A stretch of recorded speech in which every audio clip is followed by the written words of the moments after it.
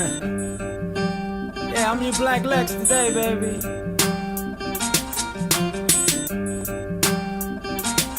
Now you ain't never gotta like me, that shit is overrated. You need a hero to love, I'll be the villain that you hated. When it's all said and done, you gon' love me. Me kissing babies, fucking ladies thinking of me. Cause I'm the villain, the bad guy, the one that's supposed to lose. But I'm American, baby, so the rules all skewed for me. Steal your identity, fuck up your credit for free. Police know it's stolen, but they still make you pay the fee. And you don't respect me, for real? I'm the one that's showing you what the real world is. All these backroom deals for your kids' future. My financial aid hustle keep your kids mooching. And while you motherfuckers still stupid, the Statue of Liberty married the country, divorced and now the bitch still moving. With half of the money, alimony, child support. You know what's up when I be winning in the court, cause I'm the villain, the bad guy, the numero uno, the one that y'all hate to see. Cause I'm the big dog, the head honcho, H&I-C, everybody wants to be. Damn right, I'm the villain, the bad guy, the numero uno, the one that y'all hate to see. Cause I'm the big dog, the head honcho, H&I-C, everybody wants to be. They try to tell me thou shalt not steal. In the same church they tell me Jesus white, is they for real? They try to say the land of the free, minus the slavery, plus the fact that you pay for land these folks stole for free. And you wanna be Superman. Did you forget that Lex Luthor became the president? You lacking common sense, that's why the villain lives. That's why the villain's right. They turn on Superman, man, they turn on Jesus Christ. Even the devil got teams like Arizona State, Duke, the state of Jersey. That man say you're sold and he can't get a jersey. Y'all go to church on Sunday and you claim you're worthy. That's why I got my credit and I'm charging 10%. You finish paying me and you gon' pay me triple, bitch. So why'd I be a hero when a villain gets paid? And women like paid, so the villain gets laid. So I'ma be the villain, the bad guy, the numero uno, the one that y'all hate to see. Cause I'm the big dog, the head honcho, H&I-C, everybody wants to be. Damn right, I'm the villain, the bad guy, the numero uno, the one that y'all hate to see. Cause I'm the big dog, the head honcho, H&I-C, everybody wants to be.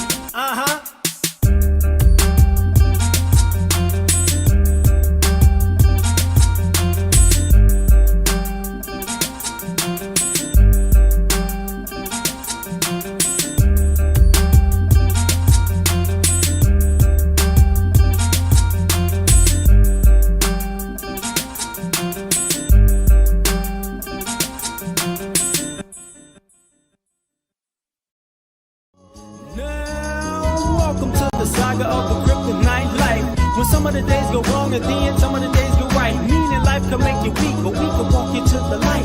The life where dreams come true are just the nightmares of the hype. Where love and hate are roommates, pleasure and pain are friends.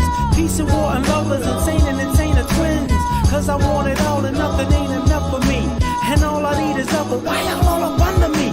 Plus I would like to see every single lady's sex face. At the same time, man, I'm looking for my soulmate. I feel so religious, spirits living up above. But I gotta admit, I want my chariot with drugs. And I could be your man and I could let you. Honestly, I need the cash and I'm charging a fee for my cigarettes and water, my fruit juice and my alcohol, my salads and my pork chops. I got high cholesterol. Lois says she love me, then she hit me up for child support. Lex baby mama ain't gon' never take his ass to court. Got me in this nightclub, trying to get my mind right. When she bent over, I was looking at my whole life. So once upon a time on a planet called Earth, a man dug in his pockets just to see what he was worth. Well, rabbit ears were more than Eric B. and Rakim. Then the infinite power that he was holding within got him kinda confused, obligated, misused. Got in front of a microphone a couple times and he spewed his whole guts. Some of the things he loved and some of the things he lost. Some of the funky hate, some of the funky trust. And thus mixtape became an album. Your first installment has started. You're welcome.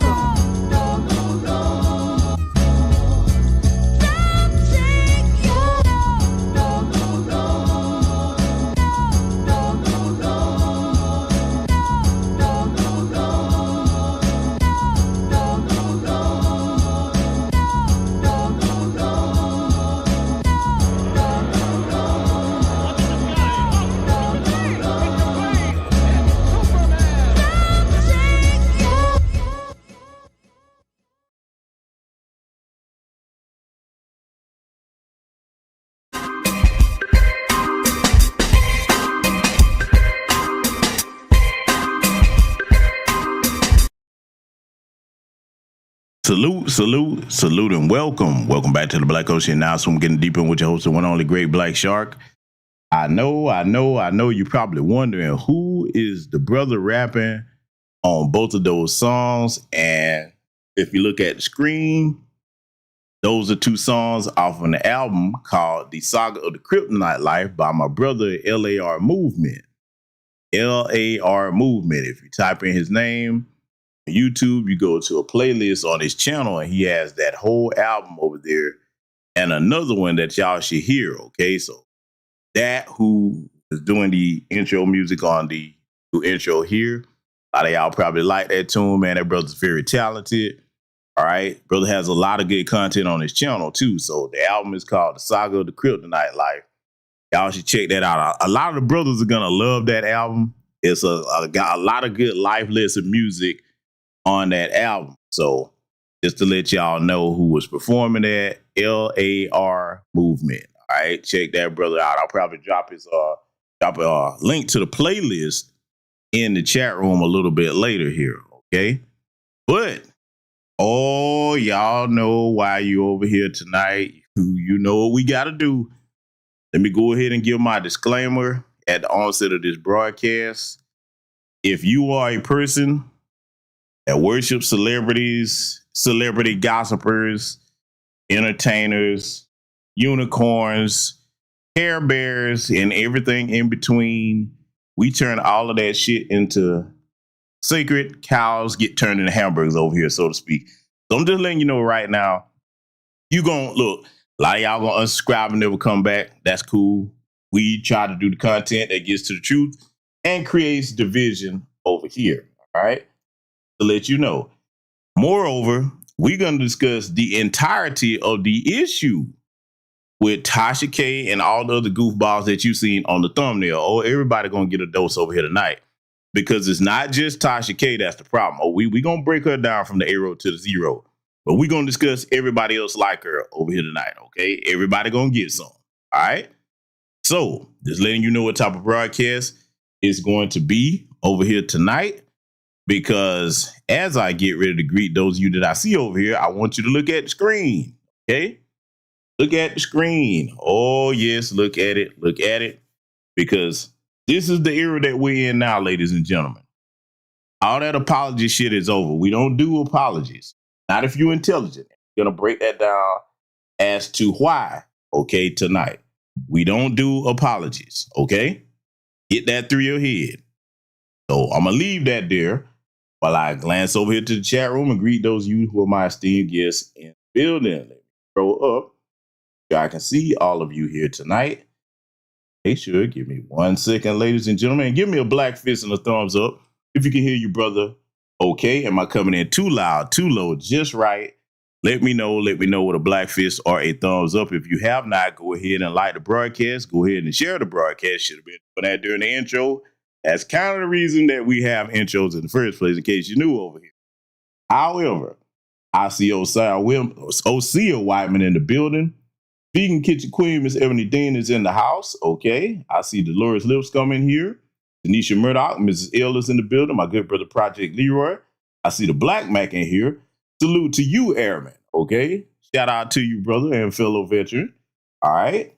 I see who else in here. I see Shalelle Peterson. I hope I'm pronouncing that right. My good sister Cammy in the building.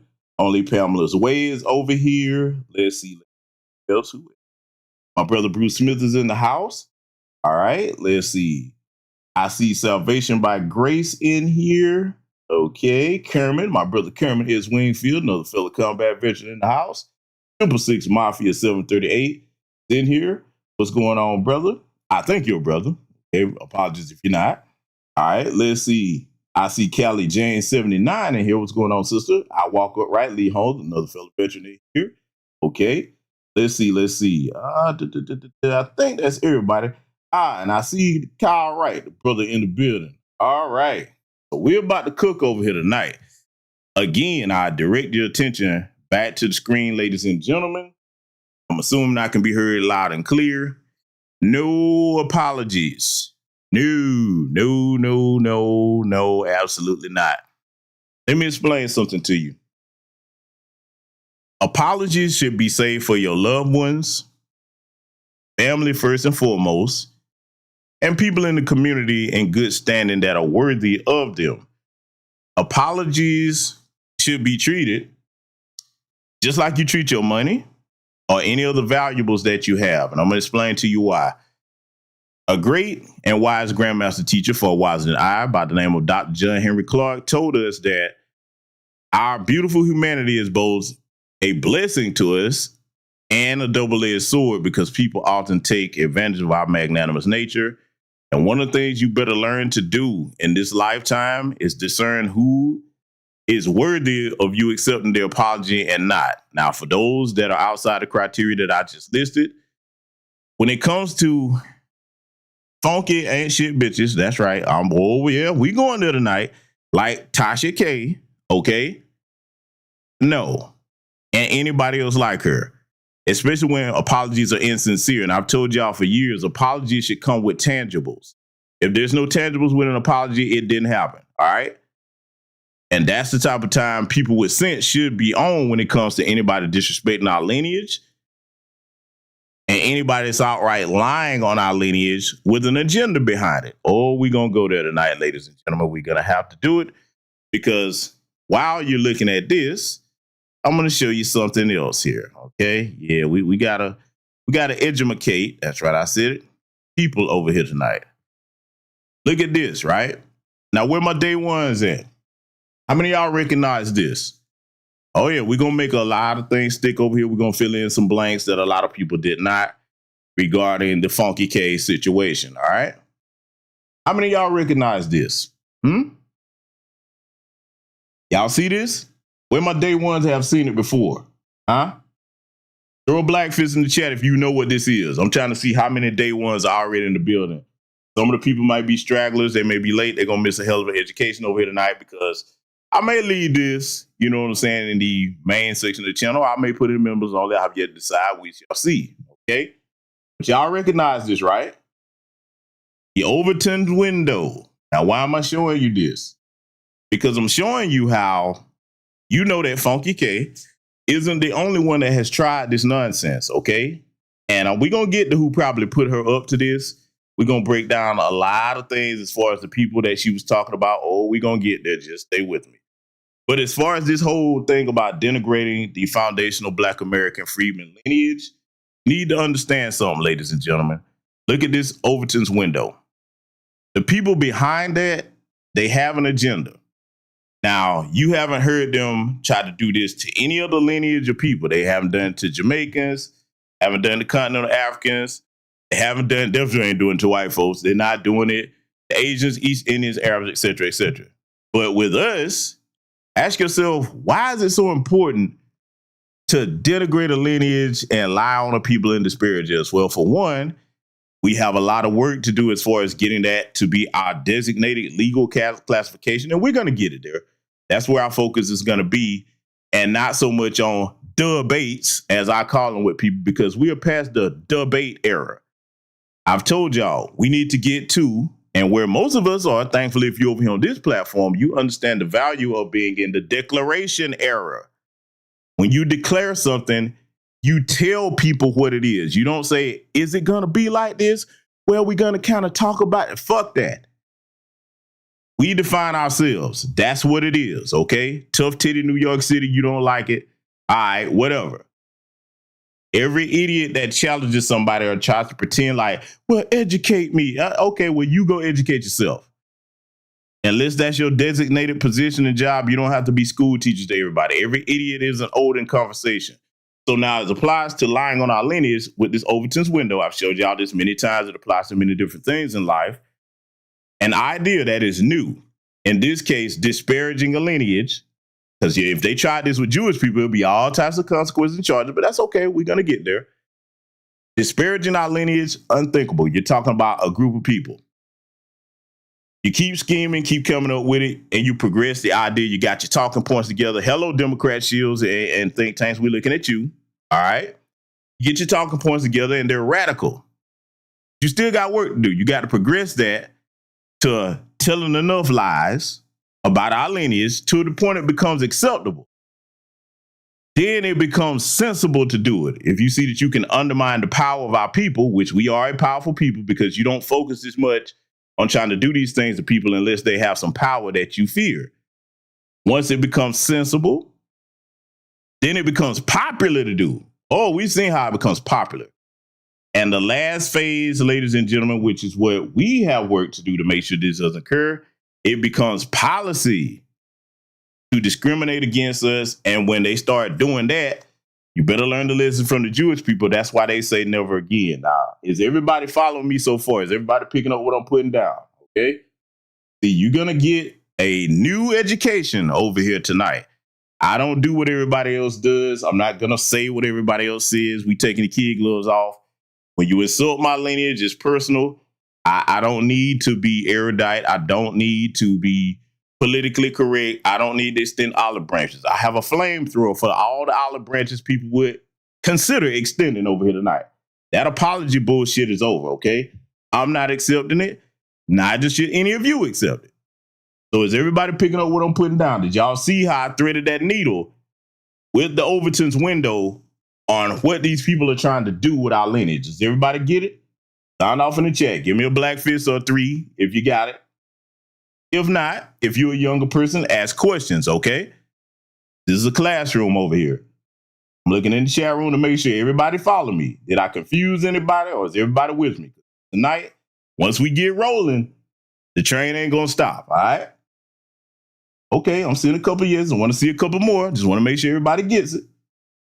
All right, good deal. That's what I'm talking about. My audience understands. Good, good, good. And if you're a younger person over here, feel free to ask questions of anybody in this chat room. If you're new, we'll bring you up to speed very quickly, okay? So now, and y'all might want to screenshot this Overton's window. I give you a couple of seconds to do that because that's a very useful tool when you're looking at the agendas that people have. You can apply this to many different things in life, okay? Those phases are actually applicable to a lot, okay? They're applicable to a lot, all right? So give y'all a couple of more seconds if you want to screenshot that, all right? Because I've talked about it many times, and I'll tell you what I'll do. I'll actually post this in the members only section of the channel. And if you are, speaking of that, if you are a member of the channel, you notice 3 posts that I put over there. Now, my Patreon subscribers, you recognize all 3 of those broadcasts. I said, you know what? I'm going to put some of that in the members only so that you guys will be able to have some of that information if you're not a part of the Patreon. So there's 3 broadcasts on the community tab posts that are for members only that everybody else won't see. And I remind you, if you're a member, welcome to all the new members, by the way. A lot of people joining. Check the community wall. You'll see certain things that other folks will not. Okay?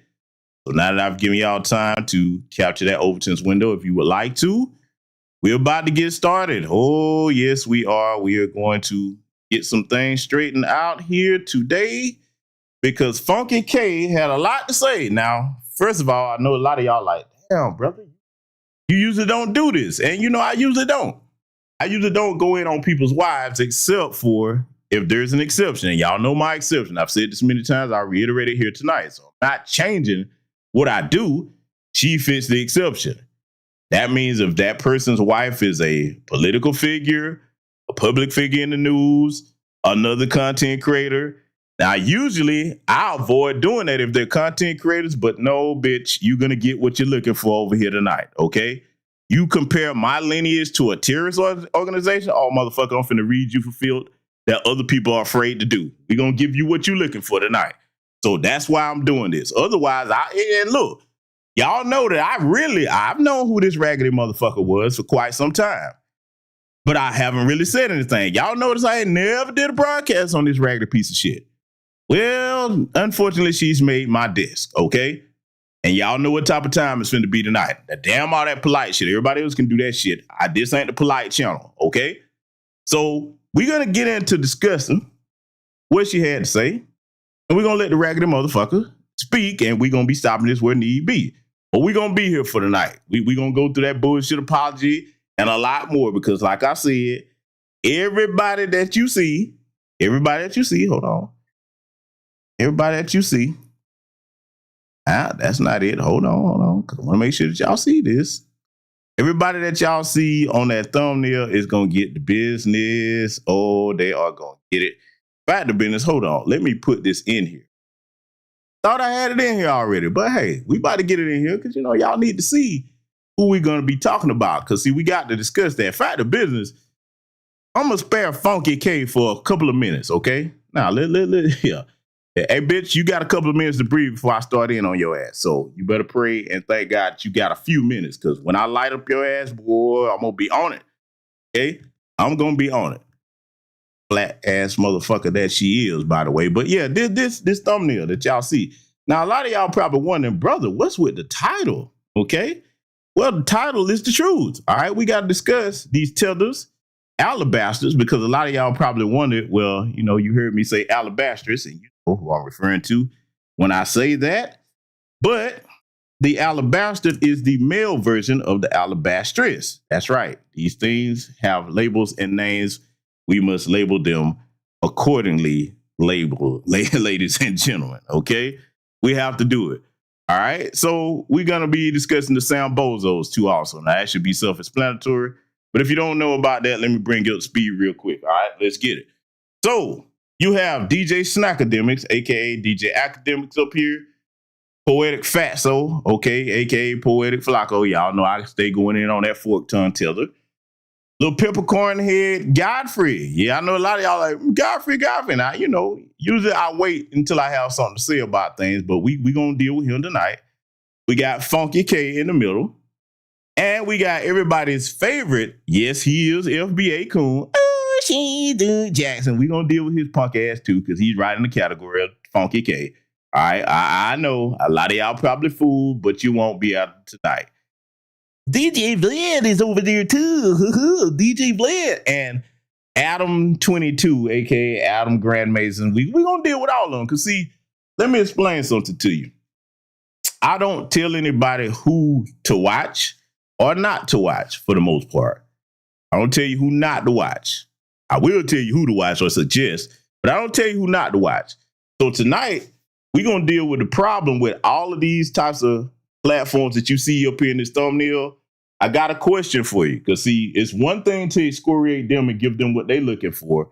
But it's another when we look at the other half of the equation, which is who? The people that choose to watch these motherfuckers. Some of them could be in the audience. Ask yourself this question. Why would you even want to watch this type of garbage content? I've told y'all for years, just you are what you think or eat, you are what you think as well. Just you are what you eat, you are what you think. You understand? When you sit up and consume brain rot on a consistent basis, and well, your brain turns to mush. You are useless. Gossiping about other people. Yeah, all that nonsense. And then as far as the Alabastards up here, these two white boys, as far as you dudes, okay? Because the women, yeah, the women and the punks are who support Funky K. But as far as you dudes, I'm talking to the guys that go on their platform and that consume their content. These jokers will get up here and have so-called street dudes on the platform, and shout out to Pee Wee Longway. That's the smartest person I've ever seen go on, Vlad TV and didn't answer no questions. Shout out to you, Pee Wee. Say what you want, but he didn't get himself incriminated. You get on these platforms like Vlad and Adam. Clearly, you see that these are extensions and federal assets. Why the fuck, for the men that watch and go on the platform, why the fuck would you want to go talk about street business with a white boy that ain't got shit to do with the streets? And then after you leave, everybody in your neighborhood getting jammed up with cases. Do you know how fucking stupid you got to be to do that shit? All for some internet clout, huh? See, if we was living in a certain type of society, if you go on there one time, that'll be your last time. Read between the lines. That's really what should start happening. But hey, that problem shall solve itself. Right there on Adam 22's platform, No Jump Alone, you done seen a slew of people get locked up over there. And see, people like him and DJ Vlad, they're making a practice to go digging through the trash can and find the underbelly parts of our community to exploit, the people that are not so damn bright. And I'm talking about the people that go on their platforms and the people that consume and watch their content. Ask yourself, why are you doing that? What is the purpose of that? What have I taught y'all about time? It's the most precious, non-renewable resource that any of us have. Once either of it is gone, when it's an ounce of it is gone, you don't get your time back. You better start treating your time like a valuable asset, just like your money, just like your children, anything else that you value. Treat your time with the same respect. Treat your intellectual capacity with the same respect. Now, when you start to look at the others behind them, the Tethers and the one FBA dude with the hard to look at face, okay, this is why he often disguises it. I mean, hey, it's a face only mother could love, but it is what it is. With these jokers, though, okay, the Tethers, Fat Boy Flacco and DJ Snackademics, they're insulting our lineage. They've made plenty of comments doing so over the years. You have to be sick if you support that and you sit there and you willingly hear people denigrating your lineage. See, for a lot of the guys that's always talking about the women that's going into Asian nail shops, well, motherfucker, you know different. How are you different? Somebody's insulting you, but you steady going over to support that shit. Now, again, you do what you want to do, but I'm just going to read you your rights on that shit here tonight. A lot of people are talking about one half of the equation. Now, we're going to talk about all of it over here tonight and the answer to it. If you taking your ass over to support any of these motherfuckers, you just like them women you talk about that going to Asian nail shops after one of the sisters gets socked on just because Mr. Wing Chu say, 15% off weave you like, 15% off weave you like. Oh, Mr. Chu, thank you. I so sorry. I suck your sister. Here, wait for you. Here, wait for you. 15% off. And you ran your ass over there, you just like them, okay? You just like them. Yeah, we going there. Oh, y'all ain't gonna like this tonight. Oh, if you unsubscribe, fuck you in the horse you rode in on, motherfucker. You wasn't supposed to be over in the first place. I told y'all, this is the Black Ocean over here. It's the grown folks section of the internet. All that politically correct bullshit, we ain't on none of that tonight. Godfrey, same thing. A tether who basically operates by something that I've always said one of the greatest weaknesses of our people is this delineation movement. And this delineation movement, one of the greatest weaknesses of our people is consumption or overconsumption of entertainment. Let me explain something, ladies and gentlemen. This is the broadcast here that's going to teach you some things that other people don't even know to say because they never thought about it this way. You better be very careful as a black person of our lineage about being lulled to sleep by certain types of entertainment. Because, see, Godfrey is the type of person, people be like, oh, he says a few good things here or there, and he does enough to fool you. But I'm going to tell you where the Trojan horse comes in at. And I caught this for years when he was doing this. Yeah, he's funny here or there, but I started noticing some things. When he started doing them impressions, a lot of people, boy, that turned their brain on. Like some trained seals. He little impression. He's so funny. You know them seals? That's what you may as well start doing, like a trained seal, because see, I started noticing something about Godfrey. That shit is not him doing that to be funny. The motherfucker is mocking you. How many of y'all figured that out? He's not doing impressions because he's trying to be funny. No, listen to how he talk. Do y'all get that now? Am I the only person? Do y'all get that now? Am I making sense to it? Because see, my audience, let me tell you something. If you over here, welcome to the intelligent side of the internet, okay? How many of y'all caught that all that mocking and imitating, that's mocking us, man? No, he's not doing that because he respects us. Because if he did, let me tell you something that my uncle and my grandparents told me. If it wasn't never in you, it wouldn't have never came out you. You understand? If it wasn't never in you, it wouldn't have never came out you. And that tether came right out his ass. You understand? So you better be mindful of Godfrey or anybody else. Because something is funny, ask yourself, are you an adult or are you a big overgrown fucking toddler? Don't turn your mind off because you listening to entertainment.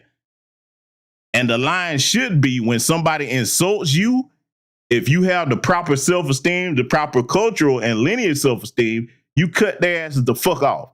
You want to know why? In case any of you find this hard to do, you part of the goddamn problem. Ask yourself if any of these motherfuckers up here, if you insult their lineage or their people or their culture, would they still fuck with you? The answer is no.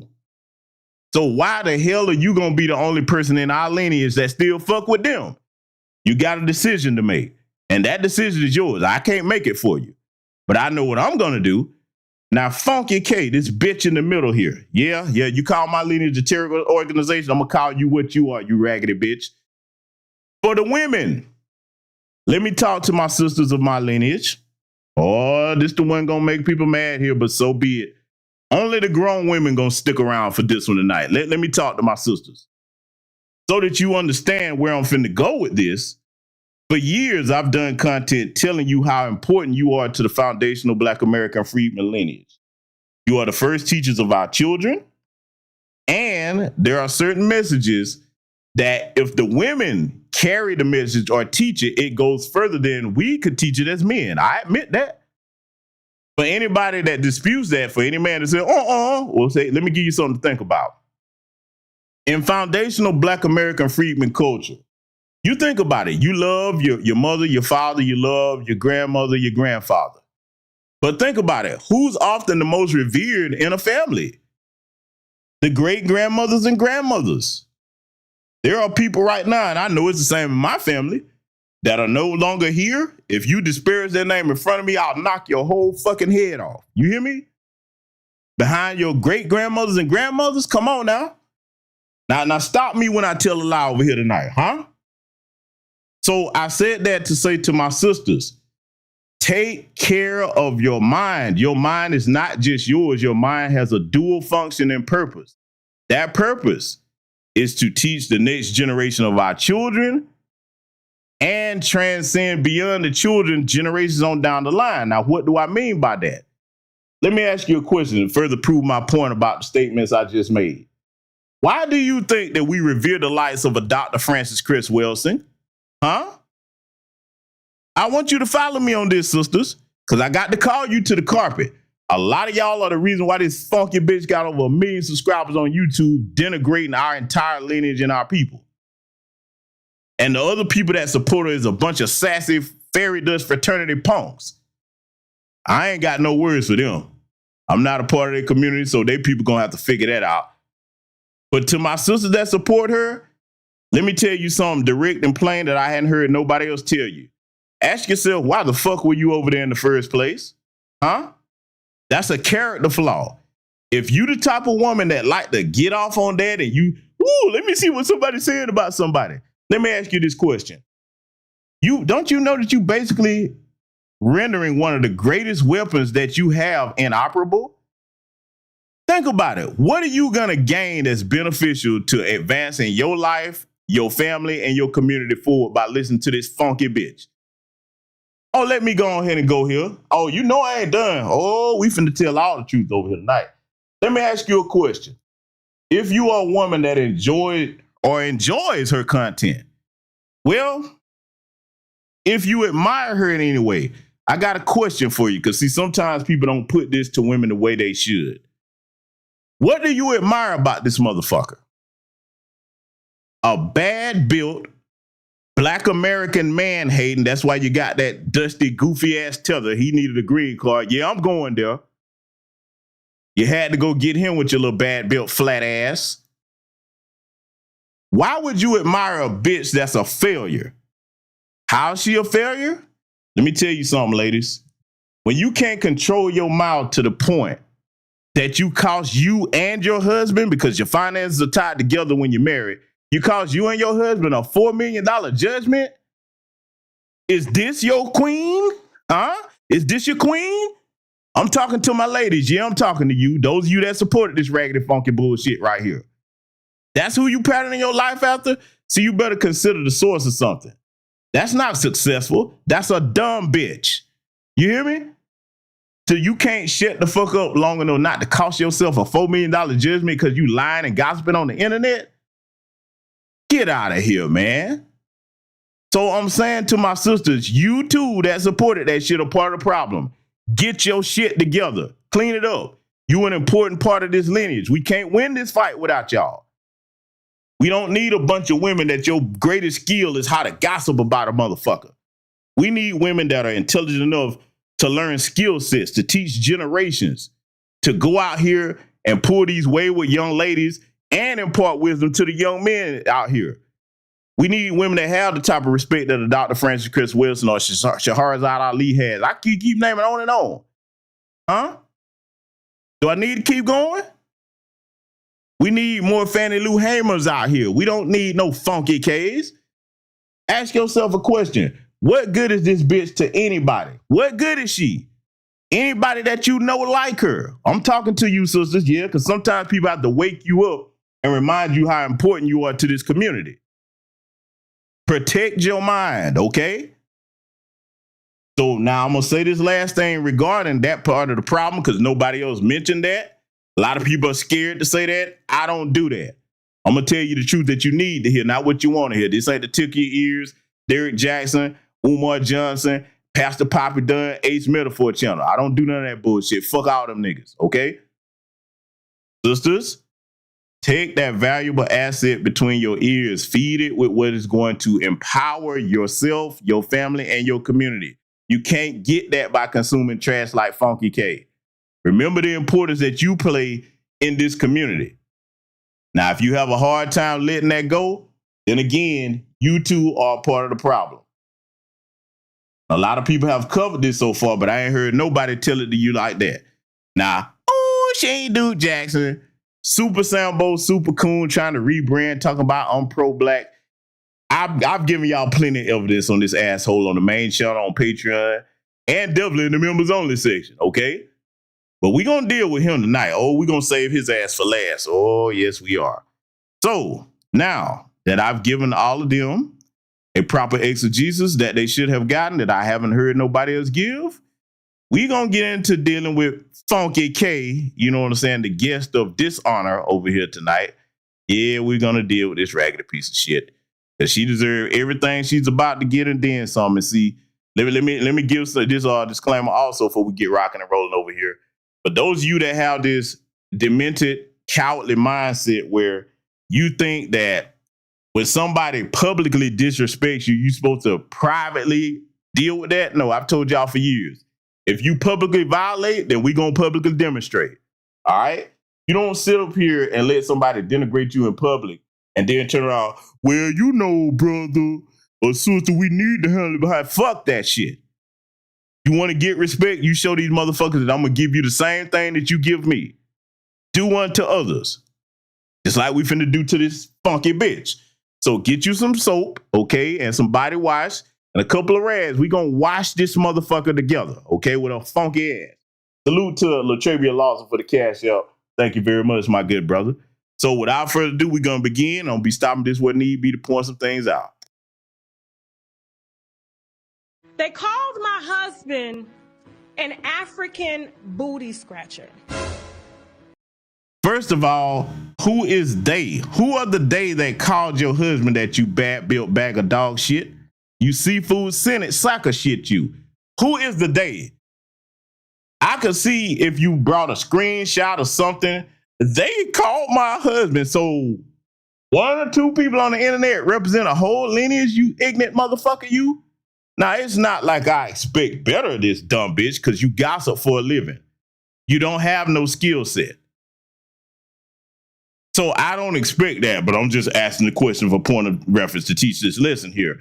So now let's deal with this booty scratcher term. Now, I got to get back on our lineage for a minute. I got to do it.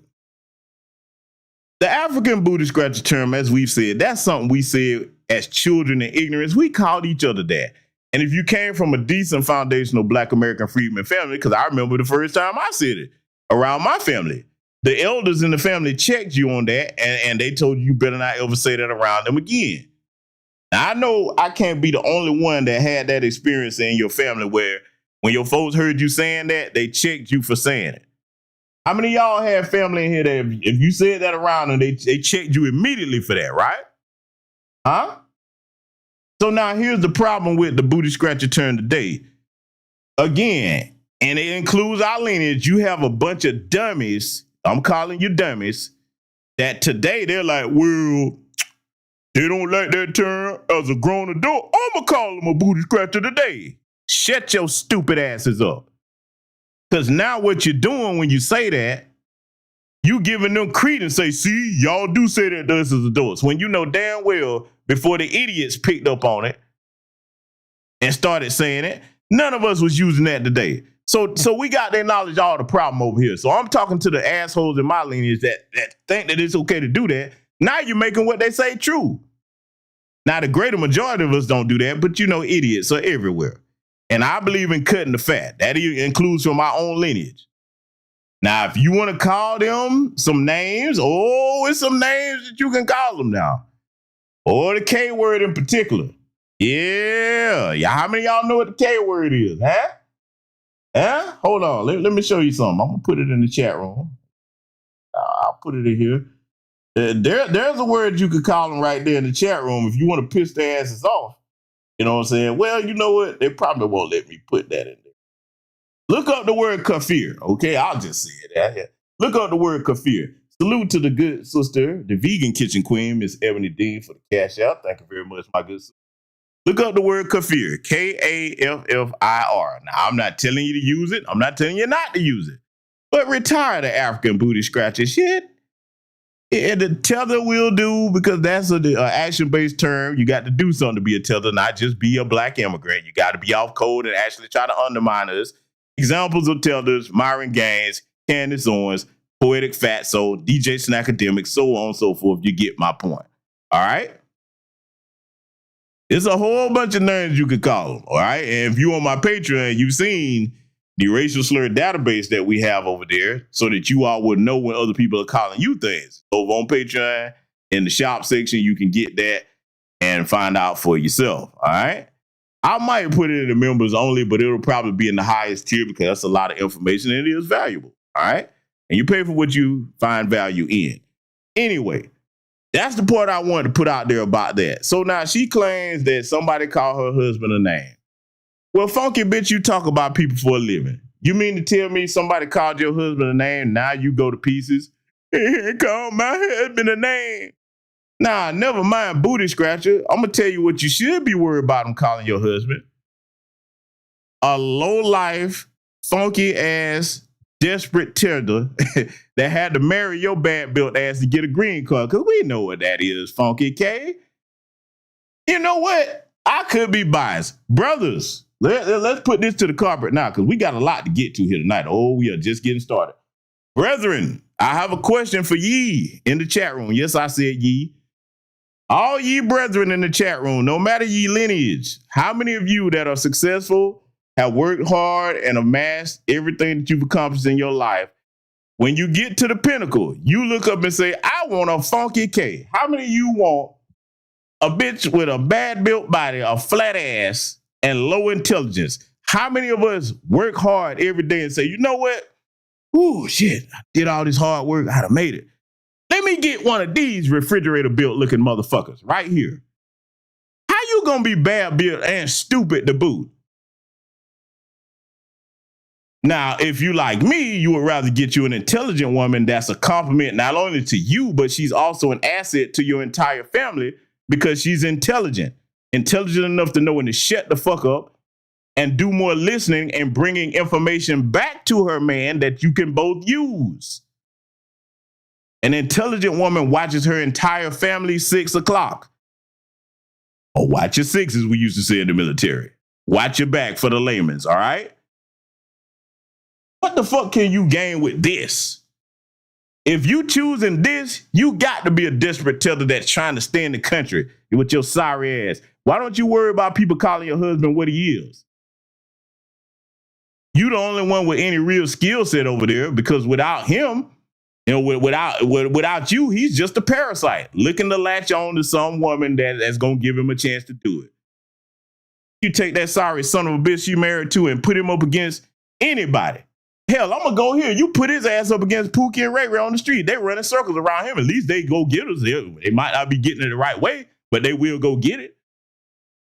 You seen that goofy Haitian tether out there falling out there crying in the streets? Oh, no, they put the income money on me. Yeah, that's your husband. You saved him from that. That's why he got with your raggedy ass. Yeah, you thought people was going in on you. You ain't seen shit yet. I got exactly what you're looking for. Let's let it continue. They said that I cannot speak on the foundational Black American movement because I'm married to a booty scratcher. Here's what I think about the FBA movement and any other movement that has to do with Young Pharaoh, Brother Pol. Young Pharaoh has never been a part of the delineation movement, not the foundational Black American movement, you bald-head, ignorant motherfucker. Foundational Black American, Freedman is a lineage. It ain't a group. And we're going to get to why people like her and others call it a group. So young Pharaoh has never been a part of the delineation movement. Nice try, but no. Light, Dr. Umar Johnson. Brother Polite and Dr. Umar Johnson. Let me tell y'all why she mentioned them, okay?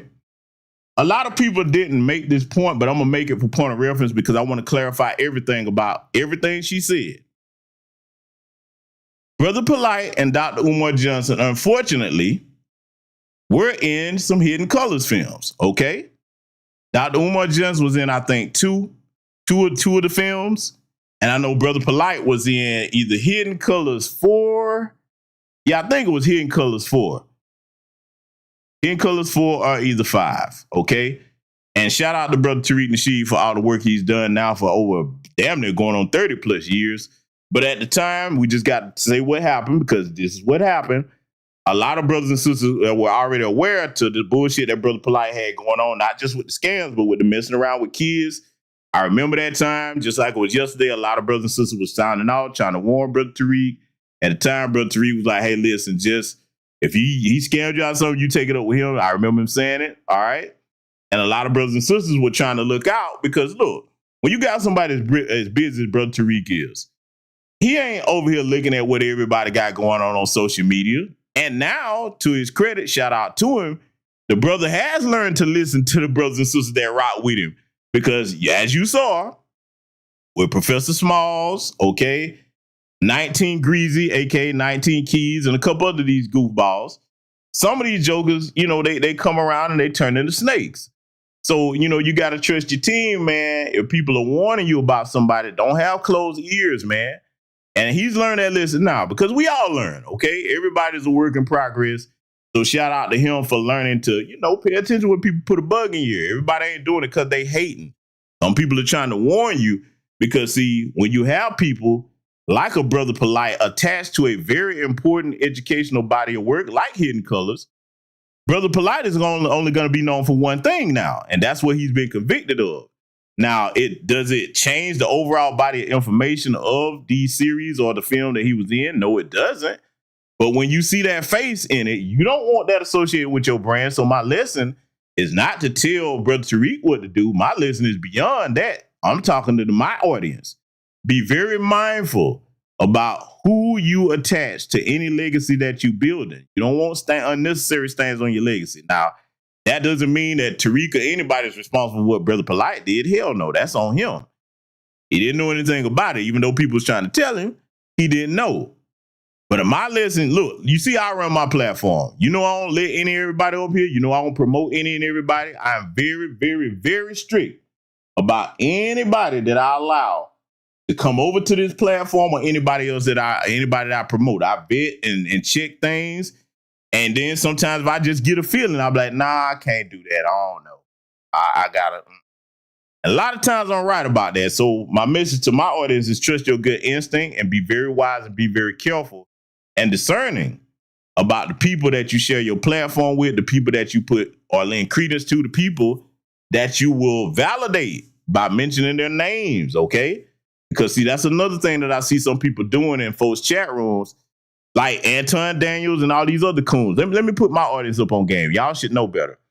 But just in case some new listeners don't, you don't want to be name dropping these Sambozos, Sambets, and Tethers and people platforms just because they said something.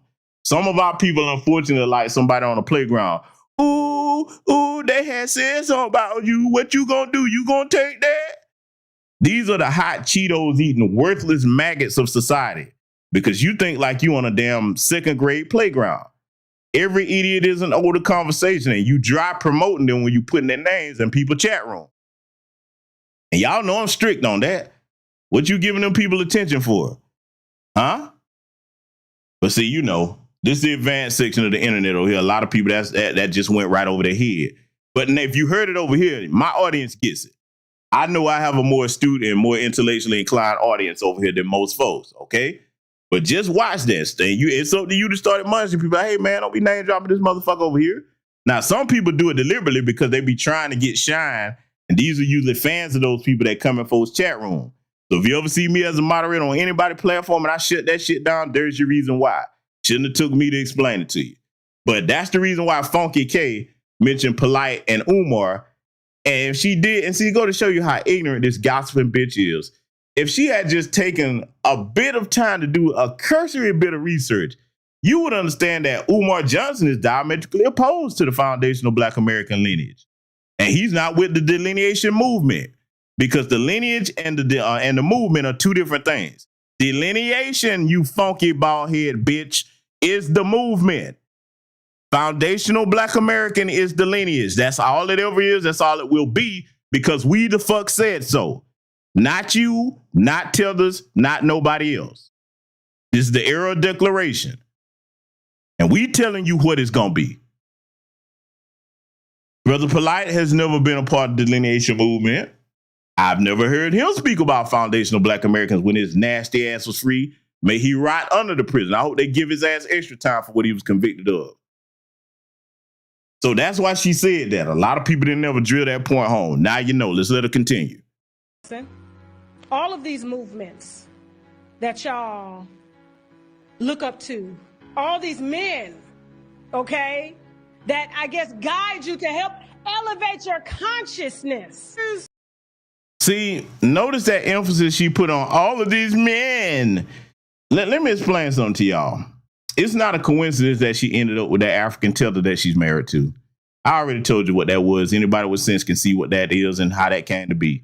But she's one of these bitches that is slightly divestment dummy adjacent.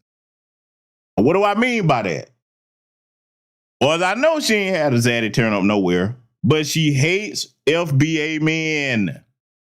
This bitch is a feminist, okay? I'm gonna call it what it is. And apologies for this bad built bitch being on the screen. Bear with me, because you got to see what it said, okay? That's where that's coming from. I got news for you, Funky K. Not only are foundational Black American men respected by other men, we're respected by our women in this movement because we're working together over here. The only women that have a problem with the language that I said are the ones that fit the criteria I spoke of earlier. And again, for those, fuck you and the horse you rode in on. Get your ass out from over here if you one of them. For my sisters that understand where I'm coming from with this message tonight, yes, they respect us as long as we show we're worthy of respect. As men, if we're going to lead, we have to make sure we take that seriously. And one of the things we do, we get out in front of threats without sugarcoating, and we close the gates and say, okay, before you get behind us in these gates, you got to deal with us first. It should always be us stepping up first. Anytime there's a physical threat, an ideological threat, an economic threat, we go first without apology. Sometimes the people under our charge that we protect may not understand that. That's fine. You'll understand it later if you come to understand it. But as a foundational Black American freedman man, we have to make the tough decisions sometimes. Hence me opening with the music that I played here. Sometimes you got to be willing to be looked at as the villain. You know what you're doing is for the protection of your family and your community. Hey, they'll get over it. They'll come around.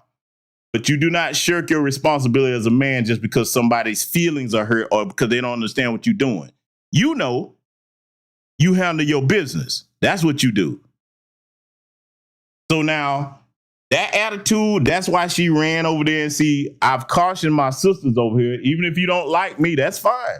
I don't care to be liked.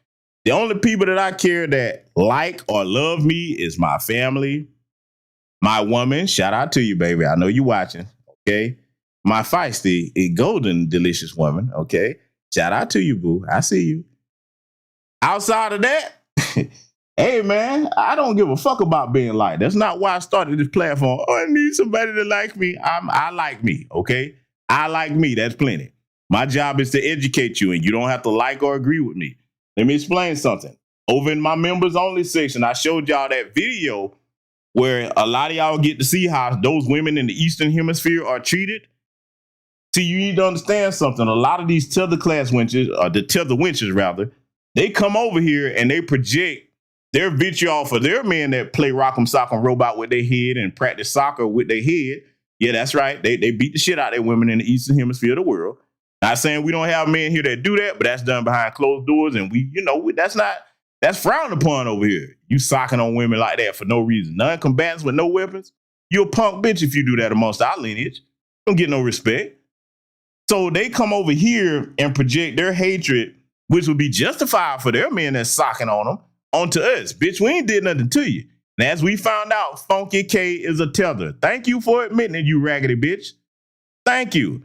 Thank you for going off on a tangent and disrespecting my lineage, because it gives me a chance to use your bad built ass as a teaching tool. Thank you, raggedy bitch.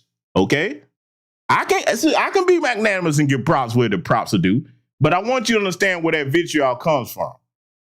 To the tether wenches, we ain't the ones going upside your head. Take that up with your men. If you're going to come over here, you should use this place as a springboard to try to help the other women in the hellhole communities that you come from. Oh, yeah, I got to go here. Those of you that grew up seeing your fathers beat the shit out your mothers in front of you and spit in their faces and shit. Oh, yeah, I've seen them do this stuff in their countries. Oh, yeah, I've seen it. You take that out on them. Get together and start you a women's movement and get some aid to help them get the fuck out from them places or move to other stable countries over there where they from. We didn't do you nothing. And last but not least, regarding that, you're not going to influence the most intelligent of our women to turn against our men. See, let me tell you something. As foundational Black American men and women, yes, we got our problems, we got our issues, but we all we got. And we know we got to stick together to get through everything that we dealing with in this country. That's how we've always made it. Just because you don't know where you from, Funky K, and we're going to get to that, doesn't mean that we don't. We know who we are and where we're from, and we deal with our own issues and problems and stick it out and work together. Just because you don't have that and the man that you married to, you know you don't respect that sorry motherfucker. Because what woman going to respect the man who's basically the equivalent of an international homosexual? He ain't shit without you. You basically got another kid on your hand. So yeah, I understand why you're mad, but bitch, you're not going to insult my lineage without pushback. Let's let it continue. What I would say about the FBA movement, it's no different than the KKK. Meant to divide. See, I want the sisters in here that's going to have the stomach this whole message tonight, because I ain't sugarcoating shit. I want the women in here to look at this motherfucker. For any of you that were fans of her content, it should be a shameful thing for a woman to just speak freely in all forms of ignorance. You don't know what you're talking about. Bitch, when the fuck have my lineage hung anybody, lynched anybody? We've had that done to us. We've never done it to anyone. And if you really want to be honest, we actually have justification not only to do it to the people that did it to us, the white supremacists. Some of you tethers have hurt people in our community and killed them. The shower posse, etc. To be honest, we should be on that type of time, but we not. So, bitch, where's your proof? See, this is why you should not look up to this type of bag of dog shit right here, ladies of my lineage. It should be embarrassing for you to run your mouth and you don't know what the fuck you talking about. Provide some empirical evidence. Where's groups of us running around hunting down anybody and lynching them? Do you even know what the Ku Klux Klan is? Because she said Clue is Ku Klux Klan. Ignorant motherfucker. I'm going to let her continue, though. I ain't done. I told you, we going to get it straight over here tonight. Meant to separate you, to isolate you, to have you looking at other races that look like you and hating them for no reason. That is the same. Let's get this straight. I know you tethers like you bad built bitch, have problems comprehending things. You live your whole lives being confused and afraid. We don't hate somebody, and it's not about them looking like us. What we have a problem with is tethers like yourself, Myron Gaines and Candace Owens, that bring your funky, worthless asses over here off the backs and sacrifices of our people, and then start trying to undermine us and side with white supremacists. Yes, we hate that. We have every right to hate that in the country that we built. This is our house. And when you in somebody else's house, you play by their rules. So we hate that. Yes. If that's not you, then hey, it doesn't apply. I ain't got no problem with a brother or sister that's from the Caribbean, the continent of Africa, wherever you come from. As long as you respectful and you show my people the proper respect when you come to my country and you on code, I ain't got no problem with you. Male, female, I don't care what your sexual orientation is. I ain't got to sleep with you. That ain't none of my business. So I ain't discriminating against you with that. All I care about is, are you on code like me? Not that you look like me.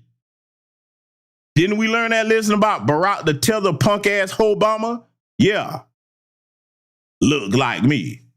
That's your problem. You going by what somebody look like instead of what's upstairs in their head. You better learn what people are about and what they believe in and what they think. Damn if you look like me if you ain't on code with me against this white supremacy. Look like me. But see, they so far behind, they don't understand nothing about what I just said. Yeah, I told y'all, I'm not playing with this bitch. Let's let it continue. Foundation and principles that the Ku Klux Klan build themselves on, which is protecting their whiteness, their pureness, not knowing that they are not. The word you was searching for, you raggedy bitch, is purity, not pureness. Ignorant motherfucker. Pure, it's a lie. And I don't get involved in these types of conversations because it's ridiculous. And it's very unintelligent to talk about. You know what's ridiculous? I'm going to tell your ragged ass what's ridiculous, bitch. What's ridiculous is fleeing your homeland to run from oppressors that outnumber you in 2026, the Asians, the Lebanese, the East Indians, the Arabs, the Boers. Take your pick. That's ridiculous when you outnumber them 20-1 because you can't get on code because you fighting with the next tribe. That's ridiculous, you funky bitch. But you wouldn't be aware of anything as far as geopolitics because, you know, you about as smart as a box of rocks, as we hear by the way you talk. Stay in your gossip category. That's where your pay grade is right there. Don't even attempt to try to sound intelligent. Because you've never been intelligent your whole life. Look what you picked as a husband. Huh? You couldn't do no better than that. No man of any true value would come in and take your bad built ass on because one, you fucked up. See, a man can tolerate a fucked up looking bitch, okay? You can tolerate that. You can kind of do some things to improve that here and there. If worse come to worse, put a mask on the motherfucker head. But you can't fix stupid. A stupid spouse, whether it's a male or a female, that's a detriment to you. You are in danger if you have somebody that's stupid laying up next to you every night. You cause y'all marriage a $4 million judgment, and then you thinking you gonna move your money around here and there to keep from paying it. Even if you do successfully manage not to give over some of them funds, you're gonna get another judgment on you. You can't help yourself. You a dumbass. And that punk ass man you with ain't got sense enough to check your ass and snatch that shit out the wall and keep you from fucking up y'all marriage as far as economics. He don't. He ain't got the spine to do it. Yeah, I told you. Yeah, we gonna make it personal over here tonight. Let's let it continue. To even speak on that, I would deny my own children, my own grandfather, my own mother, just to protect what? A movement? Y'all don't put food on my plate? Y'all don't. Ooh, bold, ain't you? Let me tell you something, raggedy bitch. Okay? Actually, that is who put food on your plate because unfortunately, most of your audience are foundational Black American women that ain't worth a damn. And them punk ass punks. You got Tethers that's your audience, but it's not enough for them to get you to where you at, okay? Because there ain't enough of them over here. So unfortunately, they do put food on your plate. The same funky, trifling, gossiping ass bitches that identify with you. Yes, that's right. I'm calling all of you that support that exactly that title. That's what you are. You'll turn out to be that. See, water seeks its own level. No woman of any substance could even stomach watching 3 to 5 minutes of Tasha K. They're like, this is a ain't shit gossiping bitch who life I don't want that can't give me no information on how to improve my life. Ask yourself this. You watch Funky K. Has she ever given you any good financial advice? Has she ever taught you how to own or buy properties? Has she ever taught you what ETFs are, stocks are, how many shares of something you should own, whether it's a bull or bear market? Has she ever taught you any useful thing as far as how to improve your life, communication skills? Huh? Has she taught you how to walk in rooms full of powerful people and network properly? Has she taught you any of these things that I'm naming? Because I can keep going. Has this bitch taught you how to get a productive husband that don't have to wait on you like, babe, you gonna go in your purse to pay for this? Because that's what she got to do for that broke bag of dog shit that she with. Yeah, ask yourself them questions next time you go over there and watch that raggedy bitch. Ain't none of my bills. Now sitting in living rooms with bonnets on, causing division because you angry, trying to be accepted no different than a gang on gang crime when you got them little boys in Chicago or any other city taking each other out over what? Just because you look different, you said. See, this right here should be a warning to all women. You should never want to be this type of woman where you just running your mouth, you don't know what the fuck you're talking about. Funky bitch, you repeating the white supremacist talking points and you're she telling on herself with a lot of this. Because if you knew anything about the most violent city in America, it ain't Chicago because you heard white folks say it, dumb bitch. It's Memphis. Memphis, Tennessee is the most violent city in America by the numbers, raggedy bitch. But you wouldn't know that because you can barely read and I know you can't count. So numbers make your head hurt. I get it why you're saying what you're saying. You don't have no knowledge on nothing and you don't have a man worth a damn to teach you anything. Something now we got adults actually doing this. We have an announcement. Jar Jams has 20. Now, this bullshit here, all right, let me skip past this because, I don't want to see the rest of that shit. Let's go back here for a second. And yeah, we going to get on your boy right there too. He coming up.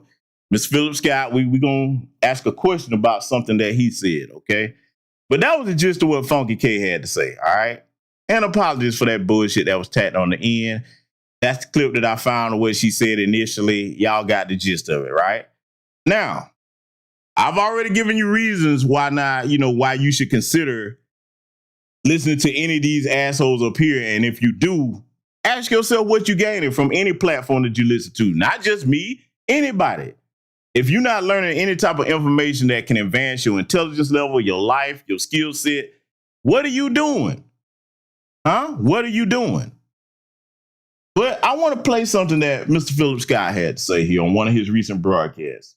Now, for full disclosure, let me be clear. Y'all know my grievance that I had with Phil when he denigrated in a sneaky way our brother Russell Clark, a.k.a. Black Voltron, and mocked his daughter. Y'all know I did the broadcast on that. He never made a retraction that I saw, didn't apologize. That was in poor taste, pocket watching. That young sister's GoFundMe to bury her father. You did it under the guise of talking about insurance. Yes, we all know the importance of life insurance, but that brother had life insurance. I knew him personally for over 15 years.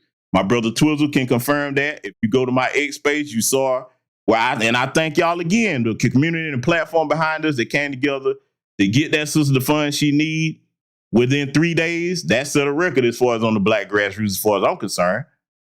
Shout out to all of you that step up when somebody in the community in need. And I told y'all that even if she didn't, even if my brother, who was a retired skilled tradesman, okay, even if he didn't have a life insurance policy, why would you object to somebody doing that to help somebody in the community? Even if you said, yeah, we need to have life insurance, it was a classier way to do it than that. Y'all can find that broadcast on my channel because I'm going to stand by everything I said. That y'all saw it. I didn't just pull that out my ass. I went by his words. And on Patreon, I showed you the real reason why you had a problem with that. And that disappoints me because, for the longest, I support that brother's stuff.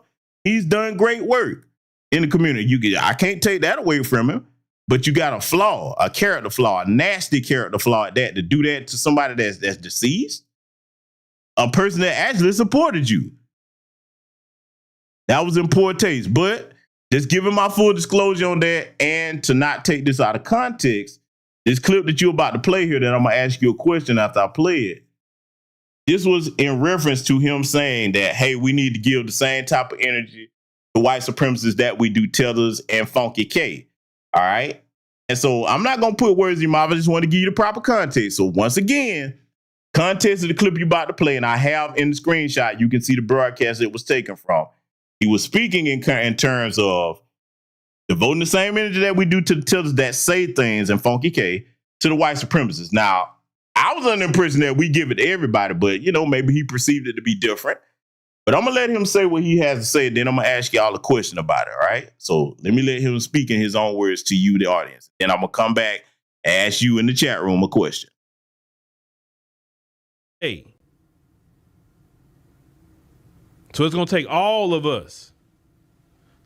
I know everybody right now, I'm just popped in my head. I know everybody right now kind of upset with Sister Tasha K. and what she said. And Tasha, I don't know why I thought about that. Tasha, you got my number, Tasha. It hasn't changed. Tasha, you should have reached out to me before you made that video. Tasha, I would have talked to you about what FBA was. I would have thoroughly advised you not to even say anything like that. Yeah, Tasha, you should have called me. Yeah, I was thought about that. But that same venom right now people have for Tasha, we need to put that same venom on these white supremacists in Mississippi because they need it. They need FBA to come down on them like hellfire. All right, so let me ask my audience, did everybody hear what he had to say? I want to confirm something before I ask 2 questions of my audience, okay? Did everybody hear what he had to say? Give me a thumbs up if you heard what he had to say. Did y'all hear that? Because I got 2 questions to ask you, and I'm asking these questions for a very important reason. So confirm that everybody heard it. Let me know, okay? Did y'all hear everything that he had to say? And again, that's why I had in the screenshot there, the broadcast it came from. You can go find the timestamp from that broadcast if it's still up. Y'all heard it. Good deal. So my first question is this. You heard him say that he's got a number because he's met Tasha K. And according to him, he said that she was nice to him and all of that. Okay, great. But you heard him call her a sister. Now, y'all, and he can do what he wants. Let's be clear, Phil. You can do what you want. You're your own man. You're a grown man. I'm asking my audience, do you think that the term, a familiar term, a dignified, regal term like brother or sister, is to be given out freely to any and everybody? That's the first question I have for my audience. Again, I'm going to ask this first question. You heard what he said. He referred to her as a sister after he heard what she said. And that's his business. He can do that. But I'm asking my audience, do you think that the regal familial term, brother and sister, those titles, are due to be passed out to any and everybody? Does my audience believe that? That's my first question. Okay, so I'm looking in the chat room. Oh, I'm seeing a bunch of no's in the chat room. Oh, okay.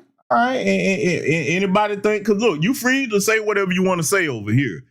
But I just want to see what the temperature is because y'all know my stance on that. I don't call everybody brother or sister. I don't call everybody friend. And for the record, now people don't just change on you. You have to do things for people to take issue with you. You know, kind of like denigrating a dead person's GoFundMe and then mocking his daughter on top of that. Y'all seen it. Yeah, I'm going there. So that's my first question. My next question. Family, as long as you've known any of us on the foundational Black American grassroots with these platforms and microphones, myself, Brother Tariq, whether you agree or disagree with Professor Black Truth or Jason Black, whether you agree or disagree with Sister ZZ, shout out to you, Sister ZZ. Welcome back, Black America's favorite anchor lady.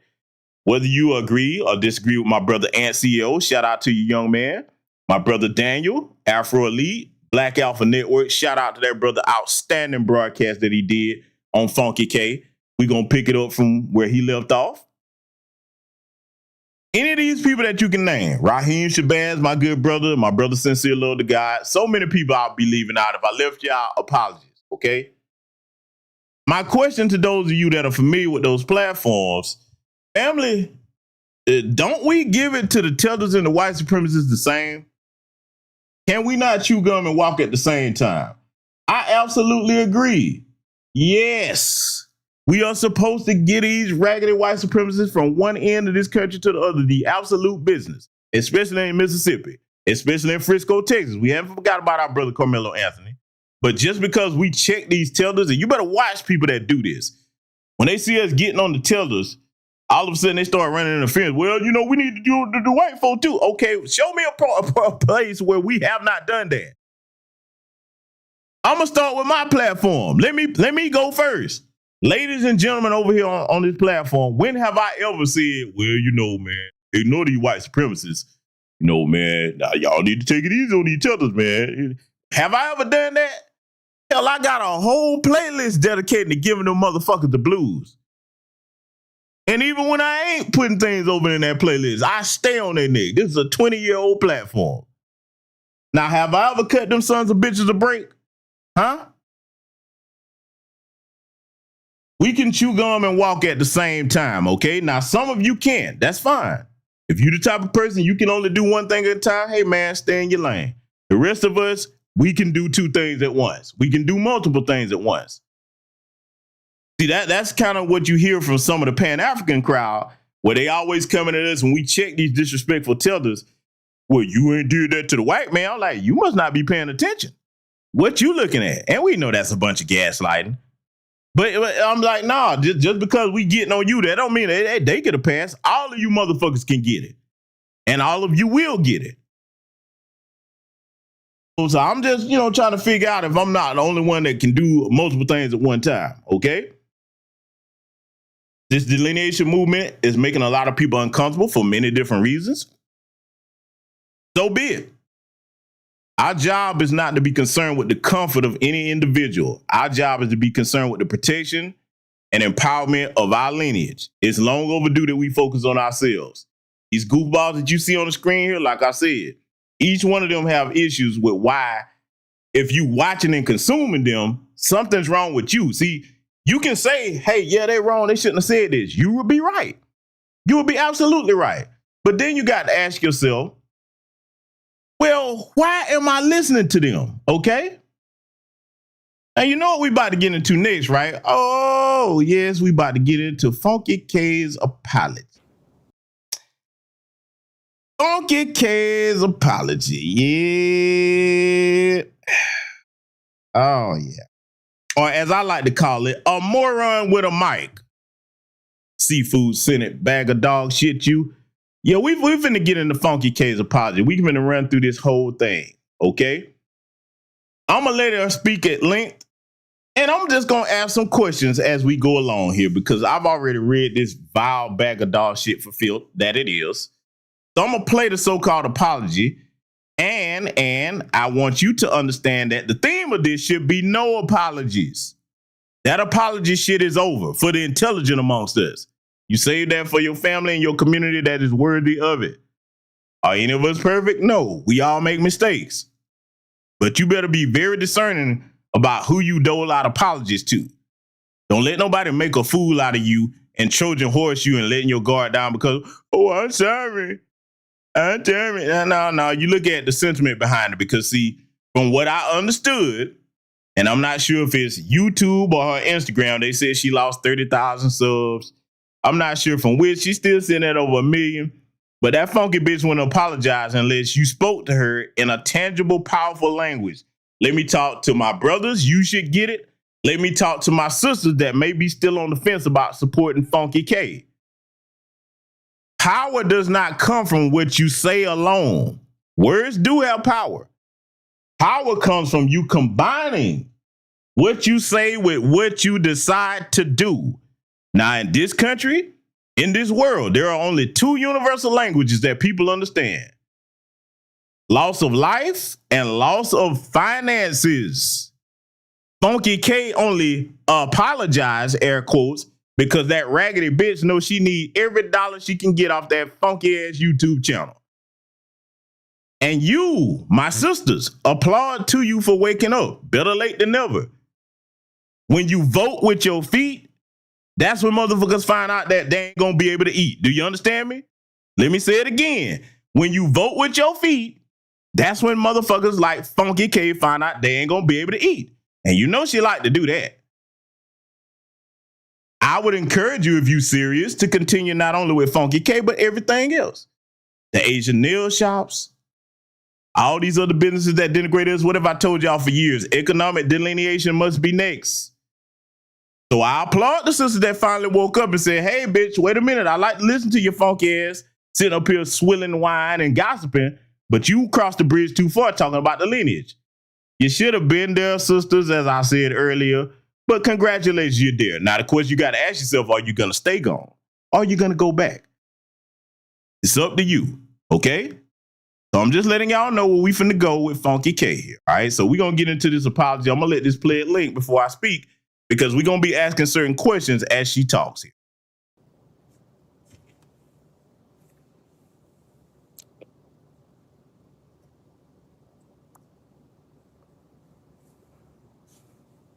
Come on, y'all. Come on up in here.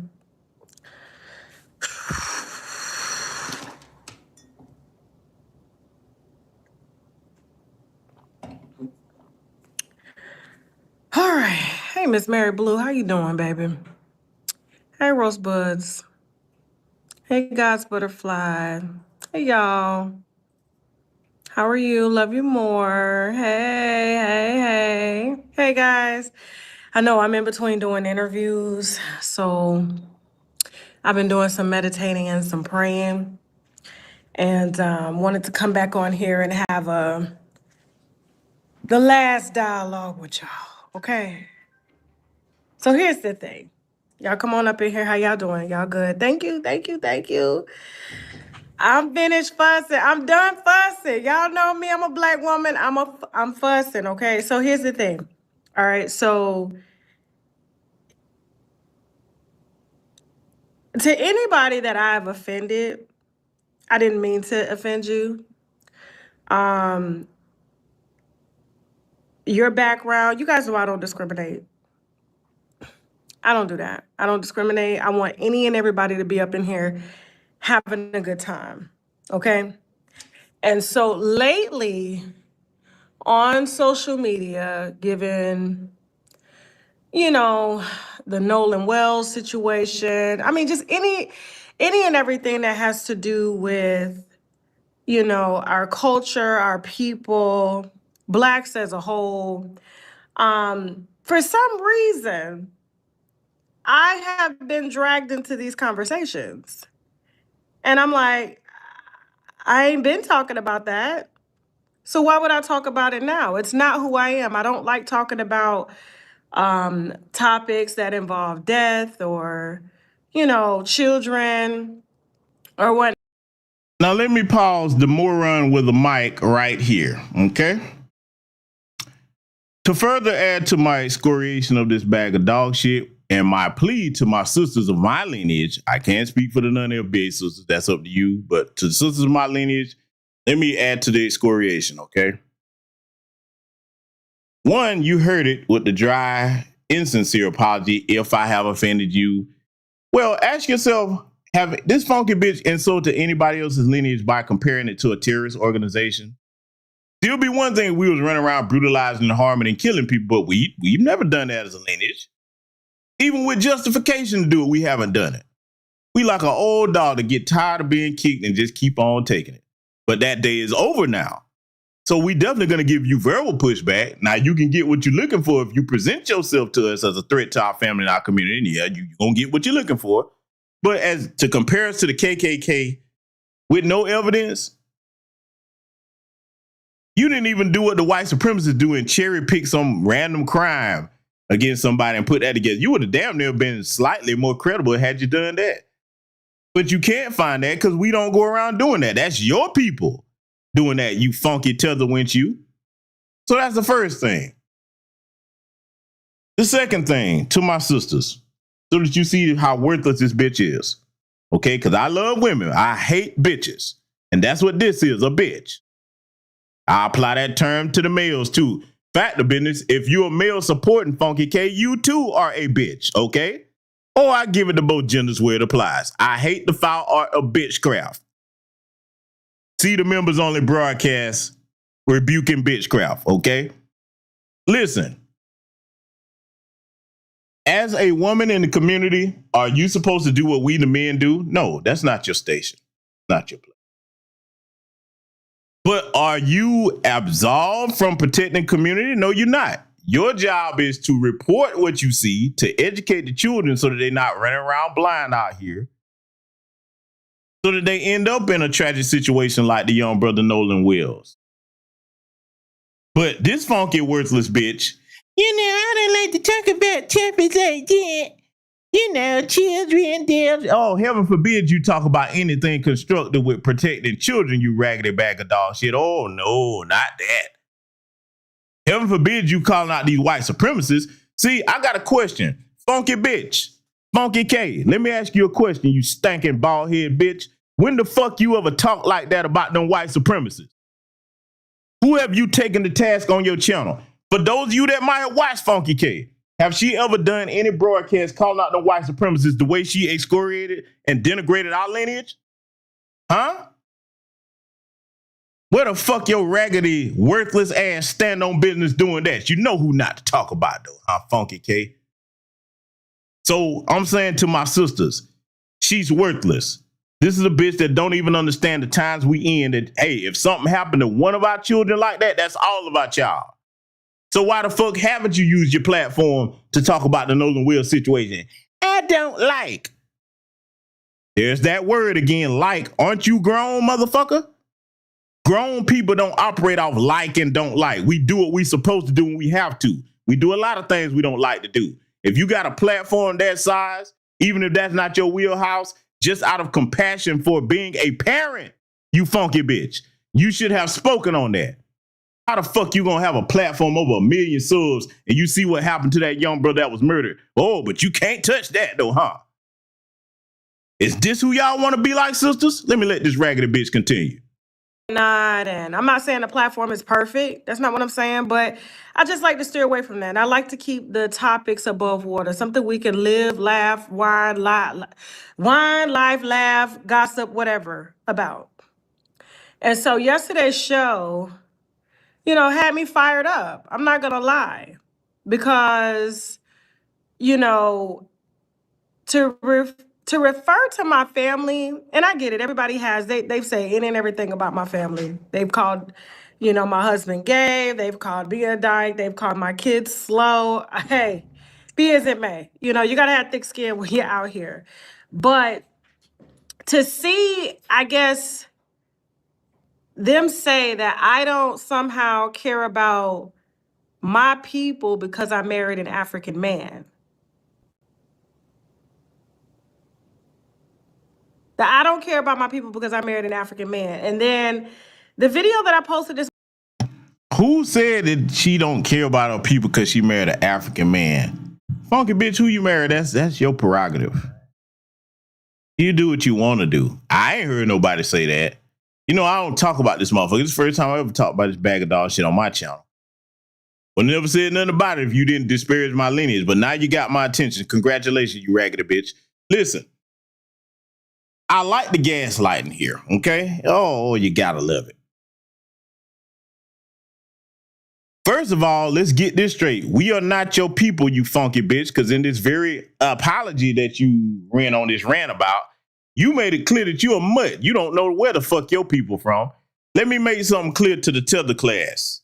For those of us that are foundational Black American freedmen, we don't have to do an ancestry test to find out who our people are.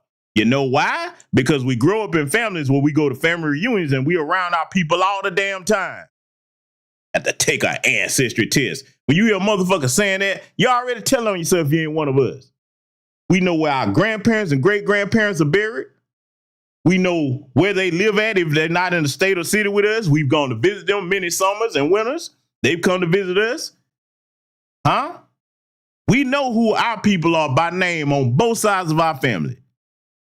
When you ain't gonna never hear no foundational Black American freedmen say, well, I ain't really close to that side of the family. I don't know. No, even if you don't rock with them, you know who your people are and you know where they are. So let's just get this. My people. Your people are Caribbean, according to you. But don't believe me. I'm going to let her continue talking. She going to tell you. Just wanted to get that straight. And I shouldn't have gave the bonnet clout. I should have did that, but to refer to me and my platform or my husband as booty scratcher. Now, he laughed about it. It's fine. But for me, I don't know, that hit different because I got a son. I got a daughter. And I'm just like, and to see our own Black people, like, that's cool. That's cool. So here's the thing. And everybody. Now, I want to pause something and clarify because maybe I wasn't clear. But I want to say it again because, maybe this sister just came in. And welcome to you, sister. The sister that goes by the name I'm proud to be FBA. He definitely said that. And she talking about field for the chat room. But the point that I'm making is I heard that. That's why I gave the context of what he was talking about. I know he said it many times. I don't have time to go through his whole live stream. I made it clear he said that. My point is this. We can chew gum and walk at the same time. That's what I'm saying.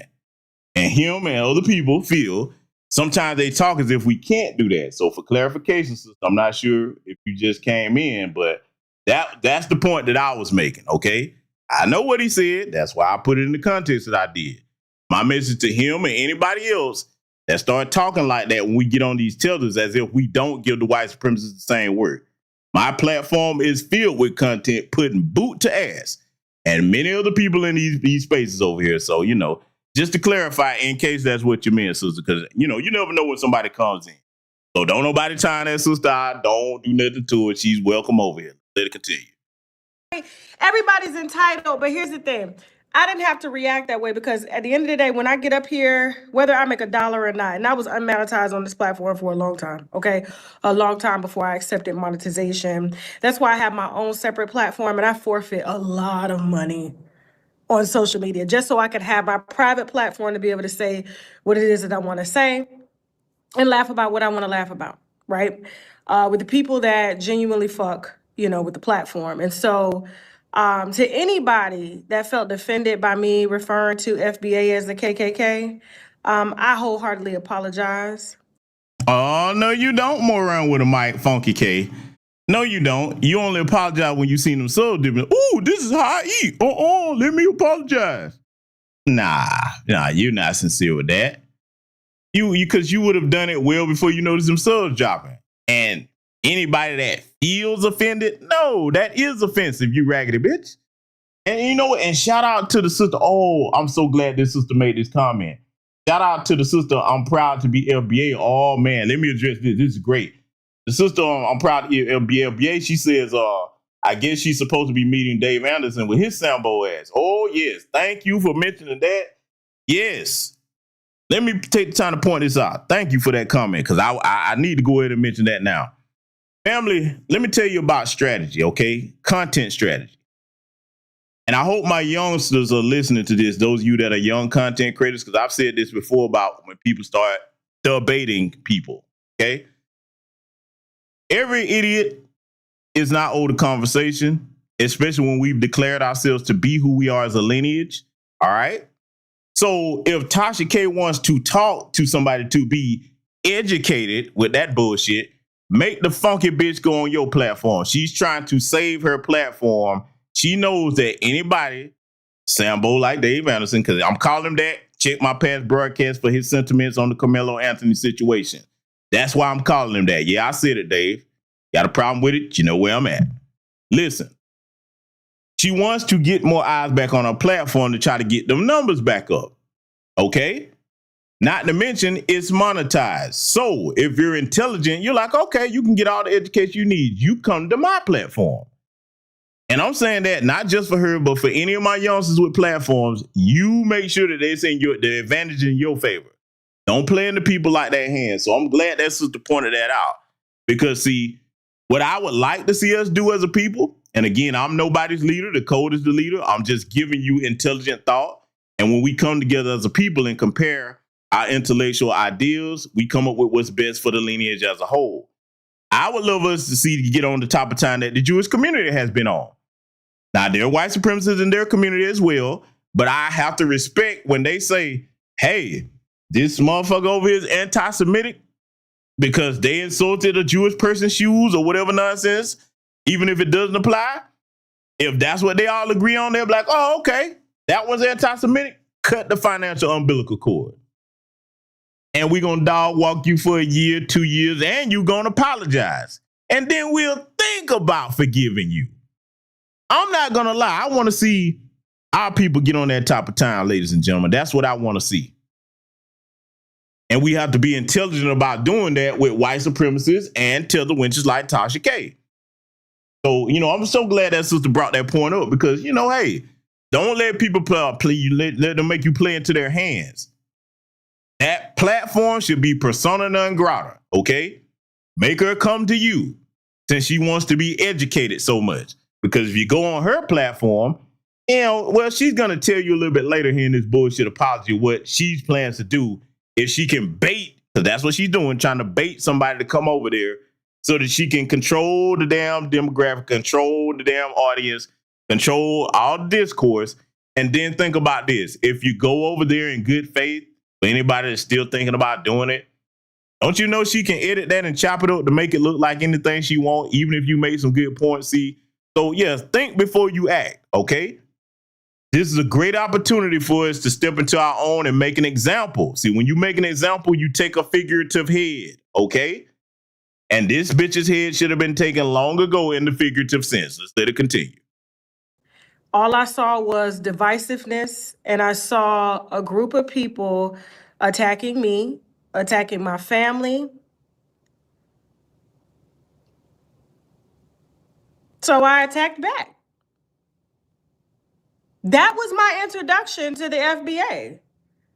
That's what it was. Notice the passive aggressive nature, the FBA. And by the way, speaking of the FBA, that's their passive aggressive way of trying to call us a group. If you pay attention to the wording, yes, we need to be that tight with it, because that's the problem that I have with everybody's favorite chameleon. Ooh, G. Jackson. Hashtag FBA. Y'all ever notice what? Because I know some of y'all watch this video, you find the ugly motherfucker funny. Yeah, I can't tell you who not to watch and who not to find funny. But pay attention in case you haven't. The hashtag FBA. That's passive aggressive in itself. Because see, this motherfucker, in case you don't know, used to always throw rocks and hide his hands about our good brother Tariq Nasheed. Our brother Tariq is his own man, grown man. He can speak for himself. I'm just making that as a statement of fact. Because see, let me tell you something. Anything that I say about anybody, as long as it's within YouTube's guidelines, I don't have to take down my streams. If I said it, I meant it. And I'll tell you to your face off this microphone. And whatever you want to do about it from there, do what you think you can.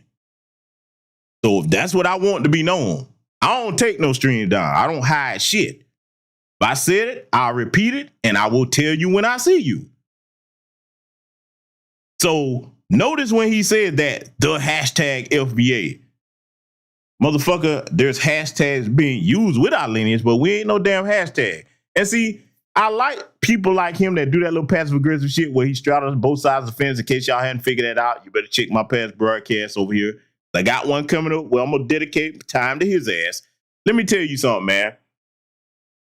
How's that working out for y'all? Because you know, first it was Joy Reid and all the rest of the Tiffany Cross-Eyes and all that, calling us Russian bots and all that. Oh, how's that working out? Huh? Does it seem like we just online? And, yeah, boy, some people, boy, that belt getting put to ass. It's some belt marks on these asses out here. Don't seem like it's just a hashtag or something online to me now, do it? Huh? So for those of you that take that little passive aggressive stance, don't you see that that's not going to work? We are a lineage of 50 million plus people. And when most of us get on code to do something, you motherfuckers get shook. You start lying. You start trying to frame people as groups with leaders. You start trying to compare us to terrorist organizations. And you whine about people 24/7. And then last but not least, you know you're down bad when you start pocket watching people. Oh my God. That's one of the, look, if you pocket watching, man, leave that for the women. If you're a man pocket watching somebody, man, you need to go jump off a fucking cliff somewhere, man. You worthless bastard. I need to do a whole broadcast on that pocket watching shit. But anyway, let's let Funky K continue. And so I'm grateful to my winos that are on the app that are educating me, that are emailing me, that are apologizing for, I guess, the few bad actors that are out there. But when you do Google it, that's all that comes up is divisiveness. I don't know who's representing y'all's lineage or our lineage, because, you know, I'm from America. I was born here. My mom was born here. Yes, my grandfather is Bahamian. From what I was told, he died when my mom was 7. So that's all. There it is. Tether Winch out of her own mouth. She confirmed it. Verified Tether Winch.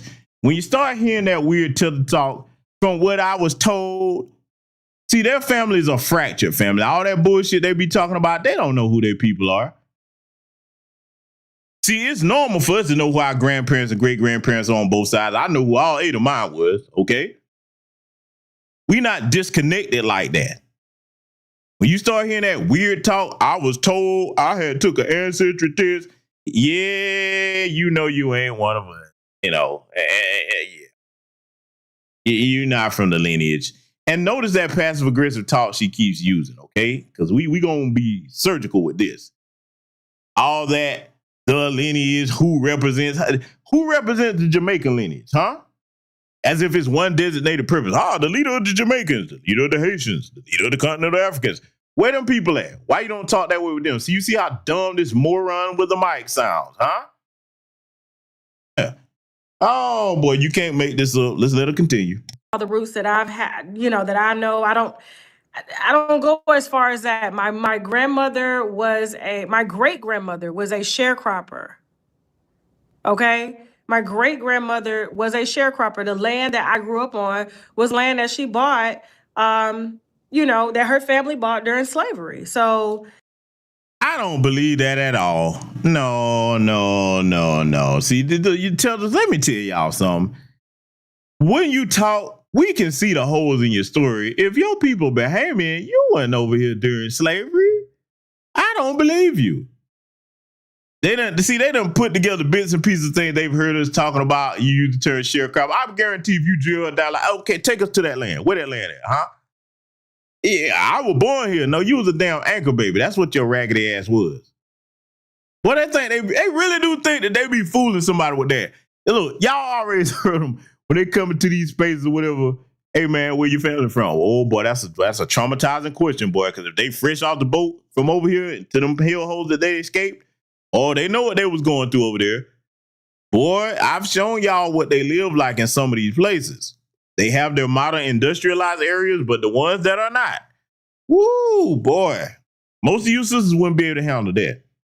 The panties won't tell you that, aka the Pan-Africanists. But listen, man, when you start asking these people where you from, South Carolina, where at? When you start digging deeper, what neighborhood, what street you live on? Because you forget that we're in these places, right? And then they get frustrated and that tells the hop right on out. I've never seen a people that suffer from cultural schizophrenia.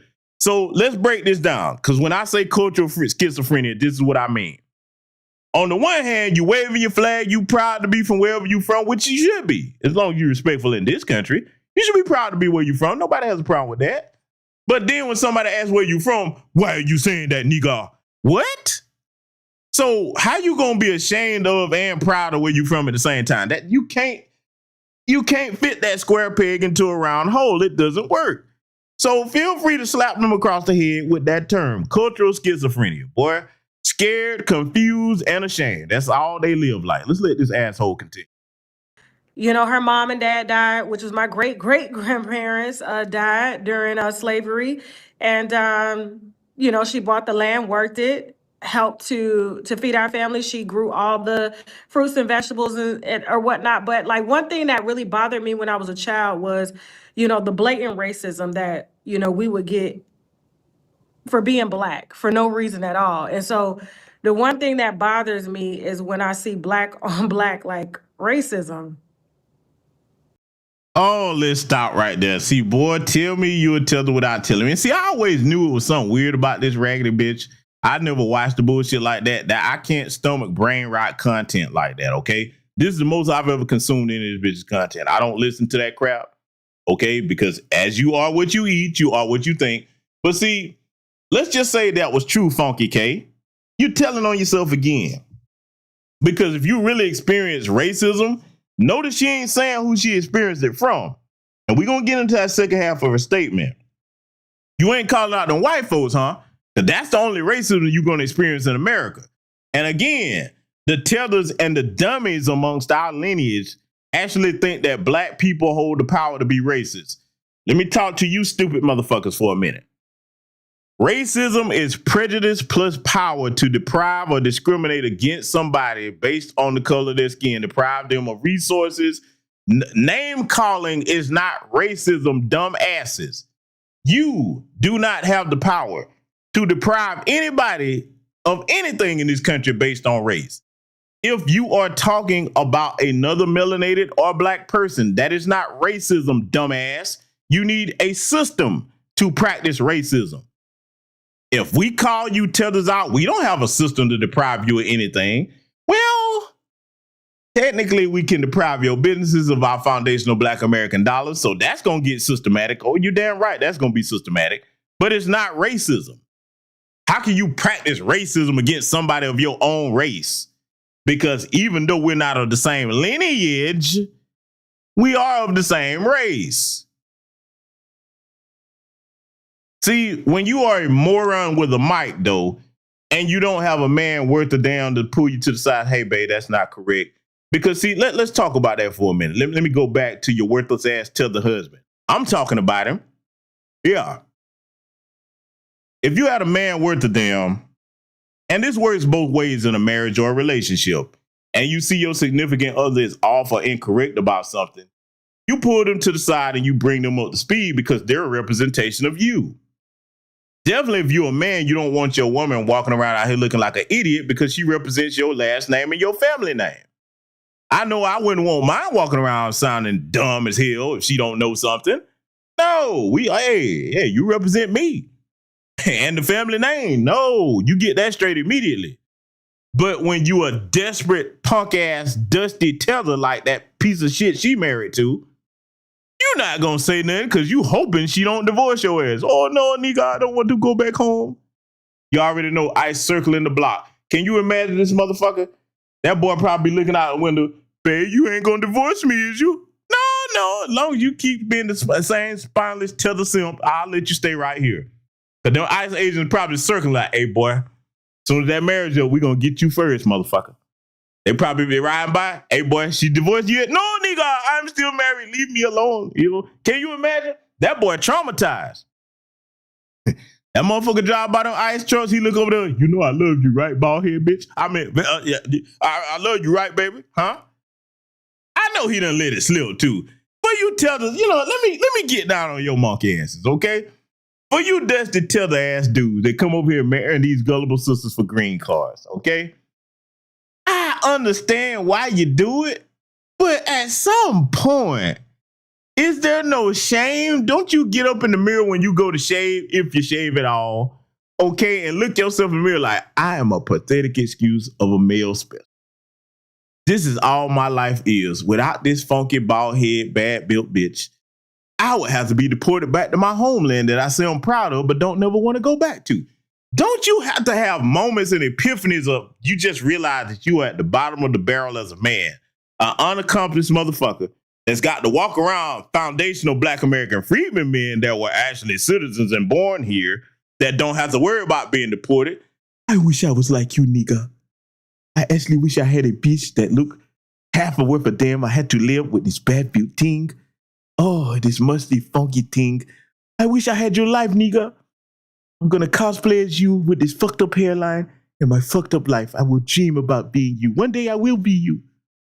But until then, I can dream. I'm just saying, what are they going through? Oh, must be rough. Must be rough. Anyway, let's let it continue. It's one thing to examine my character, right? And of course, you have certain groups of people that, partake in the same activities per se, have the same morals and values, and we unwind them very heavily over here. But to just look. Maybe you should put the wine down. It should rot in your brain. And yes, somebody asked earlier that she calls supporters winos. He do. And shout out to Sister Brooke in the building. Oh, Sister Brooke, come on now. Sister Brooke. Hey, sister. Now, when you come into my platform, you better put your channel in here. Hey, y'all, if you don't know who Sister Brooke is, that is a writer from New York City. Stand up, Brooklyn in the house. Shout out to President Divine. They do great work up there, holding it down for the lineage. Sister, come on now. Hey, drop your channel in here. We need to get them subs up. That sister does great work. And by the way, watch this. Yes, Brooke, I know you shy. We don't care about that. We love you over here. I got a question for my audience. Ladies and gentlemen that are familiar with Sister Brooke, can you imagine if Funky K went on the Brooks platform and she got her ass together? Oh my God, I would pay top dollar to see that shit. That would be like an arena prize fight, an intellectual version. Oh boy. And she represented us so well on the Daily Wrap-Up crew. Thank you, Sister Brooke. You and President Divine. Y'all represented very well. But can y'all imagine Funky K With all that mouth, oh, Brooke could give her exactly what she needs. Come on now. How many of y'all would love to see that, huh? Oh, yeah, Brooke. Maybe one day that'll happen. Maybe Funky K will get bold and come over to your platform since she wants to be educated, because Brooke is very intelligent. She possesses all the tools needed to educate Funky K with her bald head ass Funky K. Okay? Funky K, come talk to our sister Brooke, you more around with the mic, you. You know, because I mean, it would benefit you, okay? It would behoove you to go around a woman with some actual class, a woman that looks a hell of a lot better than you. She represents for the Chocolate Sisters very well, Sister Brooke does. My love, don't kill me. I'm just complimenting Sister Brooke. It's the truth. You know, the brothers in the chat room can verify that for me, okay? I'm just saying. And you will come around a woman with some actual intelligence and some articulation and education and intelligence that could actually show you what you will never be. Sister Brooke isn't married to a dusty, funky tether winch that's holding on to her for dear life because he needs a green card. No, she's not tied to anything like that. She would never. So if you came over to Sister Brooke's platform, you would be able to learn and pick up tips on what a real woman should be like, okay? That's all I'm saying. You know, get your raggedy, funky ass over there and get in the presence of a real sister and foundational Black American sister on both sides. Brooklyn, stand up. Get your ass over there so you can learn, okay? Because it's never too late to learn. Now, you'll never be one of us. You ain't going to be of the lineage, but you can maybe get yourself together, get in the gym. Now, that flat ass that you got, ain't nothing nobody can do about that. You know, I usually don't support motherfuckers getting BBLs, but Funky K, you need to get one. I seen it. Oh, it's disgusting. And shame on you to that tether buck husband of yours. Boy, you laid up with that, boy, the things y'all will do for a green card. But you know what? Let me lay off her husband, okay? Because, hey, at least you didn't have Zaddy's pink earthworm in your mouth, okay? Because, you know, some of them will do that to get a green card. Zaddy, come over there. Now, look here, boy. I know you wants to come to America, boy. I know you want it. I know you want it. Now, look here. Get down on them ashy ass knees, boy. You see this pink earthworm? Yes, I see it, Zaddy. You know what I want you to do with it, don't you? What do you want me to do, Zaddy? Take them ashy lips. Matter of fact, goddammit, take this chapstick. Now, I'm going to need you to polish this pink earthworm, boy.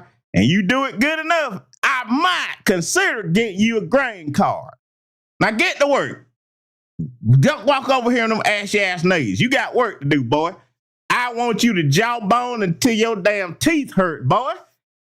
You want to come to America, don't you? Okay, I'm just saying. At least they wasn't doing that. So, hey, shout out to him. He picked a woman. Oh, they'll do some strange things for some change to get that green card. I'm just saying, let it continue. Look at somebody and say, you're this because you look like this. That has always deeply bothered me to my core. I would rather judge you on your character, how you are as a person, and to us as Black Americans, because we've all experienced it, like, why would we want to do that to others? If we know that we didn't like it, why would we want to partake in that to others? And so here's all that I'm saying is that I'm completely ignorant when it comes to this movement. I just know how I felt. No, you ignorant altogether. It's a lineage, not a movement. But no, don't blame that on this. You've been ignorant your whole life. Your life is proof that you ignorant. You've always been that way. So don't blame it on that. Yeah, we got to tell the whole truth over here. When I was attacked, when my family was attacked, and I decided to just, here we go.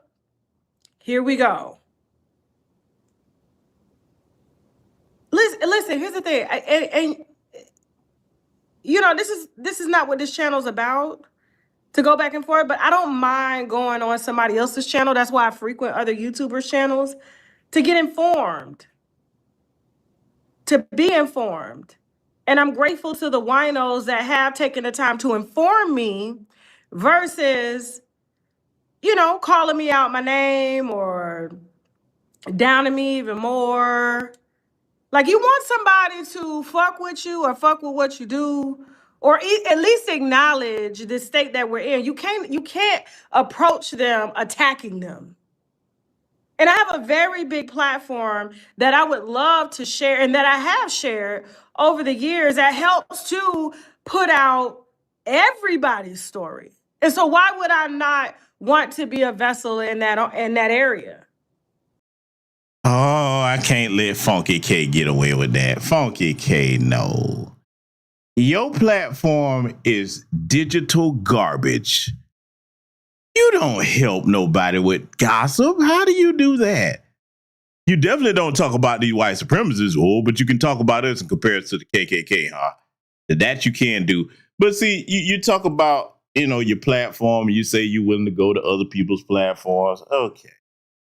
So even if you did go to somebody else's platform, to be honest, other than them straightening you out about this, what value could you bring to a conversation?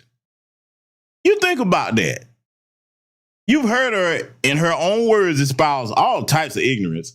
What type of intelligent discourse can anybody have with you unless they're talking about gossip or drinking something? Huh? Yeah, I'm going there. You're not a benefit to nobody's platform that's got any common sense unless they down in the gutter with you. Your platform words. This is worthless. It's digital garbage. And if somebody needs to say it like it needs to be told, and I'll do it. I'll be the villain over it tonight. But if I'm being attacked, why would I platform that message? Why would I do that? Like, you don't attack somebody and then that's another thing too. And I say this to sisters of my lineage, everybody else, y'all can talk to your women how you need to. But, one of the marks of a very powerful and very skilled sister is not misusing words. If somebody says something to you, that's not attacking you. Now, I understand she's trying to use in the context of verbally attacking, but no, do away with that. Nobody's physically touched you. You didn't get attacked. You can give a rebuttal back in whatever way you choose, or you can do the more powerful thing, which is ignore it. That's what I want to see our sisters operate like. See, when I talk to my sisters over here, it's not because I hate them. Hell no. I recognize how important y'all are to being the other half of the community. I want our sisters to be the most intelligent in any group of women where they run the yard in business, conversation, networking, you name it. I want our sisters on top. So that's why I point out the things that I do. This joker here, boy, this is pathetic. And again, whoever did you chose this, man? Who gonna be proud to say that's mine? Walking in the room right there and claim that. Well, we know who. Motherfucker looking for a green card. Let's let it continue. Expect them to love you after you attack them. I mean, that's how I was introduced to the FBA. It's like they've been trying to say, I'm like, what is this organization? What is this movement? And because of the way that it was introduced to me, I decided to just be like, okay, here we go. Another organization that's just attacking another person. I ain't got time to be arguing about my skin color or who I am. I just am who I am. And I'm not going to make excuses for that. I got to live my life. I'm not living my life for others. I'm living my life for myself. So you cannot blame me for even looking at it that way when I've showed you the videos and the proof of the people attacking me and my family just for being who we are. I got a question, Funky K. Instead of you coming at all of us, an entire lineage for something someone said, why didn't you show the screenshot? You notice, see, y'all fill me in. Maybe I missed something because I'm going to let this whole apology play, the so-called apology. Why didn't in your initial statement you show where this person said that? Which platform? She didn't even say which platform. She just said they. They called my husband an African booty scratcher. Okay. Was it on TikTok? Was it on Instagram? Was it on YouTube? Was it on X? And knowing your gossiping ass, how come? See, this is what I call bullshit now, Funky K. As much as she gossip, ooh, I got the tea. Wine knows, I got wine, I got tea. As much as you do that, you mean to tell me your gossiping ass didn't get a screenshot of this so you could use it as an example? Come on now. How many of y'all ever thought about that? This bitch gossips for a living. You mean to tell me that she was so offended that she didn't get a screen grab and say, hey, this is what I'm talking about them FBA people. Why you didn't show the proof? I don't believe nobody said that shit about her husband. This funky bitch was probably paid by a Democrat shield organization or something else to try to attack our lineage. It's out the blue. Then again, Funky K, I'm going to tell you another reason why I call bullshit on what you said. Being that you didn't present any evidence. People done said all kind of shit about your bad-built ass over the years. This is my first time going in on you because you said something about my lineage and compared us to a terrorist group. Why you don't usually respond to folks that call you names, Funky K? Come on now. I know enough about her to know that. She don't respond to every Tom, Dick, and Harry that call her names. You trying to see we see through you, Funky K? Who sent you, bitch? We don't want to talk to you. Go get who paid you to do that. That's what we want. How you gonna come out here and say that? This gossiping nosy motherfucker, you mean to tell me you ain't have no evidence of statement? Because that would have only underscored your point. You would have helped people out. You say, see, these top comments I'm talking about. Now, unless they were showing their face and they said they was of our lineage, if it was just typing, you would have no way to know if that's a real person or not. But at least you would have had some proof. So that's one reason why I call bullshit. Let's let it continue. So for the first time yesterday, I heard that it was Lineage. So you guys are, or we're, okay, because I don't subscribe to any organizations or anything like that, but it was explained to me yesterday. And Winos kept emailing me. Hey Tasha, I'm sorry that, it was introduced to you this way, but let me be a source of information for you. They didn't attack me. They didn't call me dumb. They didn't call me stupid. Ignorant is the right word because, yes, I was ignorant to it because of how I was attacked. But I'm not closing myself off to it. And if I was, I wouldn't be making this video. But I was highly pissed this morning. And I'm glad my husband removed that video because I'm like, you know how I am. You know how I am. I'm not finna discriminate against nobody because of their race, religion, whatever job they choose to do. I'm very practical. Men are men, women are women. I'm not with the delusion. And so if this is really, I don't know, an educative moment where there is history that needs to be protected and respected, I'm all for that. So let me pause this and take the time to point out something else that I hadn't heard nobody really drill down on. This is how you know she's a tether, even if she didn't tell you that her people were Bahamian, okay? That's what you are. You're Bahamian. You're not one of us. I don't even think this help is half FBA. I doubt it. But if you were of our lineage, you wouldn't say if there's some history that needs to be protected and preserved because you would already know the history. Do y'all see how she telling on herself in conjunction to saying that her people was Bahamian? Because I always knew it was something weird about this bald head bitch. But now that it's come to this and she's enunciating this in these terms, think about it. How many of us would talk like that if we really were of the lineage and we grew up experiencing the things that she says she experienced? You're talking about your own people.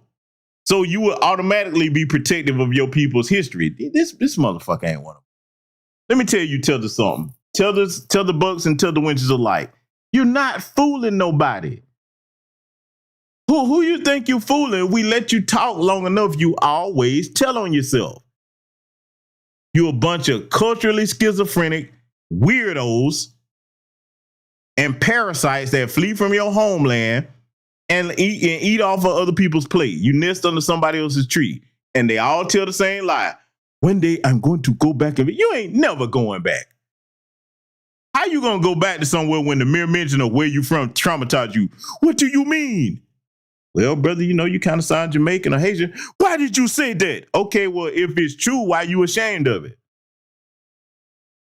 You don't like who you are. Just like, they say, you don't know who you are. No, you don't want to claim where you're from. That's what the real statement should be. You don't want to claim where you're from. Salute to be informed, be free. Shout out to you for becoming a member. But that's the truth. You got to start hitting them across the head with the facts. You ask me where I'm from, Atlanta, Georgia. Any place in the world that I go, I am proud to represent where I'm from. Where your family from? Some of my family's from Atlanta. Some of my family is from other parts of Georgia, Macon, Dublin, Georgia, Texas. I got people in Louisiana, California, Minnesota, Chicago, New York, okay? South Carolina. Yeah, I can tell you where my people from with pride, huh? You ask one of these Tethers where they folks from? I don't know. I don't know that side of the family. Or I ain't did no ancestry, so I don't really know about that, or well, this side of the family. Shut your tether ass up. Weird motherfucker. How you gonna come over here in somebody else's country and try to call shots when you can't even define where you from and say that shit with your full chest? Sit your bitch ass down in my country. Let it continue. No, I did not mean to call anybody a KKK, but that's the way I was approached. That's how I was approached. I was attacked for being a Black American married to an African man. And there's no way you could be for Black American values or laws or rights if you're for immigrant rights. So I'm supposed to choose what again? I'm supposed to choose I'm confused here. I mean, put yourself in my shoes for a second. I'm confused at what I'm supposed to choose. Am I supposed to choose my family over what again? If you born into any lineage, that's not a choice. That's a genetic fact. What you mean choose? See, there's that passive aggressor trying to frame us as a group again.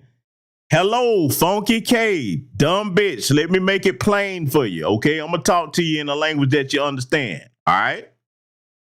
If you born a Jamaican, you're a Jamaican. If you born a Haitian, you're a Haitian. If you born a Kenyan, a South African, a Nigerian, you Togolese from Togo, you from Burkina Faso, you're Burkinabe people. You from Mali, Niger. You're born what you're born. That's not a choice. That's a genetic fact. Okay? So you don't choose nothing. Look, we got people that are foundational Black Americans. That's some of the biggest Sambozos ever. Jesse Lee Peterson, Larry Elder, David Clark. And we could keep going. Just because they coon doesn't mean they're not of the lineage. They're just shameful representations of it, but that's their genetic lineage. So you don't get to choose that. But, one thing I will give Funky K credit for, yes, you are very ignorant. You ignorant, but I'm going to upgrade you to full-blown stupid, okay? That's what you are, a moron with a mic. Let's let her continue.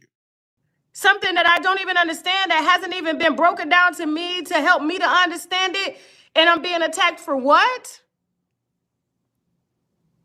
So here's my thing. I will lend my platform on Sunday, okay? And I want the people that y'all listen to. So if they are true educators in this FBA lineage, I want to talk to them. I want them on my platform. Now, here's where I'm going to tell you where my stance is on that. As I've told y'all, we are past the debate era and we're in the declaration era. Power comes from you defining yourself and you calling the shots in our home, which is our country. Bitch, you insulted our lineage. You called us the equivalent of a terrorist organization with no backup, no proof whatsoever, because it doesn't exist. Why the fuck should we want to talk to your ignorant ass? There's nothing to talk about. You are a designated tether winch and an op to our lineage. There's no conversation to be had at that point. It's just that simple, ladies and gentlemen. Now, the other morons that are, and you watch who go on that platform Sunday, by the way, too, okay? You watch who does that. Because, see, anybody that's smart, like, no, bitch, you said you go to other people's platform. You come where we at. And that's if we decide to talk to you. We see who sent you, bitch, okay? And you know what? Let me talk to her handlers, whoever put this funky motherfucker up to this.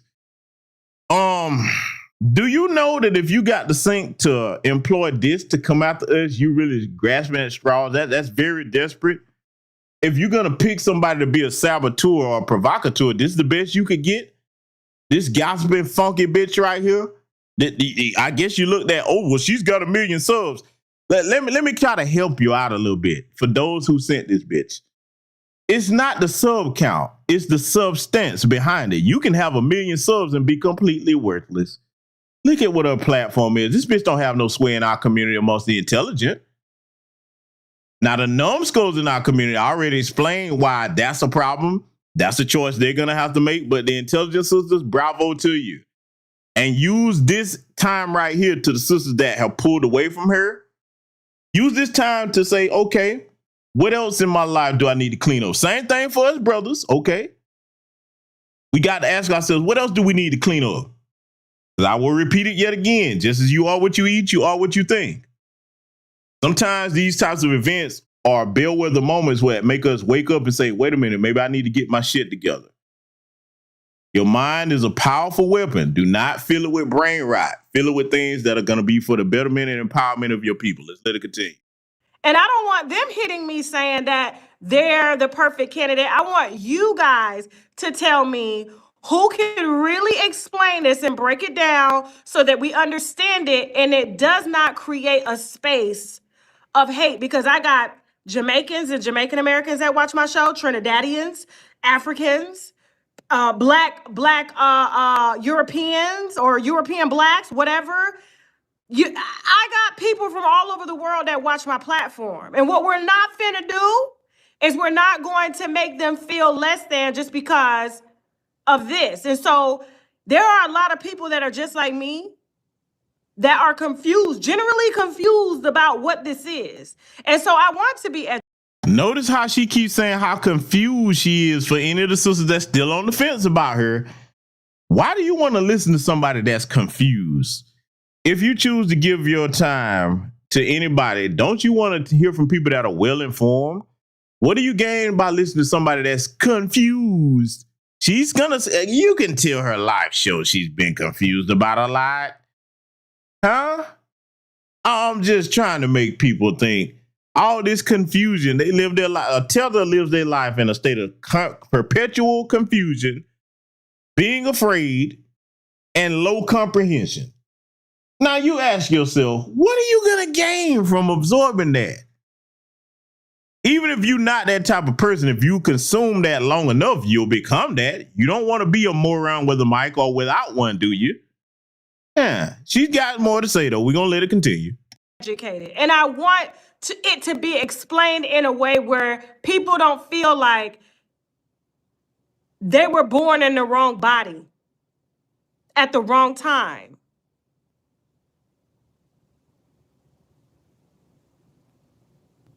So please email me, unwindwithtasha@gmail.com. Let me know who are your teachers when it comes to the FBA lineage. Okay, I've gone to the website. I don't know who owns that website. I was trying to look at it to see the source of the information because bold-faced lie, or should I say bald head lie. I repeat, bald head lie. I further repeat and refine. Bald head bitch lie. Bald head bitch lie. Bald head bitch lie. Bald head bitch lie. Bald head bitch lie. That's what that is. You a motherfucking lie. You know exactly who founded that site. It's Brother Tariq Nasheed. And I'm going to tell you why, because them people that put you up to this, you know what. Look, do y'all think y'all really fooling us? Whoever her handlers are, if you're going to pick a liar, pick a good one, okay? This bitch is not good at telling lies. Y'all should have told her, hey, don't even mention that part. Huh? But Funky K probably went off script anyway because she, you know, y'all look up the Dunning-Kruger effect. She's one of those people, a dummy that thinks she's smarter than she really is. A moron with a mic, just like I have up here. We need to make sure that we define these things properly. Listen, Donkey K. Funky Donkey K. All right? Yeah, we got all kinds of names for you over here tonight. In fact, hey, light it up, chat room. You got a name for Funky Donkey K? I mean, because, you know, she want to call us names. Bitch, we can both do that. Oh, we can both do that. Hey, you know, we have a good time over here. I put my bricks in. Y'all feel free to put your bricks in tonight. I just made a list of names on the community tab, okay? Since you want to give people names, we going to give your ass some names. But, bitch, you know who on that site.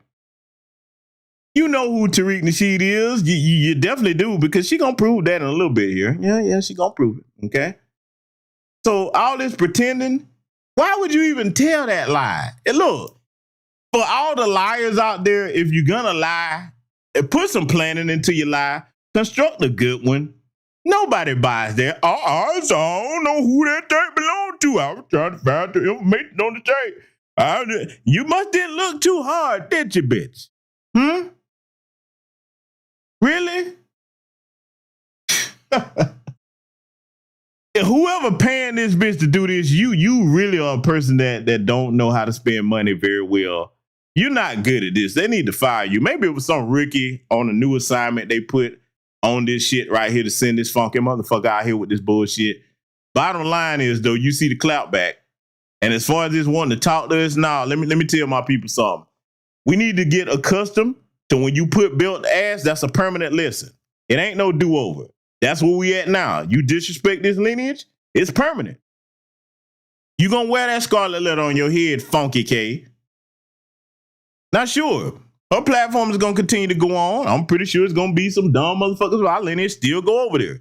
But to the sisters that woke up, shout out to y'all again. Congratulations, okay? Hold the line on your self-respect. Never sacrifice that for anybody, not entertainment, not nothing. If we want to get to where we supposed to be as a people, we got to draw that line for the men and the women. Once you go there, hey, man, you dead to us.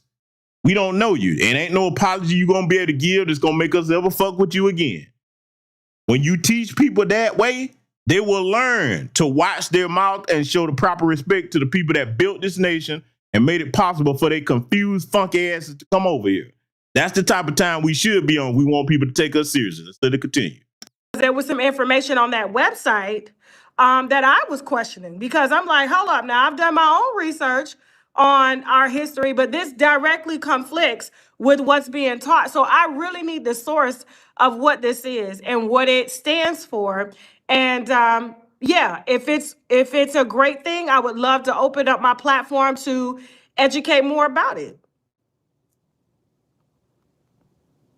Okay, so, I apologize for calling FBA lineage people that are just like myself, because if you were born in America, you didn't come here, I guess is what I'm gathering by you didn't jump the border. We were brought here of no. First of all, I don't even know where the hell I'm from. No. Because your funky ass was born here as an anchor baby does not make you a part of our lineage. One or both of your parents have to be from our lineage. That trace your ancestry back to the American killing fields of these plantations. People that were not immigrants in any capacity that are in this nation. That will make you of our lineage. If one or both of your parents are not, I was born here, so I'm Black American. See, y'all remember years ago on X, for those of you that are my day ones that follow me, remember I made that. I was probably one of the first, if not the first person to make that statement, because I sat there and I saw things. I said, yeah, man, these tethers keep using the Black American term. And y'all remember, because y'all can find the tweet. I came out and I said, using Black American alone is problematic because that allows legal keyword legal room for immigrants to latch on to that for these tethers. And boy, I remember the pushback I got from my own leader. I'm gonna say it anyway. I like, dumb, you're not thinking about what I'm telling you. Legally, they are classified as Black Americans. But what they are not classified as and can't be a part of is foundational Black American freedmen lineage. Because you have to be born into that. Don't just get to fill out some paperwork and become one of us. It ain't no group you can join. If you don't like it, you can't quit your lineage. You either are or you not. As simple as that. And you hear her, I'm confused. So she about to tell us how confused she is. She says she don't know what she is. See, you know what? This is what I'm talking about, right? And it's so many of them like this. And if you really stop to think about it, for those of us that didn't know what she was, think about some of the stuff she said over the years, huh? I want you to really think about it. And now it makes sense. Like, yeah, this shit do sound like some tether shit. Look, think about it, right? In case anybody hadn't threaded that needle. You know most of these gossip sites, the Shade Room, Media Takeout, World Star Hip Hop, Gossip, all that other bullshit. That's run by a bunch of Tethers. Now you compare what they do to her. In other words, let me really make this stick.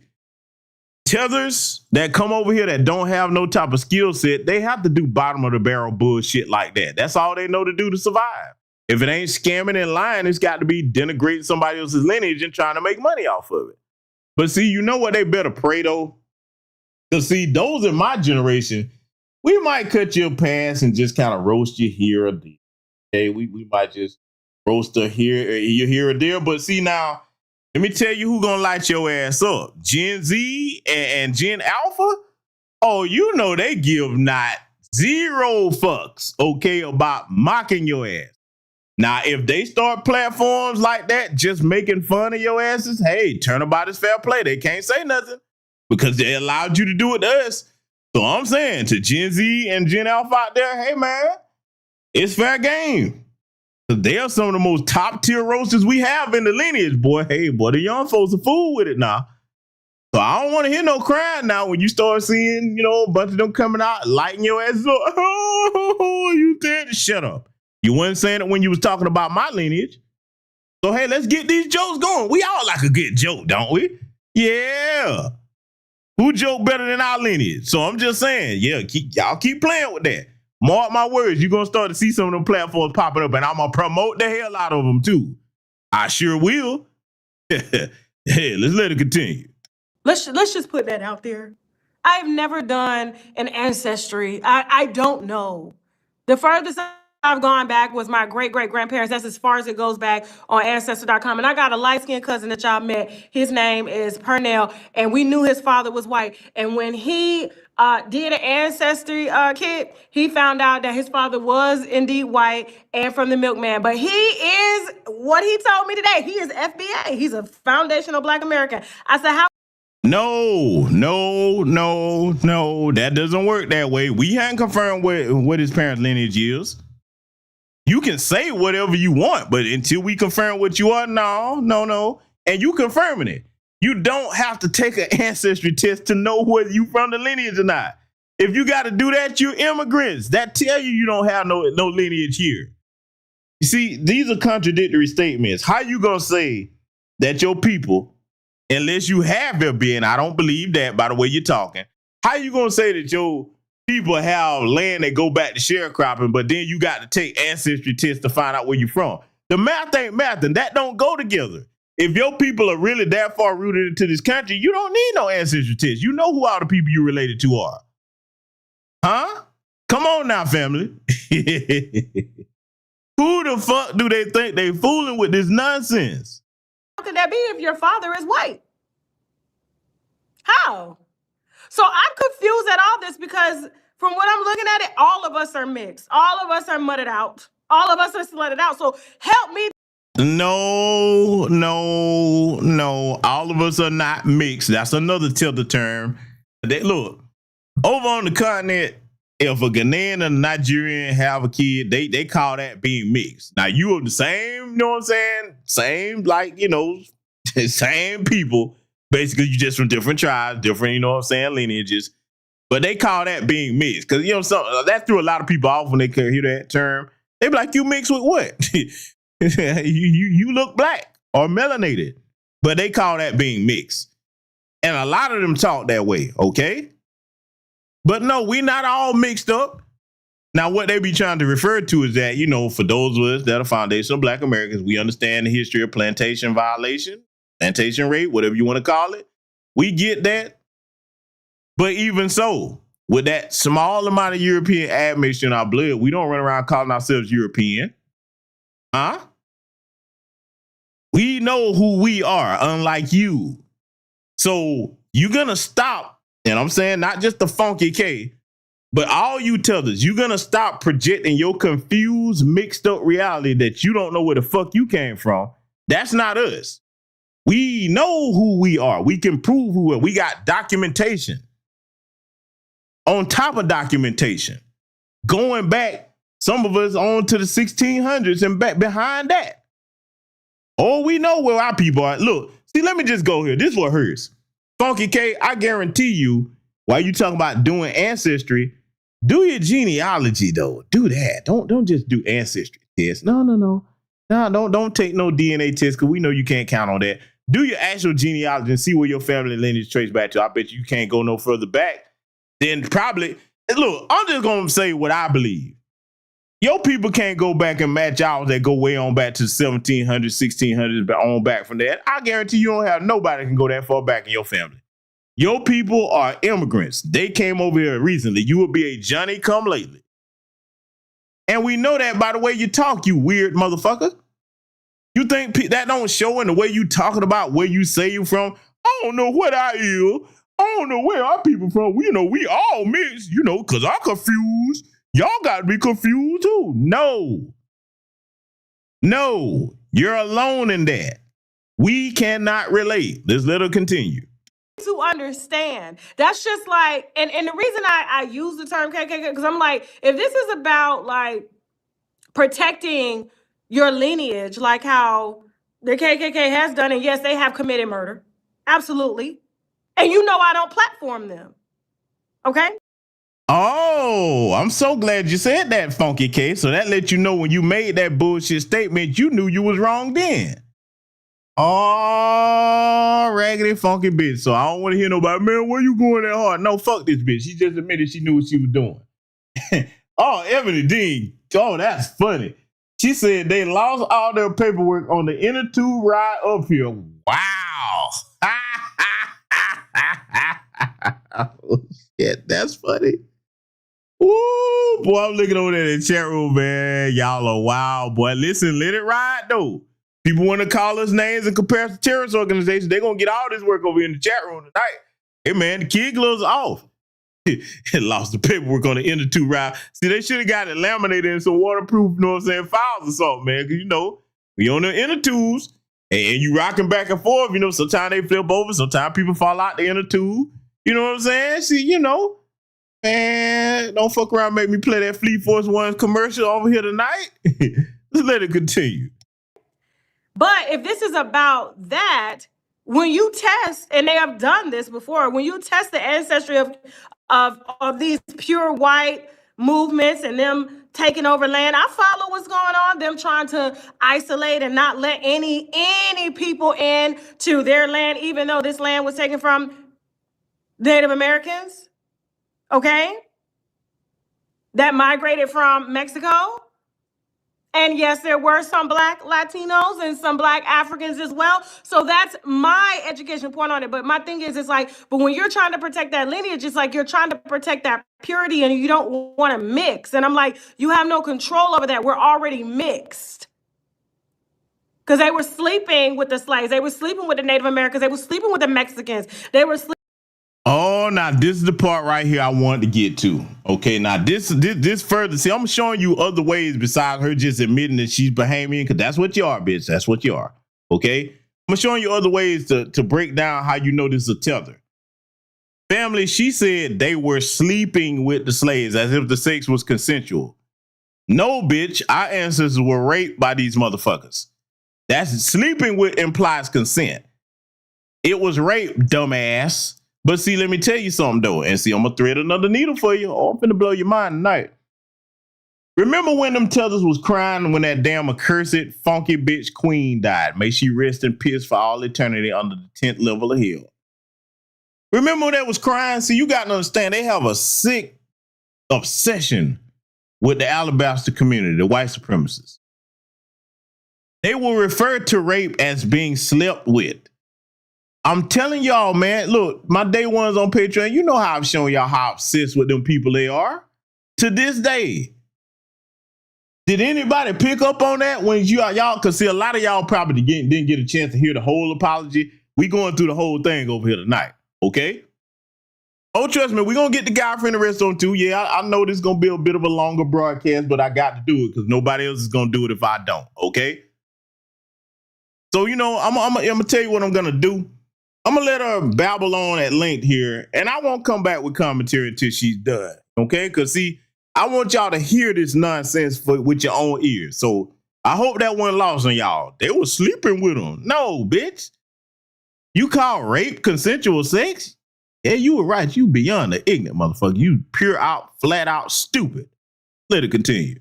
Sleeping with the Latinas. So we're all mixed. So I just need the people who y'all follow, and I need y'all to recommend this to me so that I can look back at their videos and make sure they are not, divulging hate. Because I am a woman that does have African lineage, that does have Latino, and that does have Black American lineage. It's all in my family. So help me to understand.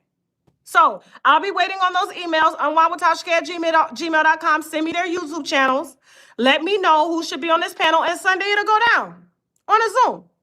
It'll go down. And if I catch anybody being divisive or being racist towards you for who you are, they got to be out. We're not doing that up over here, okay? But I will open my platform for an educated moment to be taught so that I can understand what this is. That way, when somebody come at me sideways about it, I'll know exactly where it's coming from. Just like I know how to distinguish a racist white person from just a white person. I'm educated on that because I've been around that my entire life. So I know the difference. I know the Asians act with us and I know the ones that don't, okay? And I don't go into their stores when they act like that. I don't. So help me. And again, I deeply apologize to KKK, but like I said, that's the way it was introduced to me. But I've been some bad actors on y'all part. And, open to, obviously always widening my experience in life, okay? And so I love you guys. And don't forget, check your emails, by the way. Me and him get... All right, so that was Funky K with her so-called apology, okay? Well, Funky K, we not accepting no apologies. You can go straight under the 10th level of hell with gasoline all over your ass. Go to hell, okay? Because we not accepting no apologies from you, nor any of these other goofballs on this thumbnail. No, that apology shit is over. And for those of us that are intelligent, it's over. Now, you will have some knuckleheads that will try to debate them. Again, what are you debating? We've already delineated. We already decided, okay, you disrespect the lineage, is up. We should have been on this type of time a long time ago because we've tried to extend olive branches to everybody. We the only ethnic group over here that built this nation. And even though we've been economically deprived, we say, okay, hey, man, you another melanated brother, sister like us. We're going to break bread with you. And we ain't got much, but we'll give you what we have and try to make a way for you. If you want to compare our lineage to anything, our lineage as a collective would be like the two old grandparents that don't have much, that take in somebody else's raggedy stray kids, clean their ass up, give them a shower, feed them, give them clean clothes and a roof over their head. That's what our lineage has been as a collective. And after we've done that, imagine you doing that for somebody that's a stray. You take them into your house and clean them up, and then they give you nothing but disrespect in return. Well, that day is over. You're not even coming in the house no more. You say you wet Carter? Okay, it's time to prove it. It's time to shine, baby.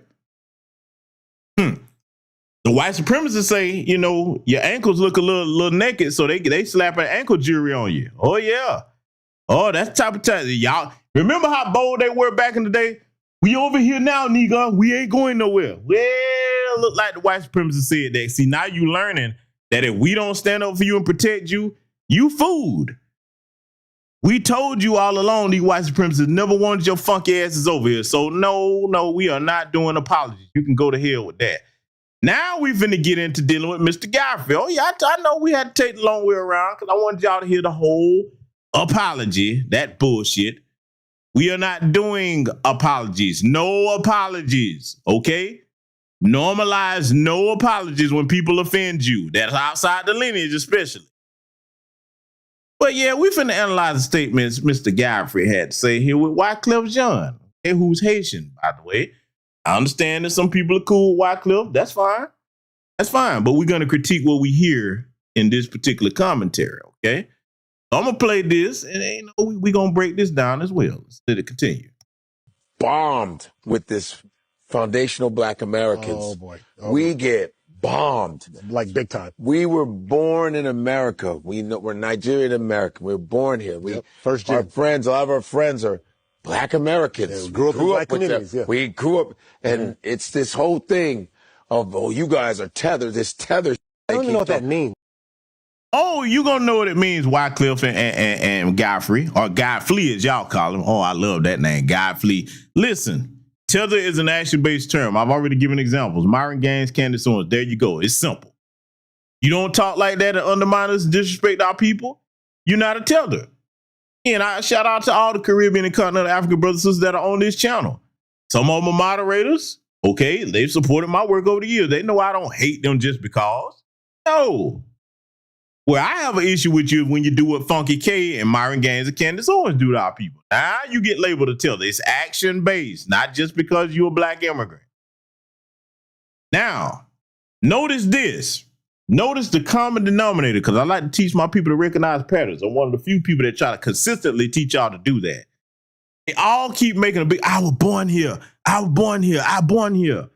But your people not from here. See, the reason why I'm emphasizing that point right there that they all keep saying, the I born here, that's an accomplishment for them. In other words, if they got somebody in the family that produce an anchor baby, that's an accomplishment. You flee to somebody else's country, and this is why the orange man is trying to clamp down on that. I'm winning with that. Oh, I hope he shut that shit all the way down. No more coming over here and you come over here pregnant, dump off a baby, and now it's a citizen. You can't do that. Man, it's very few countries that you can go do that, where you go and dump off a baby, and now that baby is a citizen of that country. Very few. So that needs to end. But notice how they keep saying, I born here, we born here. But your people not from here. Just because you get paperwork filled out that says you're a citizen, it doesn't mean you are of our lineage. And this is why I was telling y'all about the term just Black American alone being problematic. I said it years ago. I was one of the first, if not the first, to say it. Everybody, oh, they had so much to say. And then later on, people had to concede what I was talking about. I told people, I said, no, man, you don't understand. Think it legally includes these motherfuckers. Now people are starting to see it. Let's let them continue, though. They got more to tell us. It's tether means something attached. A tether's like you're attached to something. So I guess we're acting like we're them, but we're not really them, and we don't really belong with them. It's a lot of divisive. Yeah. Like you coming from Haiti, being in Brooklyn, going through what you've gone through. How do you feel about that? I don't know if anyone's ever. Notice how, and see, this is what makes Godfrey a tether. Notice how they leaving out all them insulting terms that they have for us and then politically trying to undermine us. Now, that's the big one, because we can roast the shit out their ass all day long. They low self-esteem asses. It's too much to say. The big problem is when you become a Byron Donalds or a Winsome Sears, or a Kamame Harris. Yeah, I'm talking about both parties, Democrat and Republican, because I'm neither. Okay, I'm politically independent for those that don't know. But when you start pulling that and you have the ability to make policy that affects all, oh yeah, you goddamn right, we're going to call you a tether and then something. Then we're going to make sure your ass don't ever get back in office again. Yeah, that's what we're going to call you a tether. But see, notice how he leave all that stuff out. They skip straight over there and try to act like, oh, you just saying that just because I'm from somewhere else. No, all this Akata bullshit. And then, you look, see, let me tell you something about tethers, man. One thing about foundational Black Americans, if we call you something, we going to stand on what we say. Online and offline, to your face, we going to stand on what we say. The word Akata is an insult. It means stray cat away from home. Now, I'm going to tell y'all what I've often told y'all. When they say that Akata term, I said, okay. For those of us that have that small percentage in our families that we can trace our lineage back to some, that came over here, because the greater majority of people, only about 3% came over here to North America. The rest went to South America, Brazil, etc. But what I tell people when they use that Akata term, be like, okay, you say I'm an Akata, huh? Well, who sold the wildcat away from home? You, motherfucker. So basically, you condemned yourself because, see, if you really want to keep using that term, keep on. After we get these reparations from these white supremacists, we coming for your punk asses next. All them slave councils and shit you got over there, yeah, you need to drop a bag too. Since you want to say, since you say you want unity, okay, you got to start with proper compensation. You owe too, motherfucker. You're not gonna come over there because look, I've shown y'all on Patreon all the different treaties that are documented. Well, when they ran their ass over here to the damn UN talking about reparations, motherfucker, you forgot them paperwork? You think them nations don't have that paperwork? They be like, oh yeah, hold up. No, player, you made a deal. You signed here. Ubuntu, the first over here, back, yeah, he signed the deal. We don't owe you a goddamn thing. You sold your own people to us. We don't owe you shit. Now, us in this country, we have signed no deals with this country or nobody else capitulating to the oppressor. We've never done that. This country owes us a legally owed debt, is reparations. And the tab is running white supremacists. You gonna pay. See, all that trying to distract us with that misnomer, that African American stuff. No, we ain't no African nothing. We are foundational Black American freedmen. Our families are not from the continent of Africa. Yes, we know we have genetic African ancestry. That's damn near everybody on the planet. But to say we're continental Africans, no, we're not. That's not of our lineage. We don't have African citizenship. We don't have people that's over there. Let somebody marry into the family. That's very few of us. That doesn't change our actual lineage to this nation. This is ours. So for those that want to be educated, you already know this is just that simple. We're going to let these two jackasses continue, though. They got a lot to pretend like they don't know nothing about. I want y'all to listen to this. Talk to you about that. Have you heard anything about this foundational Black thing? Because they feel like, you know, if you're part immigrant, you're not foundational. I mean, we recognize we're not foundational Black, but they say you shouldn't speak for us. That's right. You don't get to speak for us, motherfucker. Godfrey, hello, Mr. 154 over there. You and them jackasses, let me talk to you, boy. You don't get to speak for us because you're not of our lineage. Just like if I went over to Nigeria, your people, and tried to tell them what they should have. I'm not of their people. What the fuck I look like going there telling them what they should have and what they should? I ain't got no business speaking on nothing. If I go over there and visit and they ask me something, I want what the people want, man. I think the people should get whatever they want over here. I'm visiting. That's not my wheelhouse to try to tell you nothing. But you arrogant motherfuckers, especially ones of you that are first generation that come over here, you think you have the right to speak on what our affairs are? The nerve of you. You don't even understand how this country works, to be honest with you, most of you. You don't. And how you gonna call shots about something you don't even have a proper understanding of? Most of you, your greatest accomplishment is mastering the English language. And you still don't understand the terms you use. You use them terms all out of context. Huh? So no, you don't have the right to represent and speak for us. That shouldn't be anything hard to understand. But no, he got more to say, though, him and Wycliffe. Let's let him talk. What? I'm speaking just for Black folks because we're all going through the same shit. I grew up in Chicago. See, now this is how y'all know. See, this is an act right here. Look at this goofy look. And by the way, don't this boy look like something off Jurassic Park? Little dinosaur looking son of a bitch. Don't he? Take a good look at Godfrey. Have y'all ever just looked at this motherfucker? Tell me he don't look like a dinosaur off Jurassic Park, little velociraptor looking motherfucker when you look at his face. And why you don't never pick your hair out, boy? Jesus Christ, man. But no, you're not speaking for all Black folks because we going through the same thing. You know why, motherfucker? Because most of your people, the tether class, operative word class, you come over here and you can't wait to find the first white ass to kiss. The men and the women, the greater majority. Is it all? No, but it's too goddamn many. So no, we're not all going through the same thing. We've been here longer than you, and we're not trying to assimilate into white supremacist culture. But you think that you work harder by letting them make a fool out your stupid ass and pay you under what you worth and for what your skill set is. And you think that kissing ass and bowing down like Stephen A. Horseshoe Crab Hairline Smith, you think that that's playing the game. You think that somehow being a fucking coward and not standing up for anything and accepting crumbs off of a table that you didn't build, by the way, you think that's smart. And you look at the rest of it like, oh, you hadn't figured it out. No, motherfucker, we actually have some integrity and we know we're going to get our just due. You better look up the words of what Fannie Lou Hamer said. We can't have it. You ain't gonna have it, and we'll burn this motherfucker down. I'll be damned. We're gonna sit here and be in countries like hello, South Africa, where right across the street, all the white folks got their power on, but you got to go through load shit and your shit in the dark, and it's out for 2-3 days at a time. And you done paid the same electric bill they pay. Man, you get the fuck out of here. Boy, I wish they would try that shit in our country. So no, you can't speak for this little velociraptor looking motherfucker. Let's let it continue.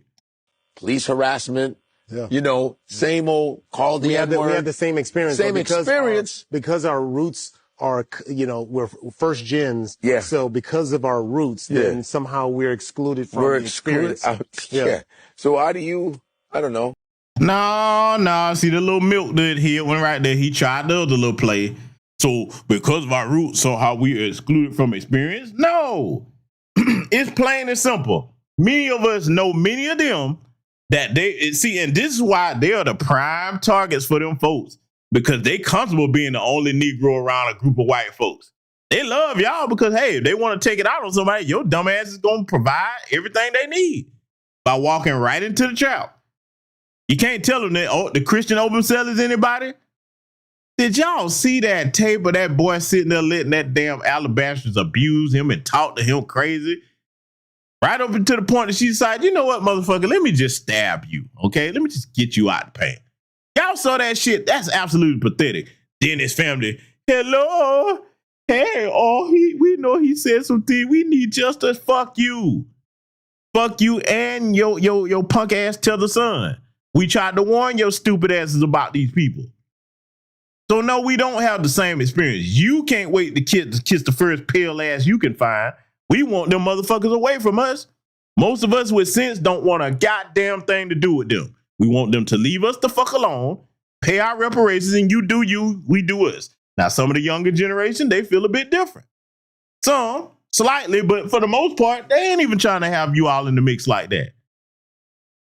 Yeah, some of the younger ones, they want to fuck on you and see what that's like. But for the most part, after that, the thrill is gone. It's like, all right, get on over there. And to my young ones, be careful with that. Be careful with that. Before I let this continue, be careful with that. To you young brothers that are foundational Black Americans that you want to see what the milk cooch tastes like or whatever, be careful, because that's one of the main ways them bitches will set you up. Why you think they find so many of these brothers hung and strung up? Don't you know they'll use their women to bait you off somewhere? And you think you finna get some alabaster snatch, and then Jim Bob and Bubba come out with a rope or something, and next thing you know, you hanging from a tree and they telling your people you committed suicide. Be careful with that. You want to fuck one of them stinking nasty seafood scented bitches? Bring them motherfuckers to your neighborhood. Make her come to you. At least if you gonna hit, you gonna come back alive. Don't you go where them motherfuckers at have them luring you nowhere. Huh? To my sisters, let me talk to you that are foundational Black Americans. For you that have gotten the desire to experience pink earthworm with bread and knock yourself out, I can't tell you what not to do. But whether you like me or not, let me tell you this. Don't be the next Ashley Janae. You better make him come to you too. Huh? You don't have to like me. I'm just telling you. Whatever you choose to do, come back alive after you do it. That's what I'm saying. Now that should be common sense. That's the law of preservation. You understand me? I get it. Grown people gonna do whatever you want to do. But hey, look, it ain't no coochie or dick worth your life. Don't you be stupid out here. You see the type of time we in. We in a situation now where people gonna tell us, after that Cito audio came out from Nolan Wills and his situation, the boy is clearly on the boat, because why would you call Nolan's name if he wasn't on that boat? But they gonna tell us, oh, never mind what you heard. He wasn't on the boat. Huh? They'll take you somewhere and kill you, and then all of them will have an entire system, hello, Funky K, a system where they can practice racism from the governor to the sheriff and everybody in that town, the medical examiner, and cover it up and gonna tell you, move along, nothing to see here, it's a general death. That's racism, you stupid bitch. Let this continue with these damn tethers. Well, I think that, again, I hear everything. Yeah. I see everything. I play for everybody. I'm around everybody. Yeah. And the conversations that I have is because I feel like the internet is louder than the one-on-one conversation. No doubt. Right? No doubt. Yeah. My one-on-ones are very healthy. Yeah. And it's a phrase that says, l'union fait la force. which means unity is strength, right? So at the end of the day, it's very clear that the reason why you look at history, right? Because what happens is if you want to debate, then we just got to go with the facts of how history is. And the biggest part of history is this, like, why did they keep me away from you? That's all I want you to know. So if you're in America and I'm in Haiti, why did they keep me away from you, right? Because at some point, some ancestors, there was some kind of a connection. Like why they was like, okay, we're going to bring these people to Jamaica. You know, these, we're going to lead them in Africa. We're going to bring these over here, and then these are going to be shipped to America. Like, why? Right? Wycliffe, brother, you can't just give that little milquetoast version of things. You have to acknowledge the actual history. See, let me talk to Wycliffe and any brothers and sisters that are non-FBA that may not be Tethers. I understand that it's a painful truth that some of these people sold some of us, but we're not going to act like that didn't happen. If you claim you want unity with anybody, if you claim you want to come together, you can't do that in dishonesty. You can't sit here and act like some of these motherfuckers weren't complicit in the transatlantic slave trade. We have the documentation. I understand that maybe they didn't teach them that in school, but well, congratulations. They didn't teach us either, but we know the history.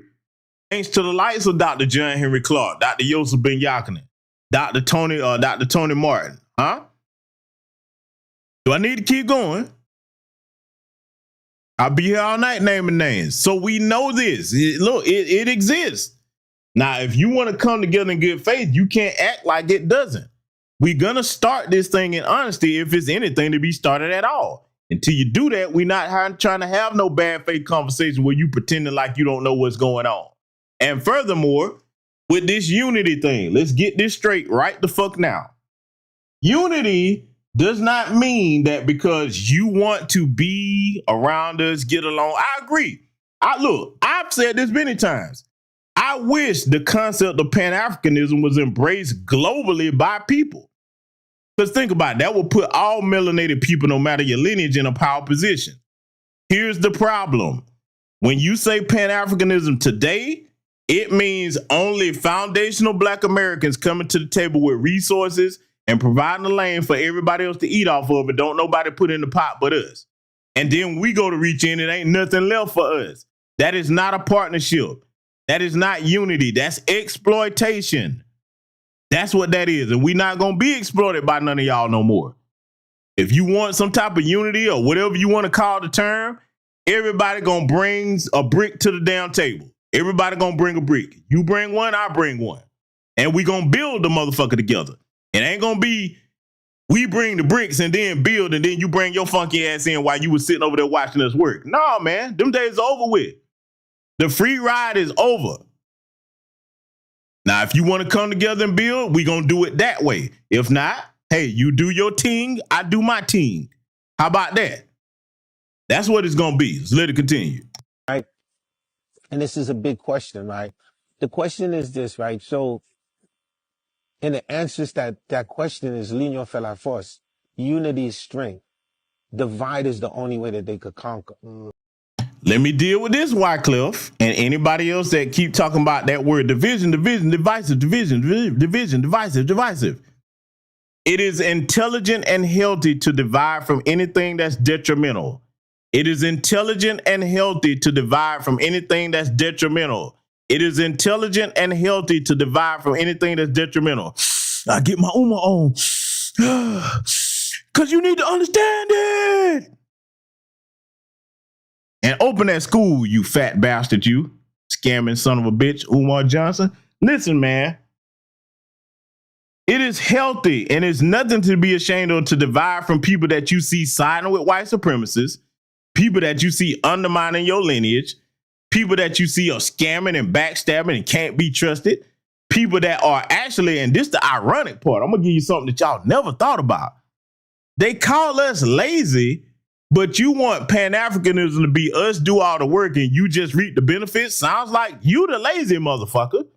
What do you bring to the table that's of any value or use in any partnership? And last but not least, we cannot unify with the tether class that doesn't have the same agenda against white supremacy as us. Too many of you motherfuckers see them as something that you want to be married to or lay up with. That's an accomplishment to you. What the hell we gonna build with you? You don't even understand who the goddamn oppressor is. You worship the oppressor. You idolize them. These the ones that's running around with them high blonde ass weaves and all that damn cake soap. You done bleached the damn hell out your face to the point you look like Casper, but you got them dark ass knuckles and knees and shit because you couldn't afford to do the whole damn thing. You self-hating motherfuckers, you. How the hell I'm gonna unify with that? I love being black. I wish I was darker. We love ourselves in whatever shade we come in, not you. Running around trying to talk in them Valley Girl and Valley Boy inflections. Hello, Frank Zanu, you peanut head son of a bitch, you. We see you. We know who funds you. And shout out to everybody that joined me in calling him out. Because at first, people kind of dragging their feet about it. But hey, I get a lot of shit started over the years that I don't get credit for. I'm not looking for credit. All I care about is that people catch up. When it's a threat, hey, man, somebody point and say, this is a problem. Everybody should be on alert.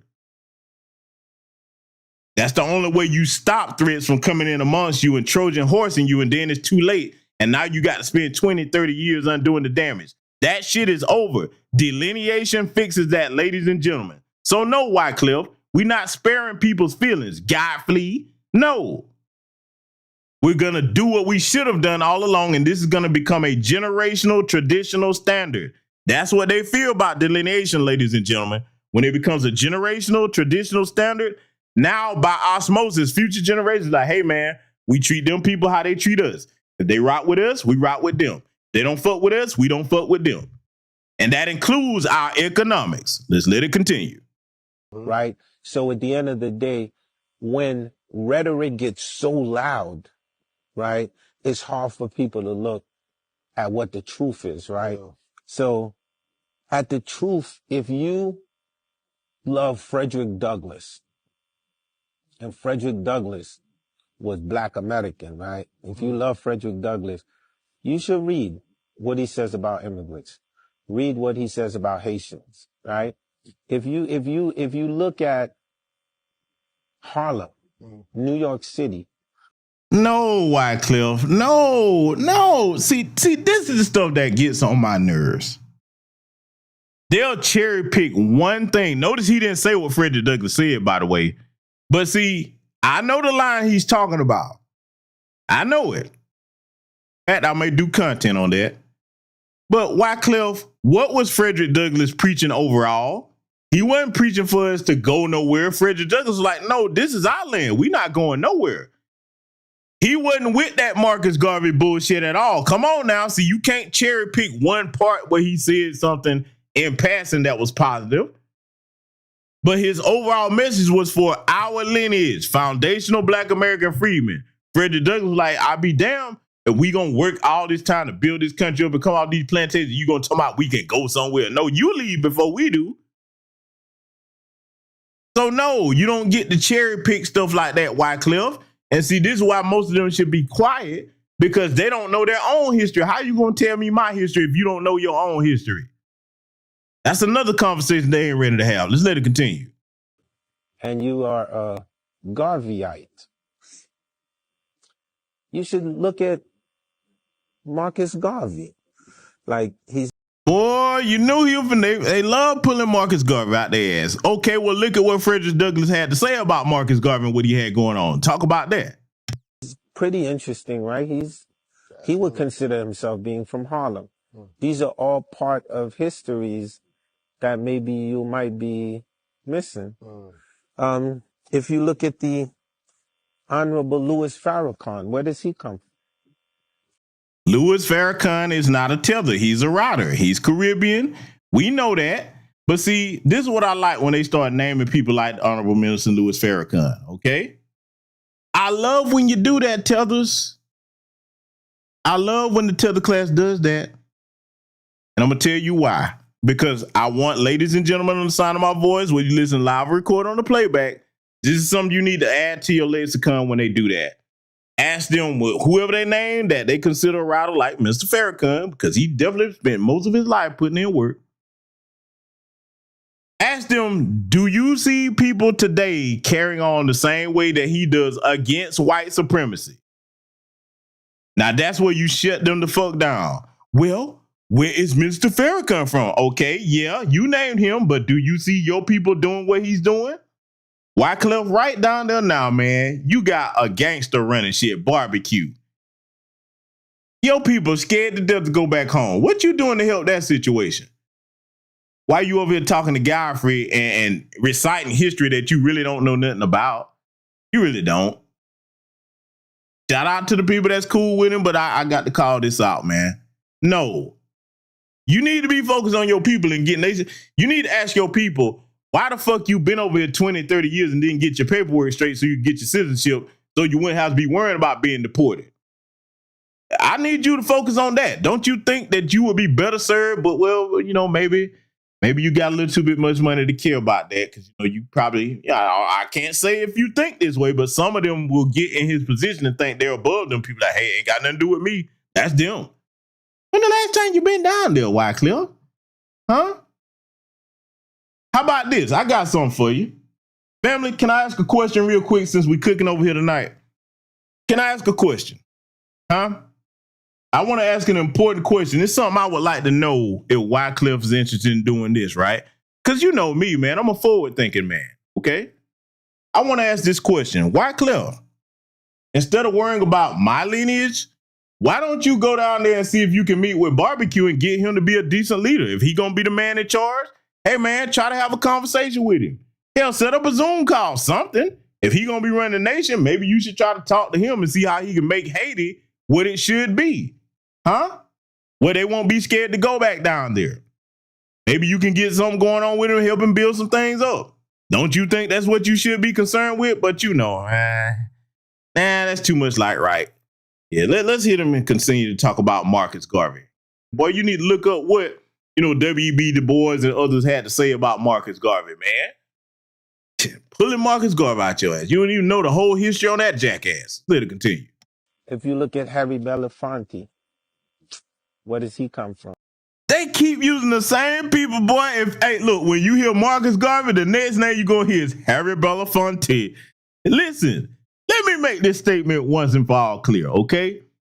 Just because somebody was a router or did some good things that was not FBA, you don't get to latch all the tether class onto that. Hey, I know I called you in the caller, but Harry Belafonte, Marcus Garvey, okay, Carmichael, you don't get to do that. No, motherfucker. If you're not doing what they was doing, you don't get to lay your hat on just because they was non-FBA and they was over here. That's what they do. It's the most asinine shit ever.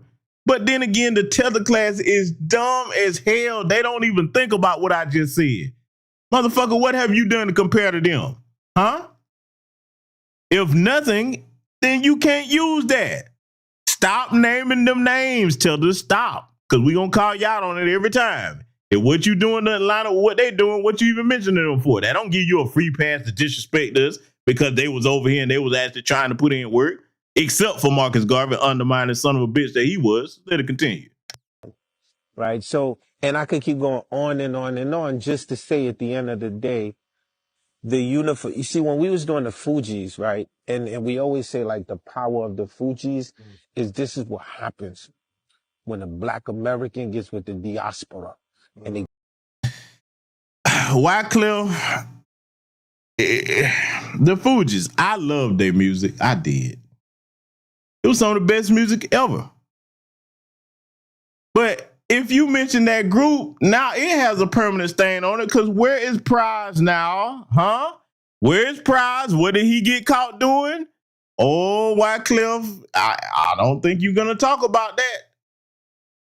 See, the Tethers, man, I noticed something with them. They remind me of small children. I'm going to explain what I mean by that.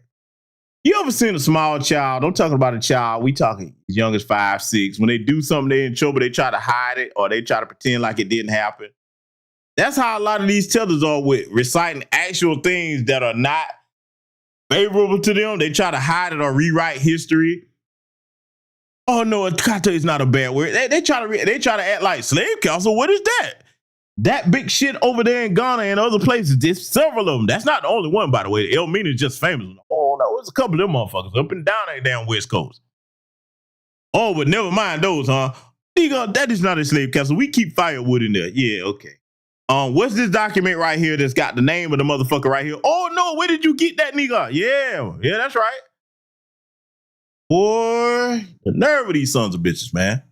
Put their arms together and they learn from each other, right? So when Lauren is sitting there and she's like, yo, this is the Four Tops. You know, this is Marvin Gaye. You know, I'm like, who?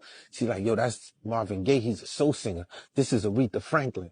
I said, yo, that's dope. And I'd be like, yo, check this out. This fella Kuti. Yo, check this out. This band called Tabu Combo. Tabu what? Tabu Combo. They out of Haiti. Yo, this Celia Cruz, she from Cuba. When you put the forces together, this becomes the most powerfulest thing on the planet. And then so I always tell people like, you know, disagreement will always happen, but always remember that the strength is always going to be in the unity. Yeah. We cannot unify with people that see white supremacy as something to capitulate to, Wycliffe. The sentiments are noble, but that's not what you're discussing. And furthermore, we're not going to unify with people that think you're supposed to disrespect us. You Johnny come lately, come over here and then you start trying to dictate terms to us. And then the most insulting thing, you try to tell us about our own history, talking about people like Busta Rhymes, punk ass. You don't have a culture. Why are you emulating our culture? Make that shit make sense. Anywhere in the world, they go in and say that. Like, look, we don't have a culture besides just here in our homeland. For those of you that are well-traveled, our culture is all over the world in places where many of us have never set foot. Did you know that? See, this is why I tell you, travel is the best education you can get. So no, we're not going to just be all lumped together when you got, look, Wycliffe, let's use your people. Why do you think Dessalines and Toussaint Louverture had to separate and get them traitors out from amongst them before they launched the Haitian Revolution? Because they would have sabotaged it. Anything we do for the liberation of our people, we can't be mixed in with you mentally colonized motherfuckers. For those of you that it applied to the tether class, what the fuck we gonna do with you if let's just say in a hypothetical scenario, it went down tomorrow. We tired of this white supremacy, we about to go ahead and bring it to their ass.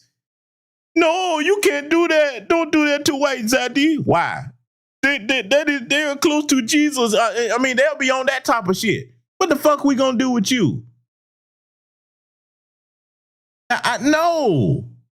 You are too mentally damaged to see your oppressors as above you, and you think you're supposed to be in a subservient position to them.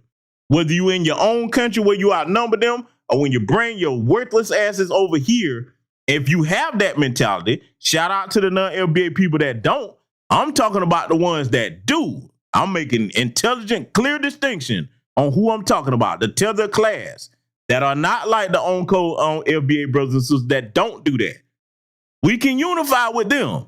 They get it. They know that you ain't got no business trying to capitulate to white supremacy. Unfortunately, too many that come over here, hey man, that's the first thing they want to do. They want to go try to find the whitest neighborhood they can find, put this up behind enemy lines, and then try to enforce it. Remember Myron Gaines when he was outside that Turning Point USA conference? That had to be one of the most pathetic things I ever saw in my life, man. You are somebody that made it clear they don't fuck with you, and you standing outside like a bitch that just got fucked and dumped off somewhere on the side of the road. Hello? You know you wrong. Why you gonna leave me outside? Let me in. Come on now. That's how he looked. Don't have no personal pride or shame. We supposed to unify with that? Get the fuck out of here, man. No. So sometimes I leave the argument and I go preach to the kids. Yeah. Because you're going like I can't waste my time with this. This is the upcoming. They're gonna, everyone like we're gonna leave Earth real soon. Yeah. So they the next ones in line. So if I can't get you, I'm gonna get them. Oh, you think so? You know what you're gonna find, homeboy? Delineation gonna be waiting on you there too, because they're getting some very harsh and unfortunate lessons in real time about delineation across the board, and we including the white supremacists. Okay, because some people think we can't chew gum and walk. We including the white supremacists because some people think we can't chew gum and walk. Okay, The young, Gen Z and Gen Alpha, they getting some real-time lessons. They starting to learn that the things that those like myself that are Gen Xers are talking about, it's not something from a long time ago. We showing them platforms like mine. We're showing you how what happened back then correlates to present day, right down to your present day white peers. They still have white supremacist sentiments too, and these tethers want to be like them and be accepted by them. Therefore, they are a danger to you. This is why you don't run around calling everybody a brother or sister in the diaspora. If you calling them that, and then these motherfuckers are idolizing their oppressors and you got them right up under you, don't you know you in danger? Look at them tethers that helped Daniel Penny kill our brother Jordan Neely up there. Do y'all remember that? And them tethers on the train just standing around. Again, I say, boy, had that been down here in Georgia, we would have lit his ass up.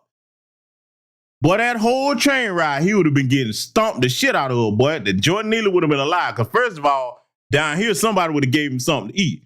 Hey, brother. Hey, man, take this, man. It ain't much. And here's a couple dollars for you, man. We try to look out for our own down here of our lineage. We don't treat our own like that down here. It's a bit different down here. You around one of us, the one thing we could do, a lot of our parents and grandparents taught us, hey, man, it don't cost nothing to feed somebody, man. If I can't do nothing for you, I can give you something to eat. So don't let it be lost on you. A lot of them tethers will stand around and watch shit like that because, hey, they think that's what they're supposed to do in their country. Sit up there and let one little Asian, well, you outnumber this motherfucker 15-1, beat on you with a stick and shit like you a child in your country. Set up a goddamn business in your country. Hello, Kenya, looking at you and tell you where you can't come. And you think we supposed to unify with somebody that's that mentally colonized and broken where you in your house and you gonna let another motherfucker tell you what you can't do? How am I unify with you, man? You ain't ready. You are not ready. No. Let it continue. Spread the word. That is so dope because it does get a little exhausting because, you know, I liken it to this, and I've said this too, especially the way we've been spread throughout the diaspora. You know, when colonizers came into Africa and they enslaved the Africans and, you know, took them over and enslaved the Africans and spread them throughout, you know, Jim Crow, you have Jim Crow in. Look how he skipped over that. The colonizers came over and they enslaved the Africans. No, your people made deals with them. I guess I'm going to have to start posting that paperwork. Because, see, I know where to find the treaties where you can read them for yourself. Look, I listed them on Patreon. Y'all already know what time it is over there. Huh? Am I going to have to do that on the main channel, ladies and gentlemen? So I say, okay, motherfucker, you want to play this game? This is what your people signed, bitch. Ain't nobody just run up and, woo, there's one, snatch them. No, they didn't even know the terrain. They had to have help to do that. Even if you didn't know nothing about the deals you signed. That makes no logistical sense. How you going to go somewhere where you don't know the lay of the land and just pick somebody and snatch them and then get out of there without them people tearing your ass up? No, that mean you had to have help. And to this day, that's the mindset that they don't understand. These motherfuckers will let people come over there if they have a dispute with another tribe, let them folks come over there and end up selling weapons to both sides and taking advantage of them, not realizing that you're supposed to say, hey, man, yeah, we got problems with our cousins over there, but you can't get involved in that. This family business. We'll handle that. Get the fuck on out from over here. In fact, the business, I should whoop your ass for even trying to get in the middle of our business. That's the type of time you should be on. Oh, let me give you some examples, because see, unlike Funky K, I keep up with geopolitics because I've been to some of these places. And not in a civilian capacity. Let me tell you something. Right now, if you look at what Burkina Faso is trying to do with Mali and Niger, don't you know that Ghana and Nigeria, the nation states over there on the continent, are against that? They're loyal to the French. See, you got to understand, if you start looking at the modern day map of Africa, they can't unify because some of them think they're supposed to be more loyal to Europe than their own people. They're sister nations. Did you know that? Oh, don't believe me? Look it up. How you gonna see one African nation finally get some true independence, even though it's problems with that, with him trying to so-called partner with the Russians? You can't partner with somebody you don't have the ability to punish if they break the agreement. But I digress. You see Burkina Faso trying to do the right thing. Instead of you saying, you know what? Yeah, man. Yeah, that's the way. Let's back them up. Let's get free for real and control our resources and sell them for market value and build our own shit up. And so that our nation can be a place of pride where our young people say, hey, man, I'm going to stay right here at home and be proud of where I'm from. And if I leave, I'll go visit, but I'm coming back home because I'm proud of home. This is mine. Instead of doing that, you got Ghana and Nigeria that have signed actual treaties. Did y'all know that if France go to war, Ghana is obligated to help them with military support, even against another African nation? Now, did you know that shit? Nigeria got similar agreements with the British Crown. How the fuck are we going to unify with that, man? Boy, see, they don't want to talk to me, man, because I can back up everything I say. Let's let it continue.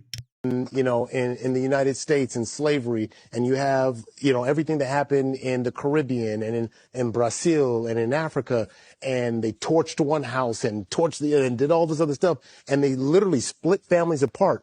And then for generations and generations keeps everybody apart. And then the idea to me, which is so hard, but I get what you're saying, division, is that when the generational starts to come together, there's some of the same people that you're saying, you're not a real one, you're not, you know, foundationally Black Americans, could be the very person that is your fourth, fifth, or sixth cousin, and you're saying that we're not together. You know what I mean? And that to me is the power. It is called ethnogenesis. We are not of the same lineage.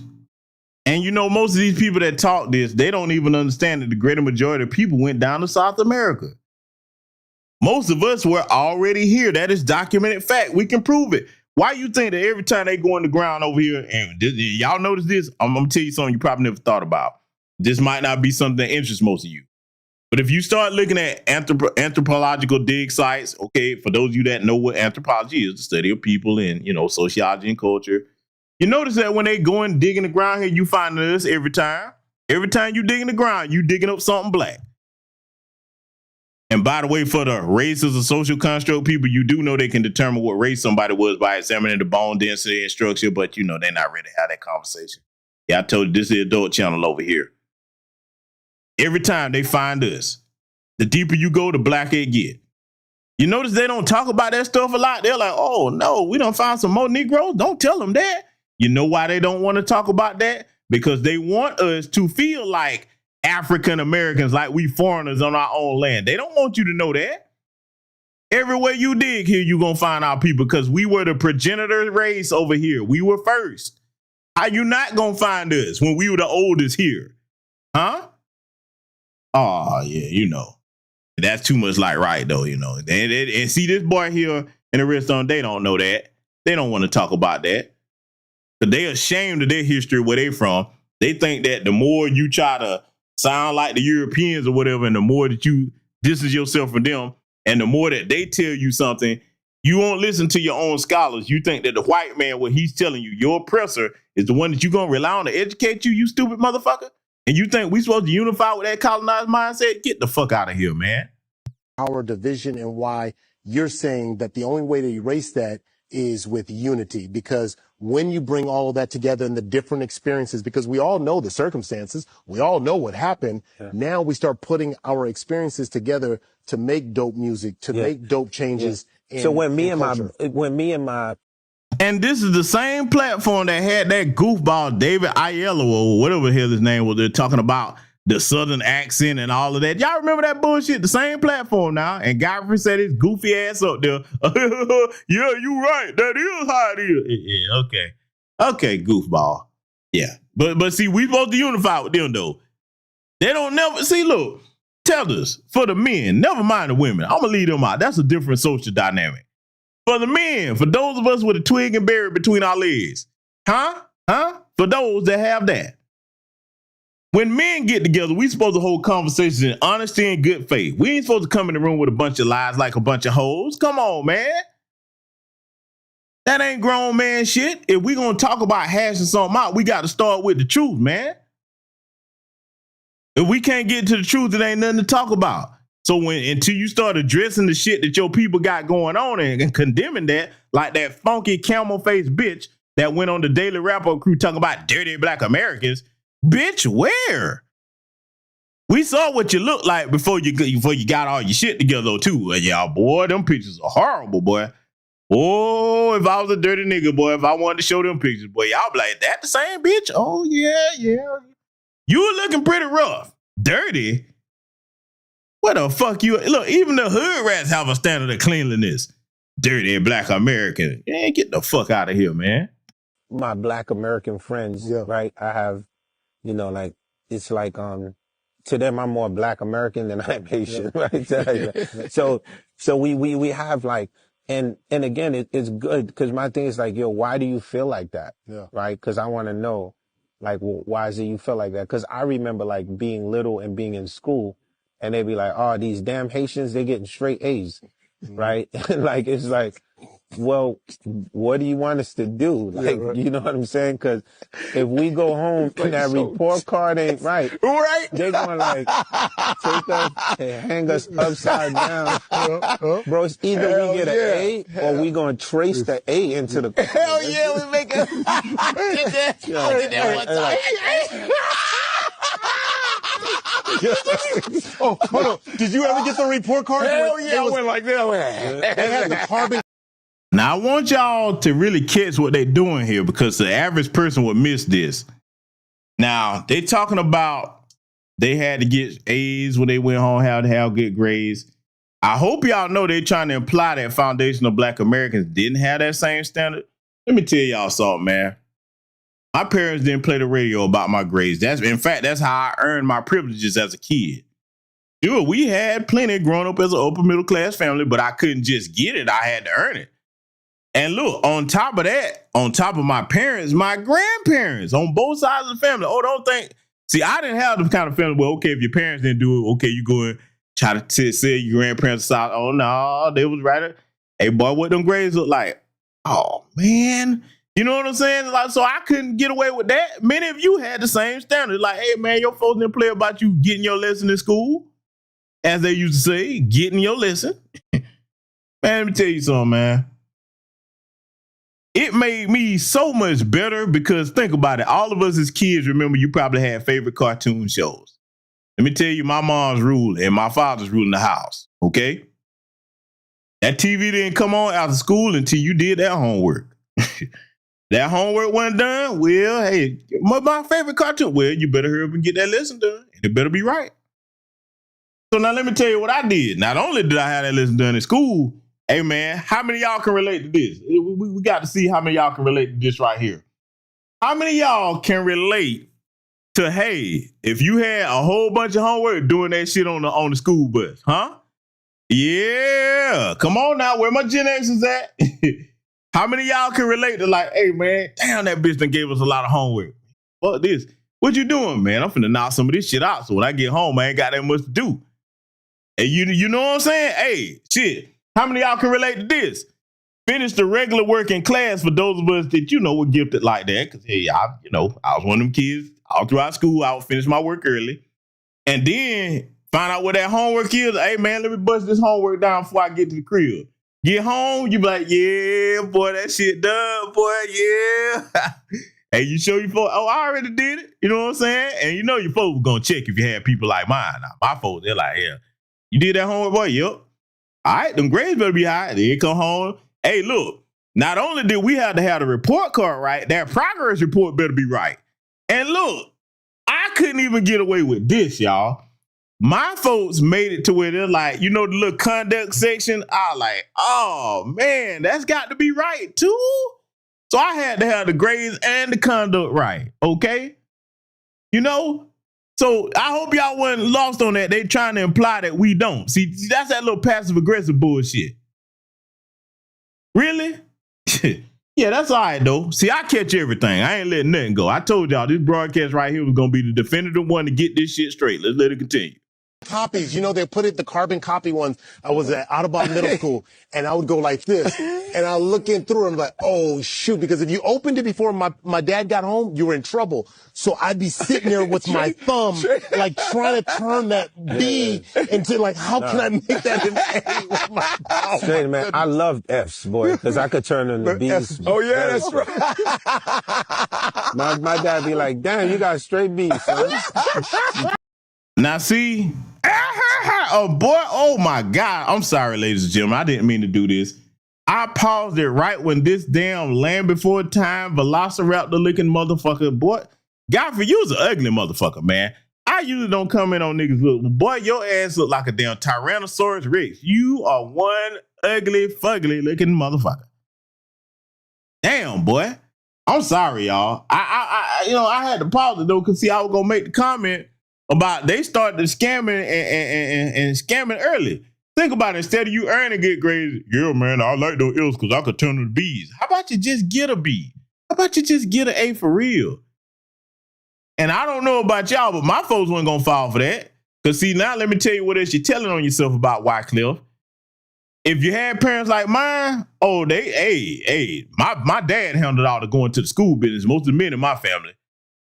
And then if mom didn't go up there, she was gonna call. So I couldn't have got away with that if I did have failing grades in school, which I didn't. You know, they were gonna check now. Oh, they were gonna check. So basically what you telling me, your parents didn't really follow up behind that, huh? So you could finesse them. Good luck, must be nice. Mine wasn't falling for that shit. So you guys started scamming and finessing early, huh? Why this velociraptor look at this boy teeth. God damn. Oh, pterodactyl face looking son bitch you, man. Let's let it continue. Yes, you straight B-boy. Okay, you're going to be okay. You're going to be okay. You need to get an A, but you're going to be okay. Good. My father said, when we got C's, my father used to say, that's a gentleman's grade, at least. But you can't get better than that. You can't choose. But you could. Oh, my gentleman's grade. Yeah, so now you heard that, right? You heard that, right? So now, we're going to let you hear from Fat Boy Flacco here. He finna educate you on some things that you probably didn't know about him. I'm going to let him do his own talking, okay? I told y'all I'm going to get it tonight. So I want y'all to check this out. I want to give the tap dancing sellout of the day award to Poetic Flacco. Now, who's Poetic? Well, I'm Poetic Flacco, okay? No, but all jokes aside, the tap dancing sellout of the day award goes to Poetic Flacco. Now, you're probably asking, why are you talking about yourself this way? Well, this stems from a comment I got on my last video from a subscriber called Beauty. Now, Beauty is a subscriber. She comments. I've seen her in my comment section often. So she's not a hater. She's not somebody, who's a troll. Like, she's a real person, right? Who had a real critique. And the comment was, Flacco, you got some explaining to do. And the comment section and like in the thread, sorry, not threads, but the replies of the YouTube comments, not threads, because threads are a whole different thing. But in the replies, there were people pointing out, bro, Flacco, we've seen videos of you as a conservative. Now you're more left-leaning. What happened? What was the change? Why did you change? What's going on? And I certainly feel like, one, nobody is above accountability. Two, nobody is above being called to the carpet and taking accountability. And nobody is above giving answers. Like, I don't think giving answers make you less of a man. So I'm here to give answers and speak to my community and speak to my people. To even understand how I became or how I overcame, you kind of have to understand a little about my life. Now, a lot of you guys already know this information because it's no surprise. And I'm even here currently, but I spent a lot of my life in North Dakota, right? And North Dakota is overwhelmingly conservative, is Republican. Now, I want y'all to follow where he's about to go with this now, because he is going to be indicative of everything that I said here earlier tonight about the Tether class. They bring their big, and by the way, because he ain't going to tell you this part, but he's already said it in the past, this big funky fat motherfucker here, this stuttering son of a bitch, was brought over here when he was 2 years old. With all that us and we talk, he be talking like he's a part of our lineage. Ain't no us and we, boy. They really don't get that just because you melanated like us doesn't mean you of the same lineage. So you were brought here when you was 2 years old. You can tell by the way he talk, he barely even understand the English language. He be using shit all out of context. So they get their funky ass over here, and just like clockwork, they start identifying with the white supremacist oppressors, whether they Democrat or Republican. So his stupid ass thought he was a conservative. I want you to listen to how he's about to explain this, and you're going to see exactly why I put this in here tonight. Like mostly, like damn near everybody, like I know is conservative in North Dakota. It's one of those things where you don't really even think about it. Even like certain quote unquote Democrats or conservative, it's just the place where conservatives are. All right, like North Dakota is just overwhelmingly conservative. It's probably one of the most conservative places on planet Earth. I was even raised. Okay, so you an immigrant from Liberia. What the fuck you thought you had in common with white conservatives? What the fuck did your goofy tether ass have to conserve? And I would say that to anybody of my lineage. I'm a conservative. What you conserving, motherfucker? Dr. John Henry Clark said that best. What are you conserving? You don't have nothing to conserve. Well, what you conserving? So let's break it down. You came over here when you were 2. They drop your funky ass off in North Dakota. You don't have nothing in common with them white folks that don't fuck with you up there, by the way. And you call yourself identified with them. Now, you see what I'm talking about that colonized mindset? So for the few black people or melanated people that you could find out there, you didn't try to identify with them. You latched onto conservatism. I want y'all to follow what he's about to explain here, because see, this is actually a lot of them when they come over here. Let's let it continue. In a really conservative household. My father was a conservative African man. To this day, he's still conservative. To this day, my father is still conservative, and he don't even live in America anymore. My dad moved back to Liberia to work in the government, and he is still conservative. We still have arguments back and forth to this day about policies, right? And he'll probably never change. So that was what I was surrounded by, and I bought into the hype. I bought into the hype so much, I didn't even bother doing research. Like things like trickle-down economics, I just thought that was the gospel. Like now I know that's absolute nonsense and that's hogwash, right? But I bought it. I bought into things like grab yourself up by the bootstraps, things that are like, now is nonsense. But I bought into it, right? Because that's what I was. How would you buy into it though? How would you buy into it? First of all, you're in a country that you don't belong in because you're not from here. Yeah, I said it that way. You're a foreigner, a guest, an immigrant in somebody else's country, and you latch on to that. You didn't even latch on to that through other people that are Liberian immigrants or African immigrants. You start latching on to what you heard the white folks repeating, huh? Now, why would you do such a thing?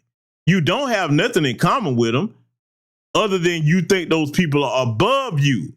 And don't tell me you didn't think like that, and you still do, because I look at how your punk ass went over there with Adam 22. I look at how look, his commentary, y'all know I've covered it. This motherfucker will be 1 minute, he be trying to talk like he's against white supremacy and picking up our talking points, but then he'll tell you that people like Neon and all these little white supremacist streamers, I like them, they're okay. They're all right. Clavicular, they're all right. I like Nympho and Tez. I like, motherfucker, you don't even recognize what a white supremacist is. A fat, flip-flopping, stuttering son of a bitch. So see, I'm glad he's telling you what his original mindset was. Just confused all over the place. How you gonna latch on to something that you don't understand and don't do no research on? And then take a standpoint, people like him, not just him, would take a standpoint like you lecturing us on something? Really? How? He gonna explain it though. I want y'all to hear this. Surrounded by. That's what I bought into. I didn't leave North Dakota, I think, until 2022, when I came to work for No Jumper. Yeah, as an adult, it was 2022 when I came to work for No Jumper. And me being conservative at the time was not something that I really hid, to be honest, right? Like I was on camera spewing the same nonsense, trickle down economics, grab yourself up by the bootstrap, just being uneducated and not really understanding the history. These were things and policies that I actually thought work. My wake-up call, and I think a lot of us have wake-up calls, a lot of people who start off conservative, especially if you're Black, you have that wake-up call. And that wake-up call for me was the rise of white nationalism. When I realized it's not about policies, bruh. See, this is that goofy, confused, stupid tether mindset. This boy said the rise of white nationalism, as if it just all of a sudden started in recent times. No, you dumb son of a bitch. This has always been a white supremacist nation. The rise of white nationalism. Really? So you think it just rolls out of the blue in the modern era? That's what you think? This is why we tell you tellers to sit down and shut the fuck up. You don't know nothing. The running joke is, let me tell you the truth about you, tether class. Let me tell you something. I'm gonna tell you like ain't nobody else over here in these spaces gonna tell you. The reason why white supremacists blow smoke up your ass, because the running joke is that you too damn stupid to even understand that they're the threat. They like that. They love a joke where it's a punchline and they get to insult you in front of your face and you don't even realize they can't stand you. They look at you and talk about you like a dog when you're not around, but y'all don't never talk about them. You keep talking about, they call me African booty scratcher, but you don't never tell about how them white folks do you when you the only one around them. You know why? Because you repress that memory because you idolize them so much that you don't want to remember all the shit that them white folks said to you. But they don't fuck with you like that. What do y'all think the few of y'all that came over here during Jim Crow, who you think you was staying with? You was staying with foundational Black Americans. You weren't staying with no white households. I dare you to prove that. Show me any immigrants that came over here during Jim Crow was staying with the good white folks. Huh? Let this stupid motherfucker continue. It's not about policies. It's not about whether or not I believe tax breaks at the people at the top will lead to more job creation and then trickle down to people at the bottom, or whether or not the base level of people at the bottom should be raised and then they will be more productive and then they would climb the ladder. It's not about policies. That's when I realized it. It's not about policies. What I realized was these people believe that we don't belong. These people believe that this country belongs to white folks, that this is a country for white folks and by white folks, and Black folks do not belong in this country. You believe that too if you call yourself siding with them. You definitely had to believe it. That's what most of you see. Most of your dumbass people, man, to tell the class, you think that you here because them white folks wanted you here. When history shows that we were the one that advocated for you fat motherfuckers like you to come over here. And then you immediately get over here and side with the oppressor. You shouldn't even be able to think that way. Even if you didn't know who it was responsible for you advocating for you to come over here, how you gonna come over here and then side with the same people that helped devastate your homeland? Make that make sense. And you so much smarter than us and you don't have sense enough not to do that? Really? Huh? Oh boy, I told y'all they wasn't gonna like this one tonight. Dumb ain't finished though. Let's let him continue.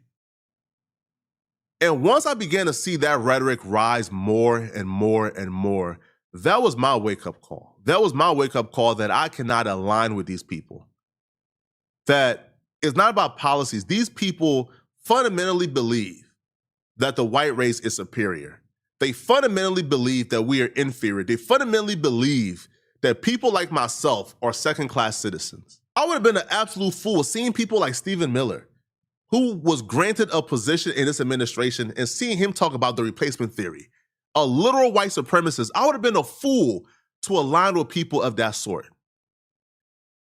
You still a fool because I've heard you talk, fat boy Flacco, and he's one of them motherfuckers like some stupid people in our lineage that think that the white supremacists are all on one side or the other. They think all white supremacists are Republican, not knowing that the Democrats are white supremacists too. In other words, and listen to how this fat motherfucker talk about Trump. You know I don't support that motherfucker. But he talk about Trump like, oh, Trump is the end all be all, not knowing that Joe Biden is the same thing, dumbass. It's a distinction without a difference. He constantly talk about them like the Democrats are the good guys and the Republicans are. Both of them are the bad guys, dumbass. All that, the left, the right. We even tell our own lineage that. Like, no, idiot, there is no one good party over the other. They're both white supremacists. They just disagree on how to fundamentally practice white supremacy. That's it. But you'll have a Johnny come lately that'll come over here fresh off the boat like this idiot, and all of a sudden you an expert on politics and our culture. And by the way, you fat stuttering bastard, who the fuck do you think you are talking about? You a hip hop journalist, hip hop media. Really? This is what him and DJ Academics call it. They think they hip hop media. They think they're hip hop journalists. What respected hip hop journalist, hip hop artists of our generation and of our lineage is beating down the door? You know what? I done accomplished a lot in my career, but boy, if I could just talk to Flacco and Academics, who the fuck saying that, huh? When the last time you seen him talk to Rakim or any of our greats that we revere, huh? That's still around. Hell, even the new generation, who the fuck come on your show and fuck with you like that? Either one of them fat Teletubby-tellers, huh?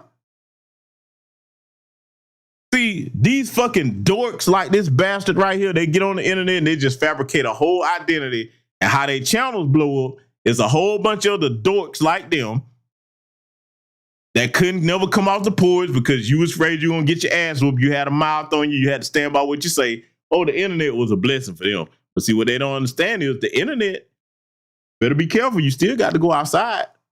You're going to be held accountable for the shit that you say if you run up on the right person or the right person run up on you. Now, do I advocate for that? No. But a lot of that shit that him and Snackademics talk, boy, I'm like, okay. And they tickle me to death when they keep talking about, I got a gun, I got that. Oh, you think you the only one that got that? Really? The clock is ticking though. Cause cause you idolize Charlie, and that's another thing. This motherfucker try to talk like he for us, but he'll idolize people like Charleston White 1 minute, and then the next minute he trying to praise him. Same thing with Shane Duke Jackson, who by the way started in on him. Then they met on this other guy podcast and they patched it up. Now all of a sudden it's straight. See, people have to understand the correlation and the camaraderie between the Tether class and the coon of our lineage, okay? Because they both are dorks and weenies in the same category where you got a grudge or ash the ground against your people. So now you get on the internet and you start your cooning and buffooning as a way to pull some revenge of the nerds bullshit. But either way, we're not going to let you do no rebranding. We're not doing that. See, let me put it up here again in case y'all don't understand. No apologies. We're not doing apologies. We're not letting you rebrand. No, you're going to wear these scarlet letters. You know, well, I changed. And people can't change, but not you, motherfucker. Not you. No, we're not falling for that. So I'm just letting y'all know, man. I want y'all to know the origins of these people from their own mouths. I ain't make this up. These people said this. But we got one more thing to look at before we wrap up, but I'm going to let him continue. And that was my wake-up call. My wake-up call was the rise of white nationalism. When these folks stopped pretending. There was a time where, a lot of these people, admittedly so, they would deliberately hide and conceal their real opinions to placate the mainstream society. But once Trump came back, once white nationalism became a thing, once people like Charlie Kirk was on Twitter saying that a Muslim, he don't even realize how stupid his stuttering fat ass sound. He thinks that the beginning of white supremacy was Donald Trump and Charlie Kirk. No, you dumbass, it's always been here. That's what y'all don't understand. The reason why they think, because look, these motherfuckers are so stupid ass they thought we could be deported just like them. Do y'all remember that? They coming for y'all next. No, moron. We're actually citizens here. We didn't have to fill out paperwork to be citizens. We were actually, when we say we're born here, it means something different than what you say. These dummies thought we could be deported too. They were serious about it too. They coming for y'all next. We all look alike. No. A lot of us have documentation that you don't, because we actually belong here. You hopped the border and brought your ass over here and set up here for 20, 30 years, then fill out your paperwork so that you could get legal citizenship. We didn't have to do that, duck and dodge and hide and got scheme and scam here and go here and there. No. But see, this idiot actually thinks that Donald Trump and Charlie Kirk were the beginning of white supremacy. And listen to how he talk about him, because he's afraid of it. Ooh, he deporting people. This is the start of it right here. Nah, that's just because you just not realize it. It's the start of it to people like him because they're the most polarizing and most vocal. And this is why a lot of them think that only white supremacists are in the Republican Party. No, they're just more vocal about what they feel. What you haven't learned yet, dumb, is that the white supremacists are in the Democratic Party as well. They're just the ones that smile in your face and they don't call you nigga to your face. But they're going to enact policies that harm you. And see, it's kind of confusing to them because the Democrats try to reward these immigrants with all kinds of goodies, our tax dollars, by the way. And then on top of that, now that, they see that you can get them in the White House, well, they don't have no use for you. Have you noticed something, fat boy Flacco? Let me put it to your dumb ass this way, and anybody else that's in the Tether class. If you think the Democrats are the good guys, why they ain't trying to protect you from Trump? They still in office in Congress and everything else in the Senate. Why they not fighting to keep you here? Huh? Ooh, it hurts, don't it, when somebody put logic behind it? If they fuck with you so much and you think them the good guys, why are they not going out their way to keep your ass here? Huh? Just because they ain't in the presidency don't mean they don't have no political power. They do whatever the fuck they want to do. Protecting your goofy ass ain't on the list. Let's let it continue. Can't be the mayor of New York because he's Muslim. Those are moments where I said, they're not playing fair. These people, these very same people are willing to go against the quote-unquote constitution they swear by if it comes to oppressing us. That's when I realized, bro, things like the quote-unquote like constitutional conservative, bro, all that hogwash is nonsense. That was my wake-up call. And a lot of what I said, I can't take back because it's already out there. Me being a conservative at some point in my life is already out there. I cannot take it back. But what your flaw or your error is not that you thought you were conservative. Your flaw is that you're stupid. That's what your flaw is, you fat son of a bitch. You're stupid. That's your error right there. It's not that you thought you was conservative. You're a dumbass. And more people need to start saying it just like that. I can say is, if I said something that hurt my audience, is people who watch me and support me, who's a part of this mission, if they heard and seen that and it affected them and it caused them hurt or trauma or pain, bro, I apologize. I do apologize to you guys, man.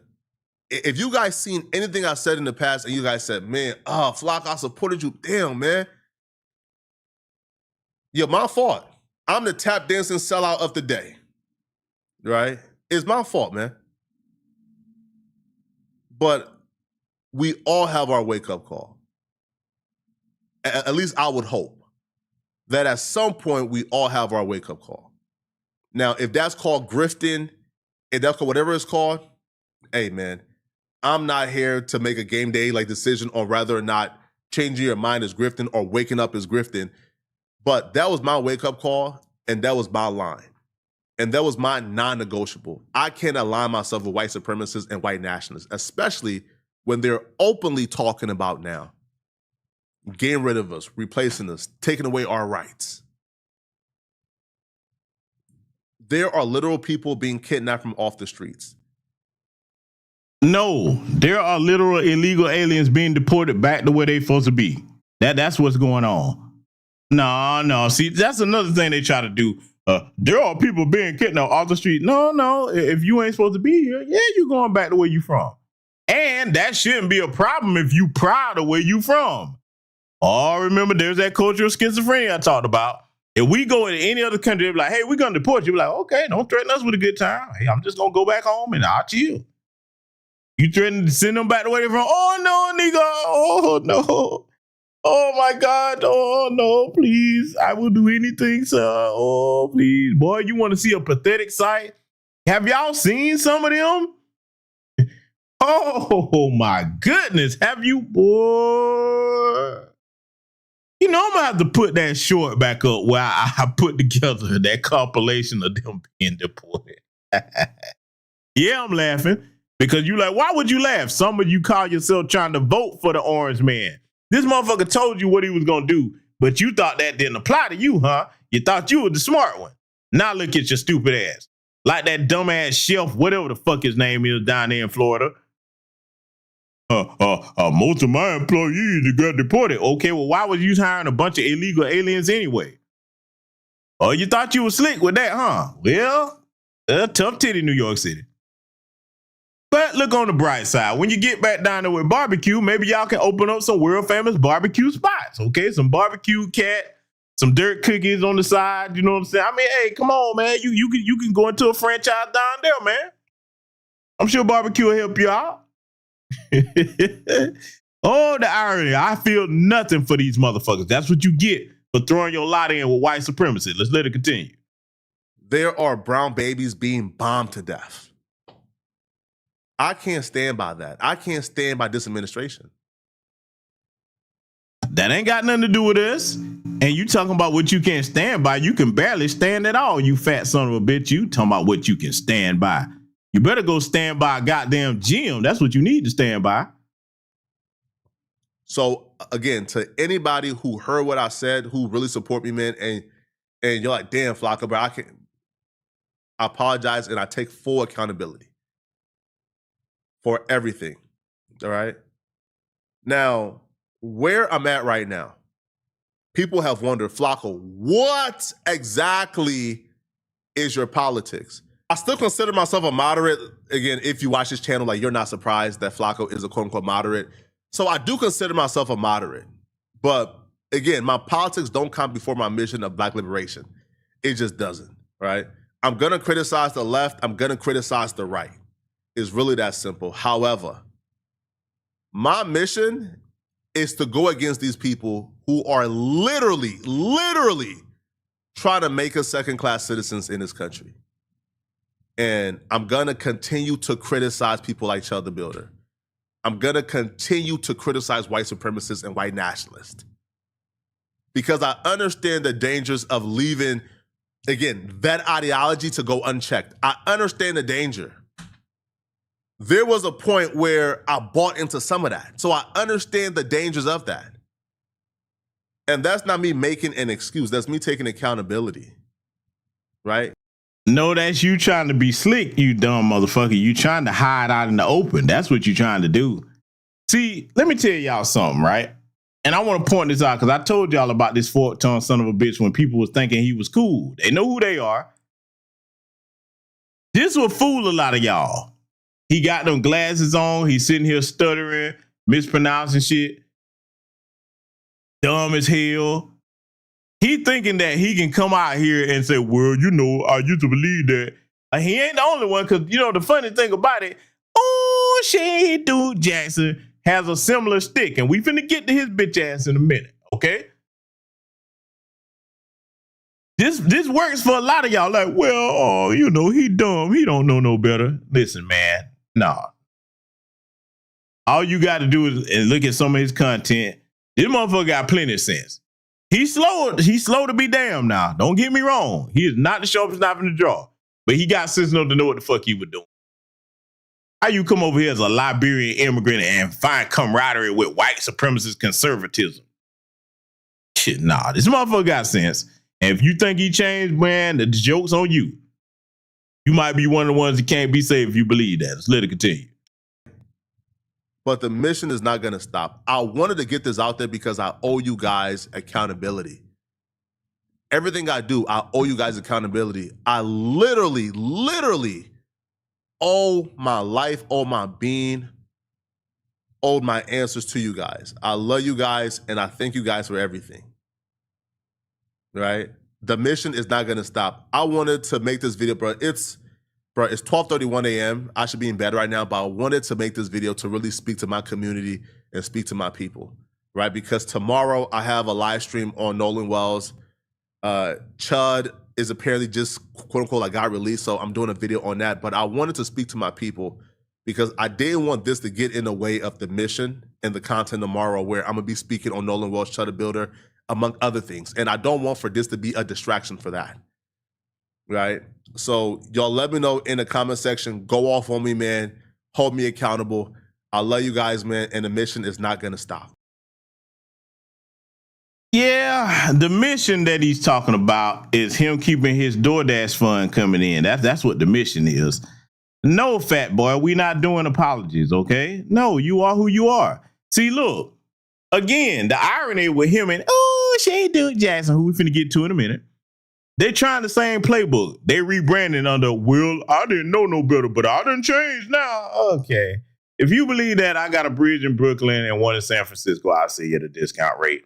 But this jackass, okay? Oh, Shane Duke Jackson. Now, for context, what I'm about to play you is more than 5 years old. It's going on about 6 years old. But I'm just let y'all hear this without interruption, okay? Because a lot of you, this is going to be the first time you've ever seen this. A lot of you going to clutch your pearls. You're going to be shocked. Now, for full disclosure, I do get the context of what he's saying, but I want you to really pay attention to the underlying sentiments that he had back then. Again, I repeat, this is not recent. This is not new. I don't do gotcha shit. This is old. This is about 6 years old. And I'm playing it for a reason so that you can hear this for yourself.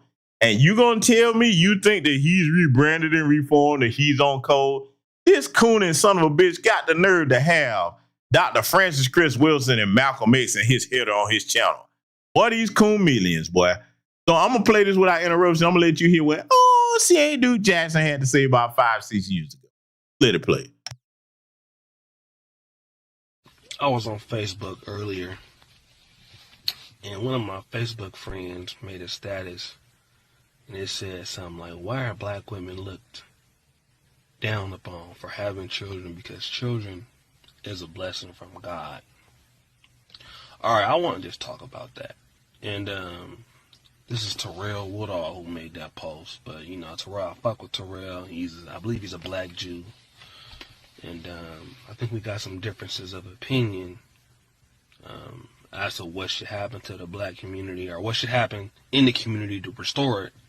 But I think the ultimate goals are the same, just, you know, different procedures and how to do it. I don't think black women are looked down upon for having kids, okay? Because we all fuck, or we all have sex. So every ethnic group has kids. Black women are known for having fucking kids out of wedlock. Black women choose stupid ass niggas to have kids by that are most likely not going to be around. That cannot. Now, according to him back then, because I want to reiterate, this is old. This is not new. This is like 5, 6 years old. According to him, it's just the black women that had the kids out of wedlock, huh? Coon Shay Duke Jackson, huh? So you telling me the rest of these women, they're perfect. They don't never have no babies out of wedlock. Oh no, not them. Especially the white women. And by the way, he's one of the ones that idolized David Carroll by having that damn ringing school bell as a silent tribute to him. Yes, he was a motherfucker that praised David Carroll too. Y'all see, I got the series on him on Patreon. Yeah, this is one of his flunkies, okay? And you know how David Carroll felt about black women and black people, period, okay? So, yeah, then you know. But according to him now, it's just y'all. Now, don't get me wrong. I get the context. It's not a good thing. We don't condone it. But we're not going to sit here and just be like, oh, it's just you black women, are you?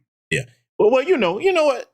Let me let this Hoover vacuum cleaner nose motherfucker tell you in his own. He don't need me speaking for him. I'm going to let him speak to you. Contribute to the household, that cannot contribute to the welfare of the kid and the mentorship of the kid and to help that child migrate or, you know, into the economy or to benefit society. Black women have children who are more likely to be criminals, drug dealers, on welfare themselves, and have kids out of wedlock. Because black women make fucked up choices in the men that they want to fuck and have kids by. So these white women that's raising these school shooters, they don't make fucked up choices in the men that they want to fucking have kids by? Explain that. These the shooters come from 2-parent households over there, but you ain't gonna talk about that like that, huh? And again, for those that didn't catch it, this is not new. This is like 5 or 6 years ago. Now I know some of you were like, well, you know, people can change. And I'm saying to you, you are gullible as hell if you think 1/3 of the black manosphere's leadership has just magically changed because he talked to somebody on a phone call. Yeah, George Macon, whom I know very well, me and George have had conversations about this. Like, you're not going to change a coon's mind because you have a phone conversation or two with him. Really? And if somebody got to change your mind and tell you not to be a coon, do you really think that you can change somebody like that? I'll leave that up to y'all, though. I'm going to let him continue. I think almost every bitch on this friends list has a baby by an ain't shit nigga. Because I see it all through your timelines. You know what I'm saying? And I'm not knocking any female for having children. I'm knocking you black bitches for having kids and you know with your baby daddy and you. Woo, he told y'all, boy. He didn't say black. I'm knocking you black bitches. Boy, ladies, what are you going to do? You can't get none of that, boy. I mean, can you imagine? Yeah. People in the chat room said it best. You know, this is that anger come from Big C. Look, I'm not making this up. Well, y'all think he be joking when he talking about that tricking. When you look like that, yeah, you gonna have to do some tricking. I ain't mad at you, brother. You know what I'm saying? Hey, at least you ain't chasing the peanut butter pirates around. That's why you over there, because, hey, you got bread over there on the continent. Hey, man, if you a white man or you a black American with some bread, yeah, they going, okay? So I get it. I understand. But damn, bro, they black bitches now just because they ain't want to fuck with you?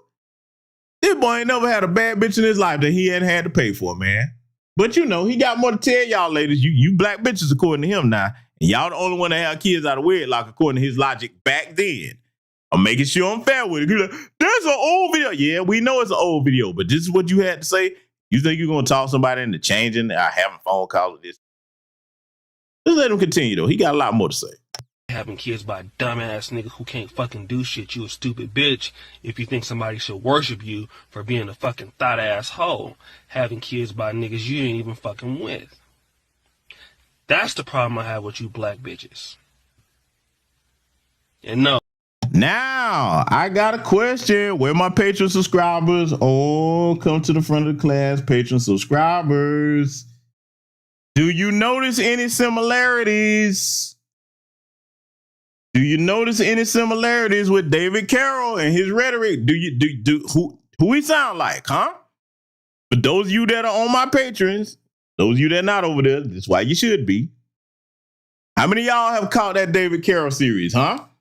Do you recognize the tone? Who he sound like? Look, if I just covered this up and let him talk, unless you recognize their voice, it would sound like twins. Same rhetoric. When I tell y'all I know where the origins of these motherfuckers come from before they did this rebranding, you think I'd just be saying that shit? Oh, he ain't done though. Oh yeah, check this out. Oh, yeah, so kids are a blessing from God when bitches is doing shit the way that the Lord wants them to do it. I know I'm cursing. But if you're not in the will of God, then whatever you're doing is not right. It's gonna fail. You know, I know I'm cursing and shit, whatever, but I'm keeping it real. You know, you can expect something to be a blessing from the Most High, and you're not living a lifestyle within the will of the Almighty. It could be Yeshua, it could be Jesus, whatever you want to call it. I mean, it's the same person. Now, this is a man who, out of his own mouth, told you that his father was a crackhead. Boy, talk about the hypocrisy, huh? So there's a Bible scripture. See, because you know these Bible thumpers like him and others, you know, that like to make fun of people that, you know, had to bury their father because they used a GoFundMe to do it. These people claim to be so in tune with the Lord. Here's a scripture. Extract the rafter out your own eye before you extract the straw out your brother's eye. Before you worry about the black bitches, you need to worry about why your father was on that crack, according to you. That's what you said. I ain't saying that. I ain't saying it to jab at him. This is what he said. But yet you focused on that because you didn't have the best upbringing according to you. Now, congratulations to you. You know, you became a doctor. You had to go out the country to do it, but you did it nonetheless. That's an accomplishment. You should be proud of that. But you got to come to terms with, you know, hey, man, just because they weren't choosing on you over here and your family circumstances wasn't the best, you can't take that out on other people. Being a man is taking responsibility for your own situation. If you had a fucked up upbringing, you get to decide what kind of adult life you have, okay? That's for anybody on the sound of my voice, all right? Once you become grown, hey, man, yeah, you might have had it rough, but where you started doesn't have to be where you finish. Don't go taking that out on nobody. Men, we say, okay, yeah, that was fucked up, but now I'm going to make my life what I want it to be. That's what you do if you're a man. Let's let it continue. Person. You know? But, you know, let's not blow these bitches' heads up to think that what they're doing is right. You know, I know we should still support them, but we don't want to encourage these damn broads to keep going out here fucking up. Because what they're doing is really hurting the community. I don't know how many niggas I know that don't know their daddy. Because some black bitch chose the wrong nigga to give some pussy to and to keep a baby. So see, on his face, there's going to be a lot of guys. Well, yeah, GBS, that's what's going on. We see that. And that's true. That's true. We do have that element in our community. But it's not the entire community. And see, let me tell you something. For the men that's always worrying about the women, it's good to call it out. It's good to speak on it in good faith. But see, if you're really concerned about black families, if you're really concerned about black communities, you know what you're supposed to do? Find you one, just one. Find you one good black woman and you make you a good black family and raise your family to be the opposite of what you're complaining about. That's what you do. You can't control all these other women. The only thing you can do is make sure you're not one of these guys out here making babies and dropping them off. From what I understand, and for good reason, I honestly believe me. O'Shea say he don't have no kids, and thank God. But you know, you just make sure you're not one of them out here adding to the problem because these women not fucking by themselves. You hear people using the term bastard baby maker. It takes two to make the bastard if you're going to use that term. Let's accurately clarify that, right? They're not reproducing asexually. You got motherfuckers that's out there helping them produce the bastards if you're going to use that language, is what I'm saying. Huh?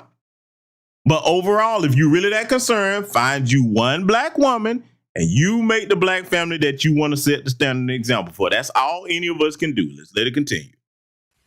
Bitches shouldn't be praised for keeping babies. For not being fucking married. You know? And I'm just tired of this shit, man. I'm tired of these hoes getting all this love for doing nothing. What are these bitches doing? Bitches aren't doing nothing. You having babies by niggas who... I mean, I got one chick on my friends that she already got 3 kids. She just had a baby by a nigga that's a motherfucking straight up gangster. She had 3 boys already. This nigga throwing up the big hella gang signs on this shit.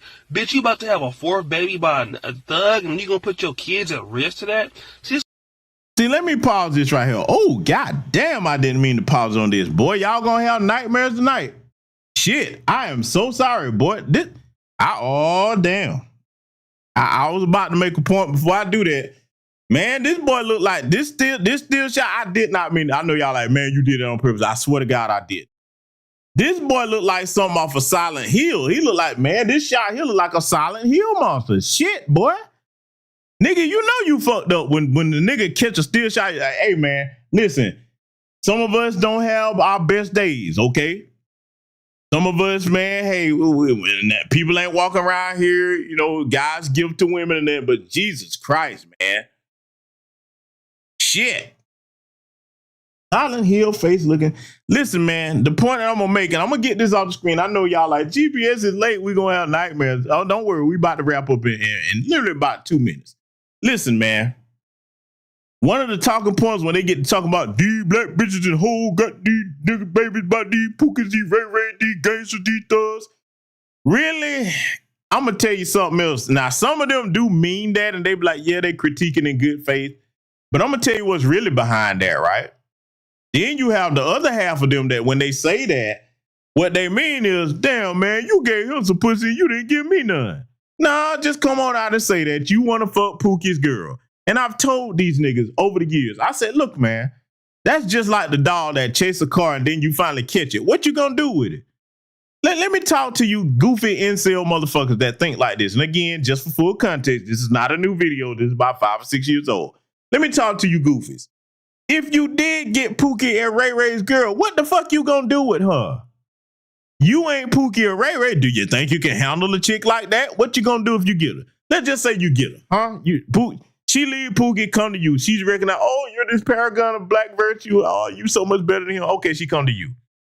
Pookie's girl got Pookie's habits, okay? She thugging, she in the club, she selling bricks and shit.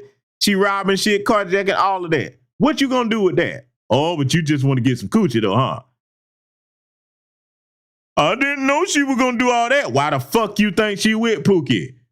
Water ceases on level, dumbass. Stop desiring what these damn goofballs have. That ain't for you, man. You look, man, she got a fat ass. Why she want to fuck him? She should want to fuck me, you lame ass nigga. The fuck you want something that don't want you for? These the niggas that's got to pay for pussy. This is pathetic, man. Let me get this Silent Hill looking motherfucker off the screen. Let me let him continue.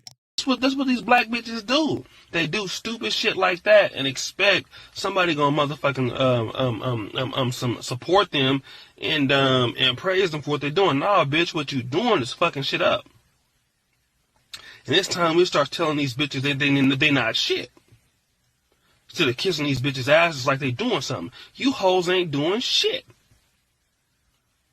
That's what it is. You bitches out there having babies, you know what your baby daddy ain't with them, ain't trying to be with them. You hoes making bad decisions need to sit your motherfucking ass down, jump off a motherfucking bridge to a gasoline fire, and burn to death. Because you producing these bad... Oh, shit. Where my Patreon subscribers? Now you see why I was telling you about David Carroll and where a lot of them got that rhetoric from. The Obsidian Media Networks, who was his good buddy, by the way. That's right, O'Shea. You said you was your good buddy. I'm going to hold you to it. He was 1/3 of the Black Manosphere leadership as well, along with you and Anger Man, before y'all fell out. Did you hear what he just said, huh? Do I need to run it back? Did y'all hear that? Did you hear what he just said, huh? Did you hear it? Remember when I showed y'all for my page subscribers where I played that broadcast where Obsidian was talking about he want to see black women face down the pool, they on excrement and blood, and they'll die and all that, burn the community down, which is pejorative slang for community. You know, community. When you hear that, that's coming from that. They got that shit from David Carroll too, by the way. Okay. Hold on. You know what? Because see, I don't want nobody to accuse me of fabricating that. Take it back. I'm gonna let you hear him say that again so that you understand what he really think of you. Okay. For those of you that are women like, oh, she ain't funny. Okay. Yeah, this is what he really thought of y'all. Okay. Niggas who, I mean, I got one chick on my friends that she already got 3 kids. She just had a baby by a nigga that's a motherfucking straight up gangster. She had 3 boys already. This nigga throwing up the big hella gang signs on this shit. Bitch, you about to have a 4th baby by a thug and you gonna put your kids at risk to that? See, that's what these black bitches do. They do stupid shit like that and expect somebody gonna motherfucking support them and praise them for what they're doing. Nah, bitch, what you doing is fucking shit up. And it's time we start telling these bitches that they not shit. Instead of kissing these bitches' asses like they doing something. You hoes ain't doing shit. Okay, before he said what he was about to say, you know, let me bring this point up. Okay, great. You find one of these hoes as you're talking. By the way, can you really call a woman a hoe if you ain't fucking her? I mean, yeah, I mean, maybe you can kind of say, yeah, she getting to other people, but I mean, to really solidify that, shouldn't you be fucking her before you say this hoe? I mean, technically, I'm just wondering. But listen, man, say you pick one. Ha, I picked one. Hey, bitch, you ain't shit. Okay, great. Now that you've told her that, if she's comfortable doing what she's doing, you think that's going to change her? You think that's going to elevate you somehow if you go and tell one on they ain't shit? Really, nigga? What did you accomplish? We need to tell these bitches they ain't shit. Okay, great. You've done it. Most of you goofies in the medicine spent years doing it. How's that working out for you? Huh? The only woman you should be concerned with is the one or ones, if you got it like that you are in charge of or that are dealing with you. Find a random chick and tell her she ain't shit, huh? How you think? Look, let me make this make sense. Because, see, you have to publicly embarrass these assholes. If you walked up to Glorilla, Sukihana, Sexy Red, you know what I'm saying, and told them, hey, you know, you ain't shit. Don't you know them hoes are laughing in your face? What the fuck you think you gonna do? You think you gonna hurt their feelings? Huh? You think you're gonna shame a hoe out of being one if that's what she is? Come on, man. That's an exercise in futility. Really? I need bitches to tell them they ain't shit. Okay. Yeah, I'm gonna let Junior continue here.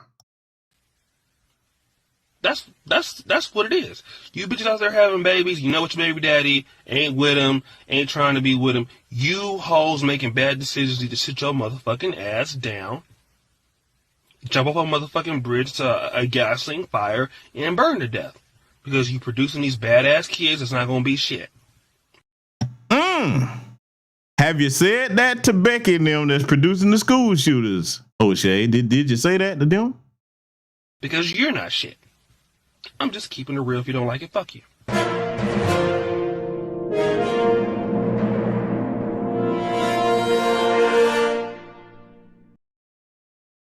And there you have it, ladies and gentlemen. I had to save, she ain't do Jasper for last, okay? Listen, man, I know this was an exceptionally long broadcast. You know, I rarely do broadcasts this long, but I had to cover this. I'm done with Funky K from now on. And everything that I said, I stand on it about everybody that I said it about, too. You feel some type of way about it? Fuck you. I don't give a damn about that. Because everything I said was the truth. Everything. Come at me when I tell a lie. I think I got my point across, ladies and gentlemen. Salute to everybody that contribute to the broadcast, all the new members, all the new Patreon subscribers, all the new subscribers to the channel. I hope you understand that this type of content we do over here, okay? So with that said, ladies and gentlemen, stay wise, stay ready, stay intelligent. Salute to you, Black First, and I will see you all in future content.